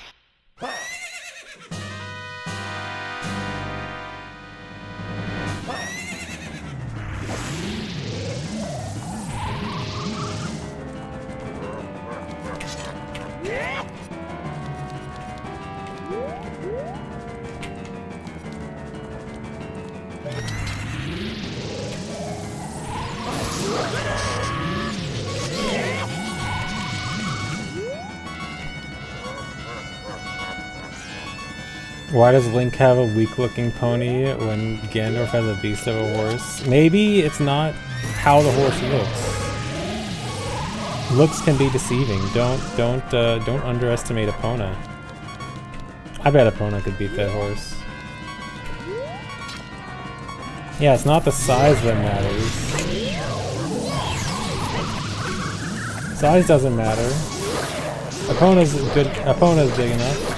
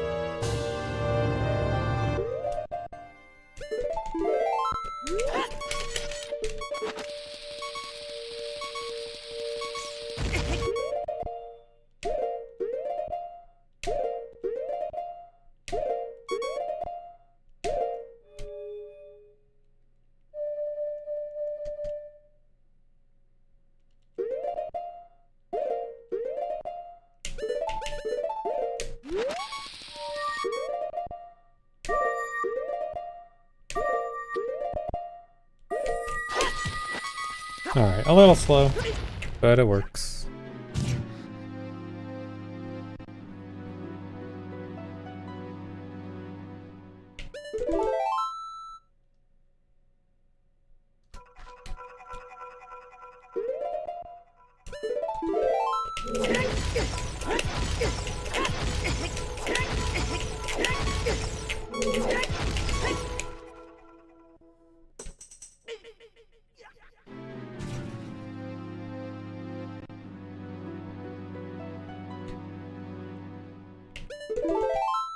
Record pace. It's definitely not record pace, but it's record capable if I play well. Even though it's just a practice run. This isn't too bad of a run. Not gonna expect it, but it's not too bad so far.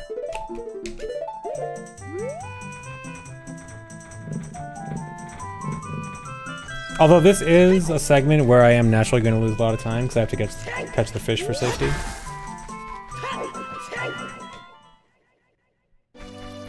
So, I wouldn't count on it, don't expect anything, but if I play well, it's always possible. Yeah, I finally fixed my problem with the SFM hiss. I finally know how to do it again.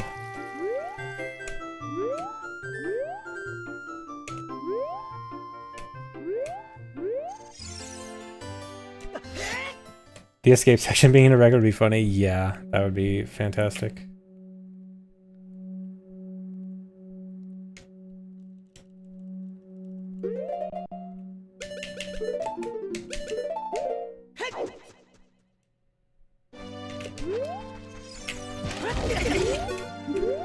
Really? That sucks.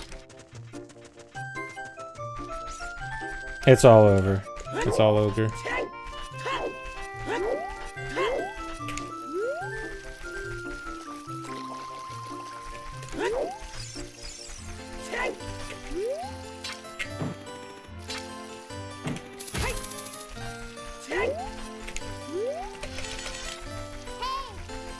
The reason I go into Deku Tree there is I have to get rid of that cutscene where the camera pans around Deku Tree.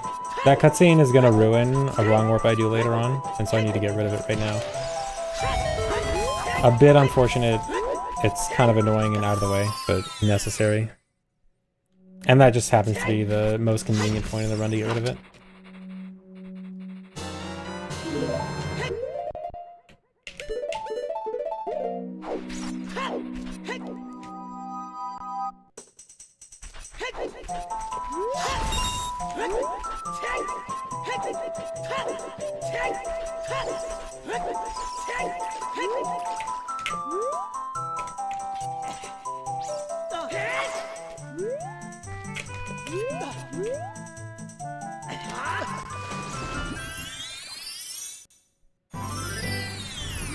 Am I into Deku Tree? No, I am not into Deku Tree. I'm not in the Deku Tree fandom.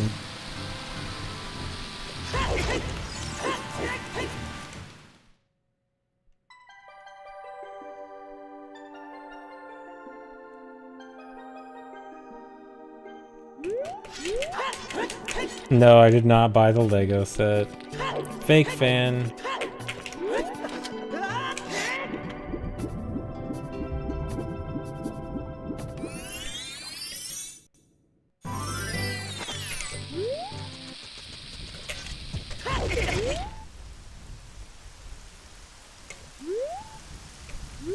Yeah, I was one of those people that used to call it Deku Tree as a kid.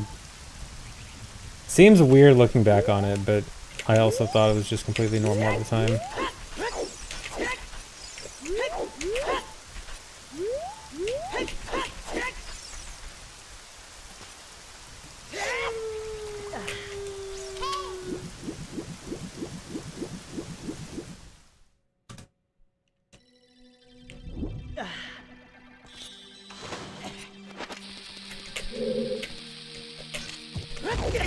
Yeah, there's Lego Zelda stuff. Actually, I heard more Lego Zelda stuff leaked recently.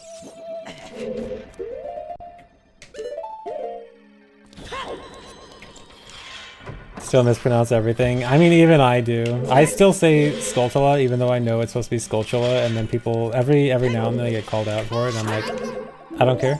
I'm gonna say it the way I've been saying it for too long.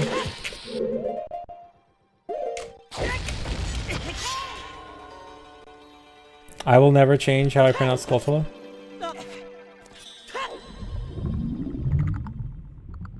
Yeah, it's supposed to be Skulltula like Tarantula.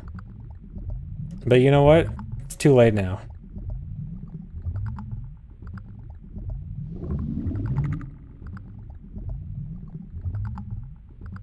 Dude, I even got called out on a video. Did anyone see? I think it was the translating OOT video, or like a video going over localization stuff in OOT. And this dude literally calls me out in the video for saying Skulltula instead of Skulltula.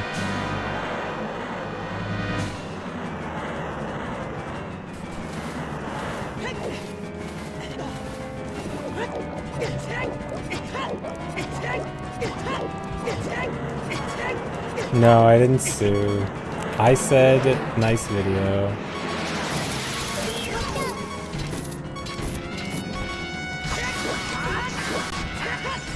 Dude? Okay, at least I didn't die. Yeah, and he full named me. He full named me too. I was so offended.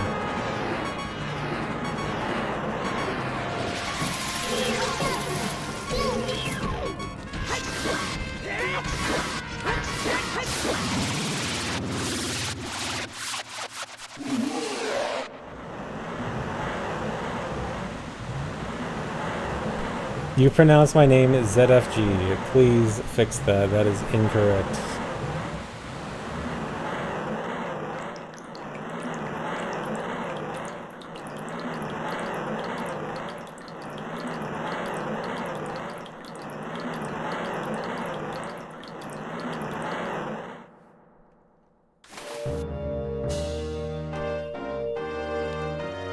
As a kid, you always pronounce it Skulltula.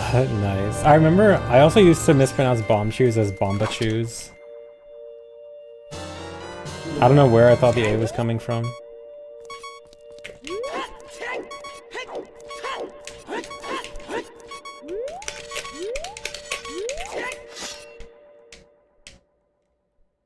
Sahar Bomba.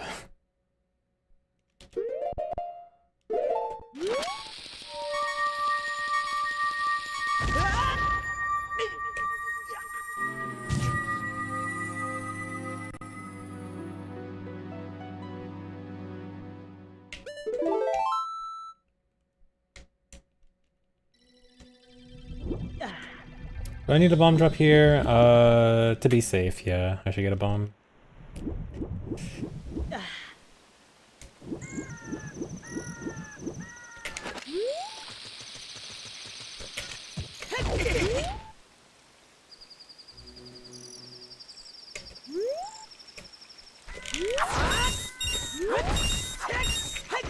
Come on. Just one. Okay, I'll take two.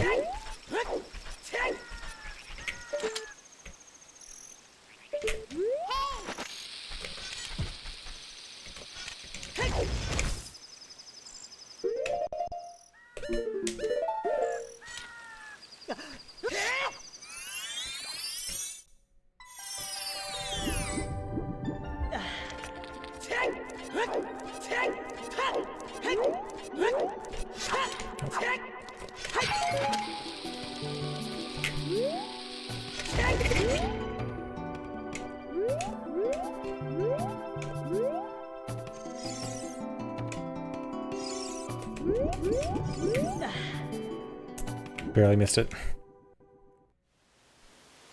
Oh, nice split. Did no one call out the split?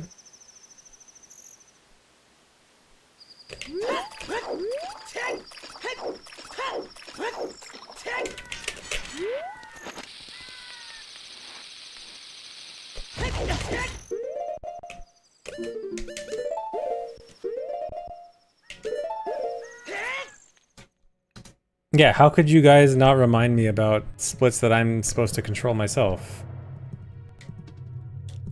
Why would you guys just leave me hanging?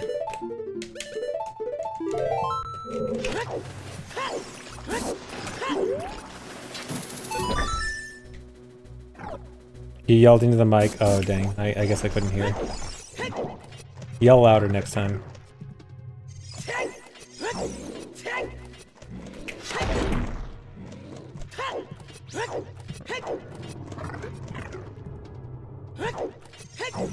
When is OOT remake? 12 years ago. No, 14 years ago. The passage of time. Surely they won't make an actual OOT remake, right? Thanks for giving us a BJ Jeeves. OOT gets a full remake, 10k subs, oh god. I know there's every now and then rumors pop up about an actual OOT remake, and every time I pray it doesn't happen. Well, I don't know. Maybe it could be. Would they ruin it? They'd probably ruin it.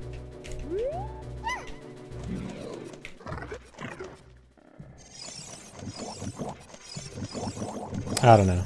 We'd have to see.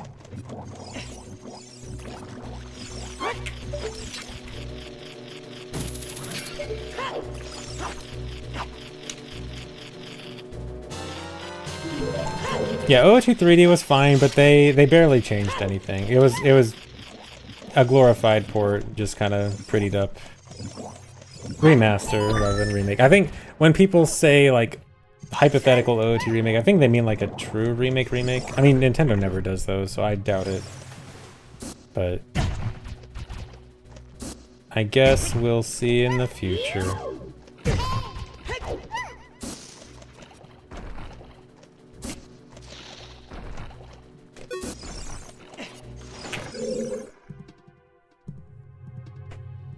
Calling it TP and Wind Waker, it's $70 like Galaxy 1 and 2. Wouldn't be surprised.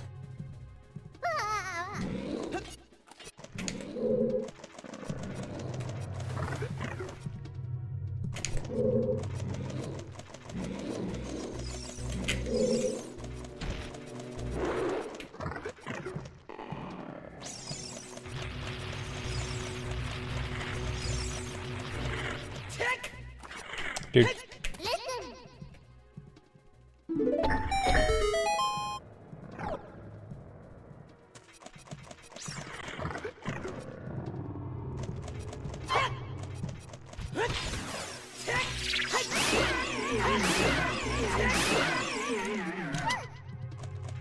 No, I don't want hearts.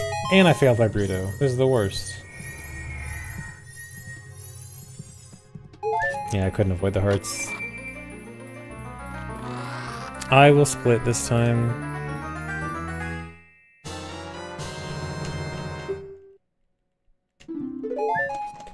Wow, I couldn't avoid both of them. This is Ludwig's fault. Yeah, somehow Ludwig did something for that. Alright, at least I can take damage quickly here. It's not that big of a deal. I've got my backups.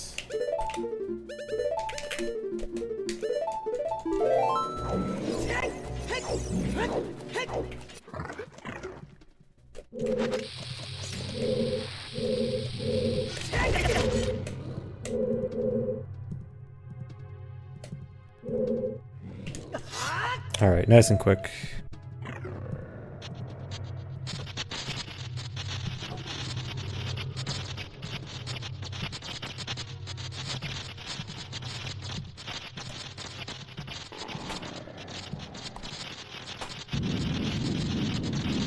Yeah, that was definitely, if it wasn't for having to take extra damage, that was definitely the fastest and cleanest I've done it.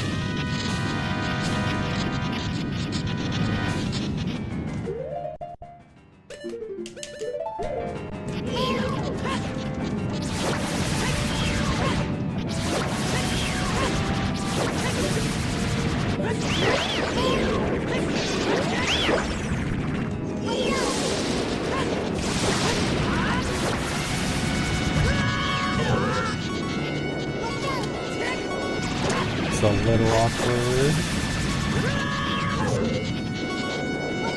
Okay, should be good. Alright, switching to monitor. Won't see chat for a minute.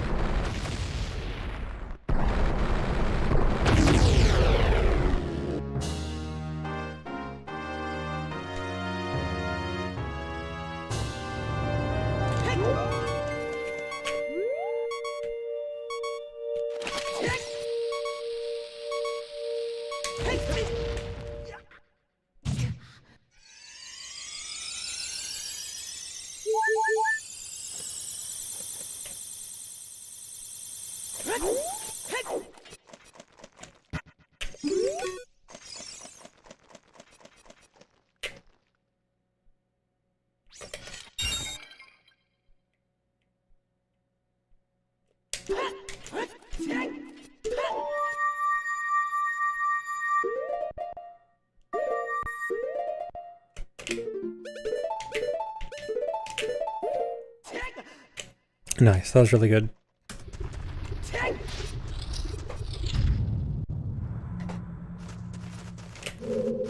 Hello, I can see chat again. Oh, that was slow.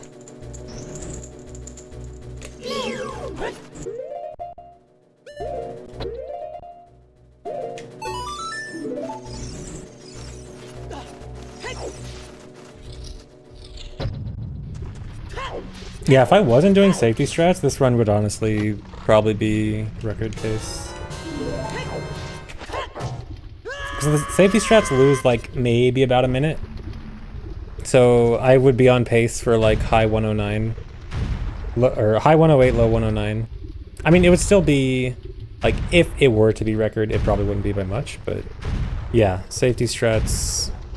Definitely a pretty good run when considering safety strats.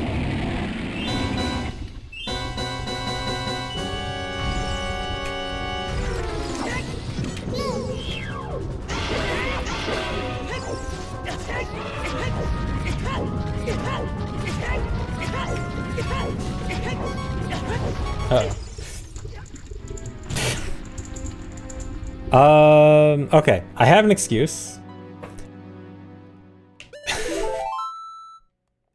I had glitched health. So I had to pay attention. I had to like do weird my health was weird, and so I had to count my health a bit differently than usual. And that's why I died. I know there's Fast52, their schedule is allegedly supposed to be out soon TM. I don't know when. Is that gonna work? Okay, good. Yeah, my health was weird. I have a legit excuse. Okay, so scratch that on the whole the run being good thing. But yeah, the schedule, does anyone know if maybe they posted it to Twitter sometime today? Has anyone seen a schedule yet in the wild? Surely the schedule must be out by now.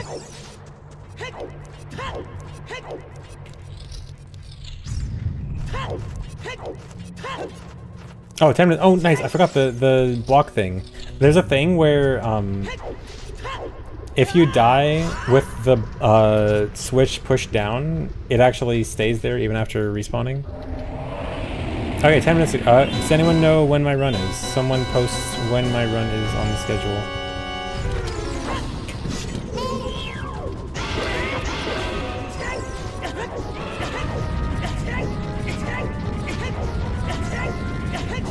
Nobody tell me no. If I don't know when my run is, I'm gonna miss my own run. Last? Am I actually last? About 3/4 through the way. Well, what's the time?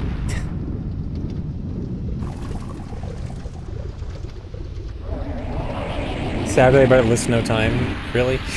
Hold on. Is it on mobile moves? I assume it's on mobile moves. Okay, here we go. Yeah, they really don't have the times. Okay, cool.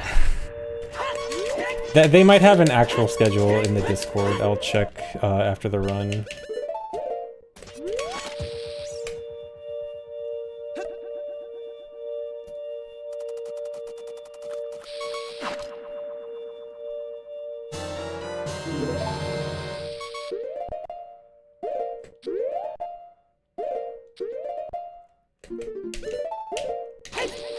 There we go. Oh, posted in the running Discord, it says 6:30 p.m. Saturday. Is that... I assume that's 6:30 p.m. Well, yeah, it's gotta be PST. Okay, 6:30 p.m. PST, I guess, is my run. That's honestly where I kind of expected. I feel like they always like to put OOT runs prime time on, like, second to last day. Yeah. So yeah, Saturday evening. 6:30 PTSD. No glitch exhibition this time. They're not really doing donation incentives.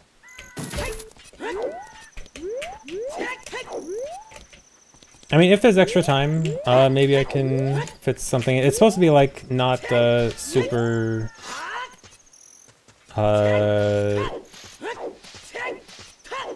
What's the word I'm looking for?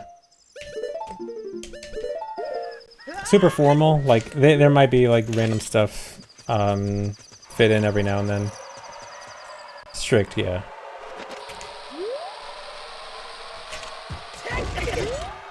So I won't rule out the possibility of squeezing in some kind of glitch exhibition, but I don't want to promise anything.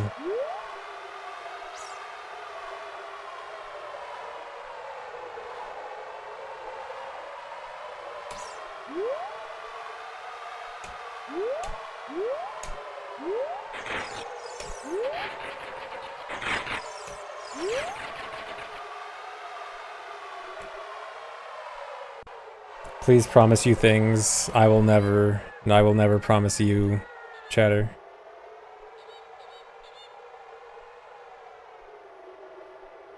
Who is Ludwig? Is that Slime's friend? Yes, it is exactly Slime's friend.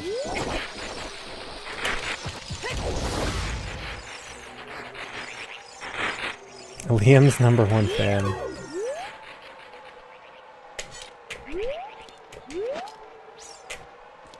Come on, look at me. Pay attention to me.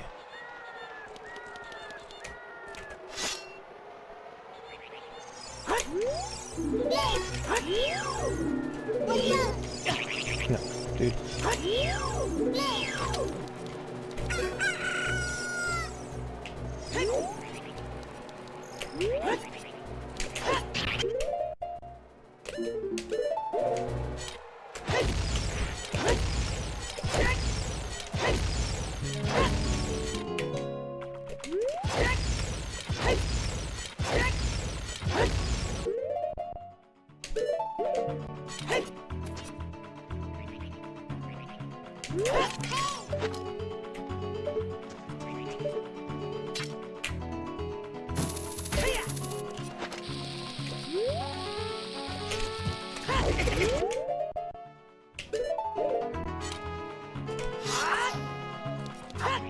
That was kind of sketchy.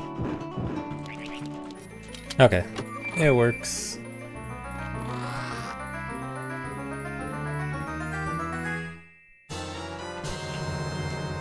If the safety strat, if I fail Colossus Climb, the safety strat is most likely just go in the dungeon. There's a chance, I actually need to time it if it's faster to go in the dungeon or to reset back to GTG and try again. Although I think either way, it's probably more interesting if I go in the dungeon. So I'd probably do that. I do know that going in the dungeon is going to lose like 4 minutes, maybe 3.5. So it's definitely not good, so I really don't want to fail that.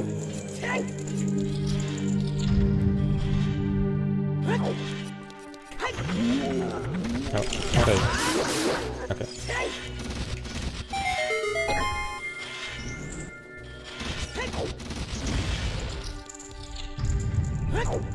Or actually, no, okay, it's definitely faster to reset, because the DC split, yeah, it's only 3 minutes to the mirror shield split. Yeah, so, okay, resetting, I guess, is definitely faster.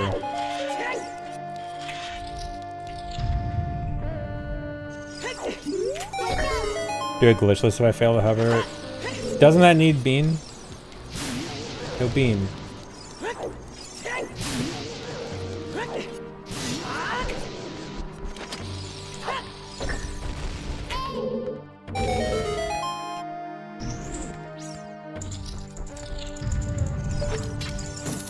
Oh my god, I have full bombs. Just go back to child. Okay, yeah, let me just waste like 10 minutes going back to child to plant bean. And then go back adult.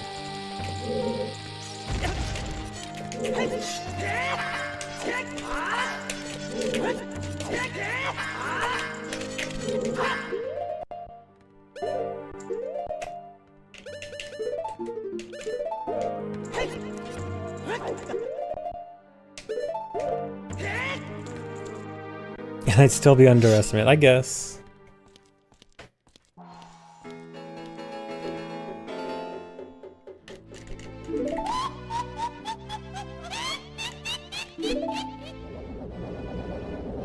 If this one really gets like 112 or 113 while dying to King Dodongo,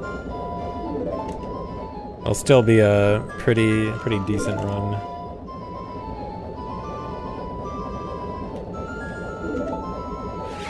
Yes, I actually... Well, okay, I didn't die to KD. I died to the lava. I died to miscounting my health. Not to KD. KD was just observing.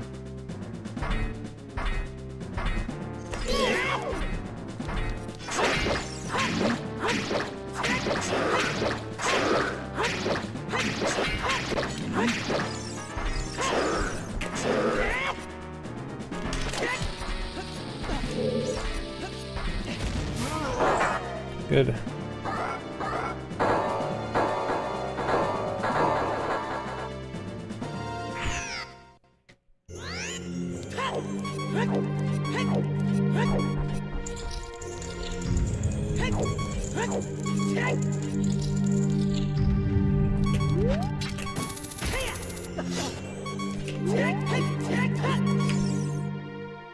Alright, remember to actually bomb myself here.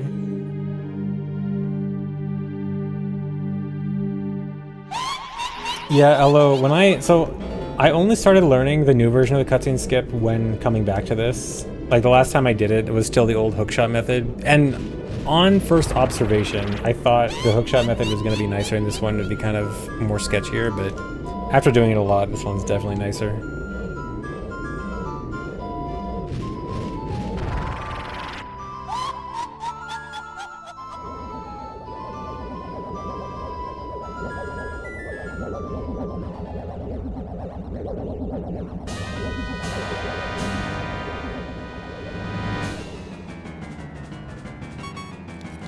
Love my GDQ run? Thanks. I am doing well. I have another event run coming up soon.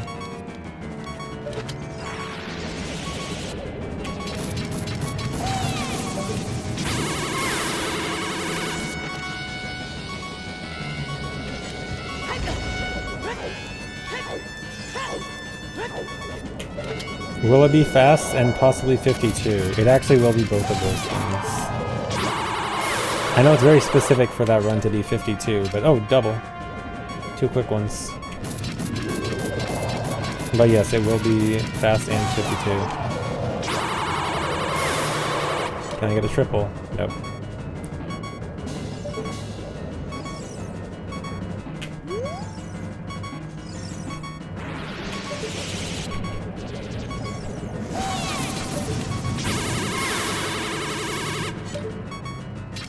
Try to give me a double-double, but too late.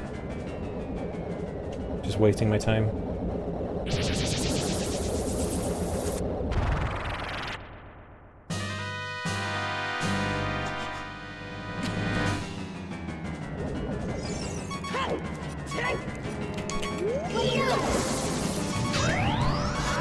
Oh my god, that's 3 times in a row I got the 1 in 9 Camilla staying in place.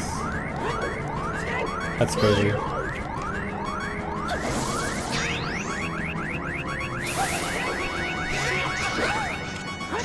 So I got the double 2 in a row last run, and then got that. That's... What is 81 times 9? Hold on. I got a 1 in 729 of getting the Tonrova staying on the same platform 3 times in a row.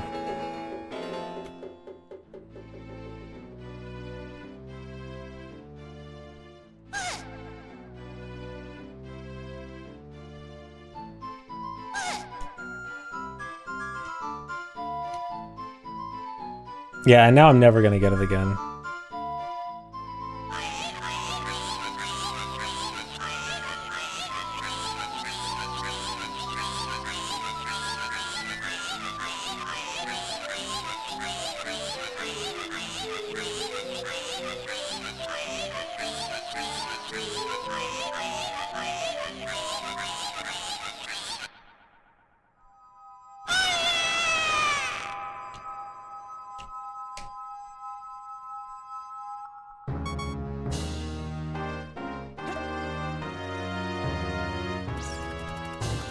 Well, I tell Ludwig to ban everyone who spams. No. I'll let the chat do what they want. Well, I mean, they might have their own. I don't think Ludwig has like any kind of censors like that. Why is it censored? We just thought it'd be funny to start timing people out for it. It's just like a short timeout. It's just funny to bully chat.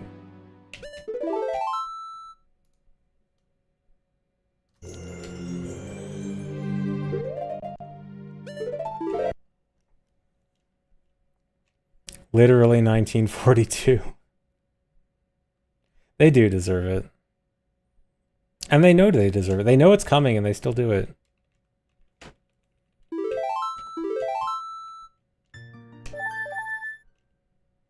But the messages are deleted from the VOD. They're not deleted from the on-screen chat. They'll be preserved there forever.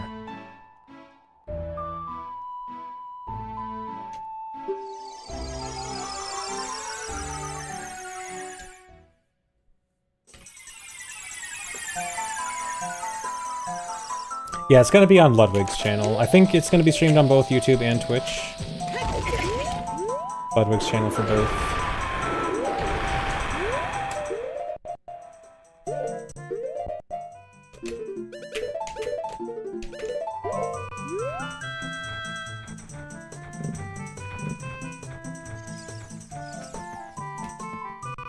Thanks, Conantista.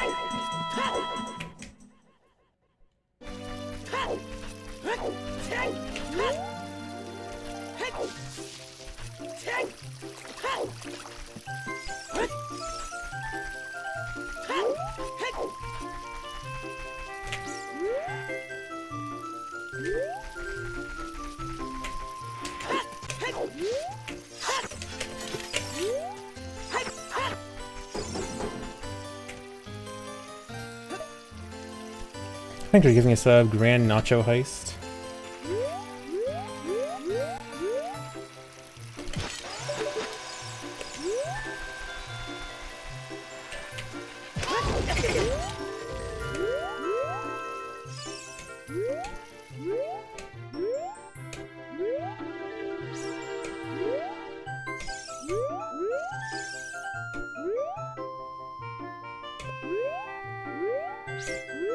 Dude.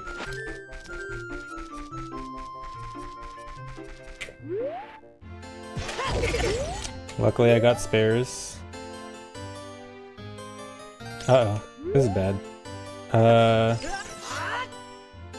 That's really bad. I actually gotta reset over that. Because I don't have enough chews now. Dang.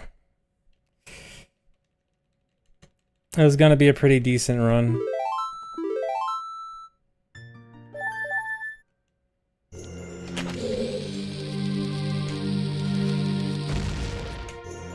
Oh well, the rest of the run was still pretty decent, except for dying to KD.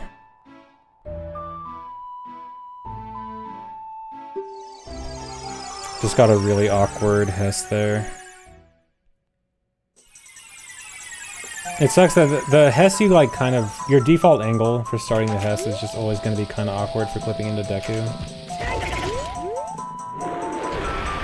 I can usually deal with it, but... not there, I guess.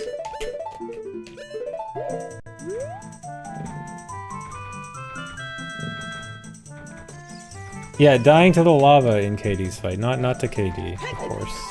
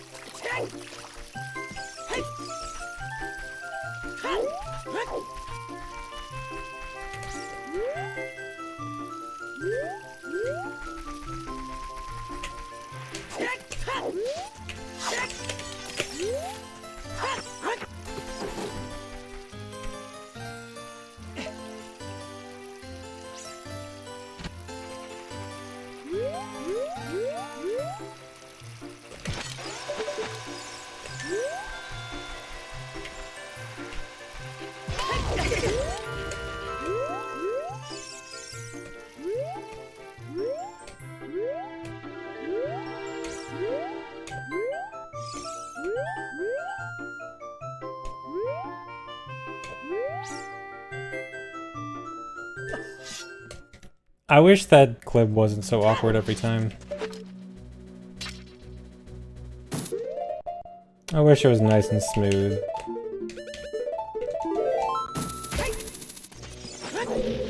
Are you too late? You are not too late, although it may be over soon. It'll all be over soon.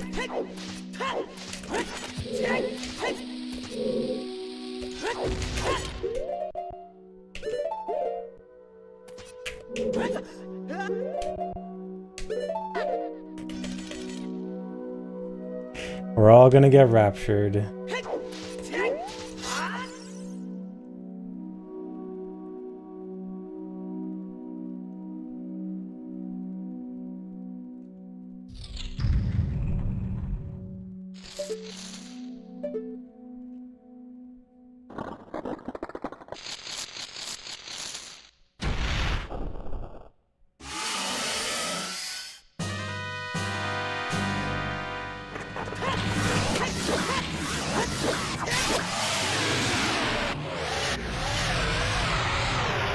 Do I think speedrunning is a cardinal sin? I don't know, maybe? Is it... Is speedrunning greed? Because you're greedy about how much time you want to save?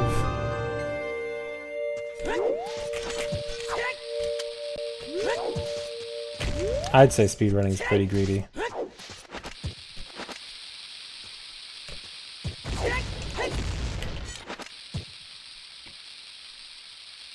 Lust.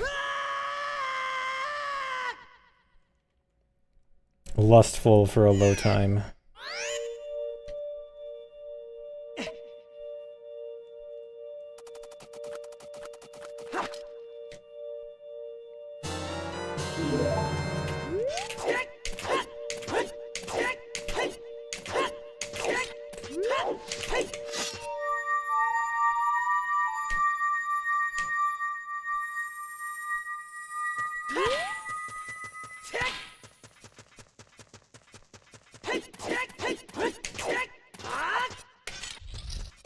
Alright, did that work? It's good. Alright, 115 even with dying at DC and messing up the credits warp. So for the most part that run was pretty decent, just had 2 big mistakes. And even then, 10 minutes underestimate, so that's fine.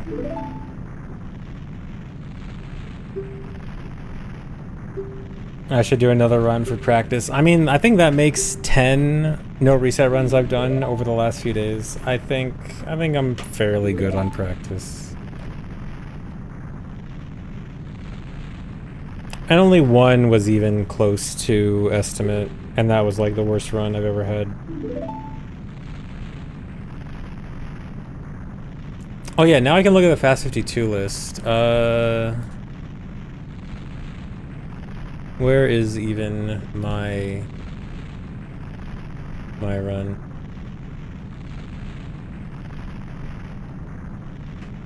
Okay, yeah, it's got no times on the schedule. Okay, yeah, so let me go through the credits. Thanks, Nina. Yeah, so yeah, Fast52. I'm going to Fast52. I'm leaving tomorrow, so this is the last stream before then. It's going to be from Friday to Sunday. My run will be Saturday at, allegedly, 6:30 PST. Let me double check if they have... Okay, yeah, the time's in the Discord. Okay, yeah, so 6:30 p.m. PST on Saturday is when my run will be. It'll always get delayed. It's probably going to be like 7. But yeah. It'll be fun. Yeah, Phil's gonna be on my couch. I'll probably have some other people on my couch too. But yeah, I'm looking forward to the event. It'll be fun. But yeah, hope you guys enjoyed watching. I'm gonna go find someone to raid. You know what? Let's go raid the person doing all this. Let's raid Ludwig. So if you guys don't know where it's going to be, it will be on Ludwig's channel. I think it'll be streamed on both Twitch and YouTube. So let's go raid Ludwig. So yeah, thanks for watching everyone. Hope you enjoyed. Watch Fast52. It'll be fun. See you later. Bye-bye.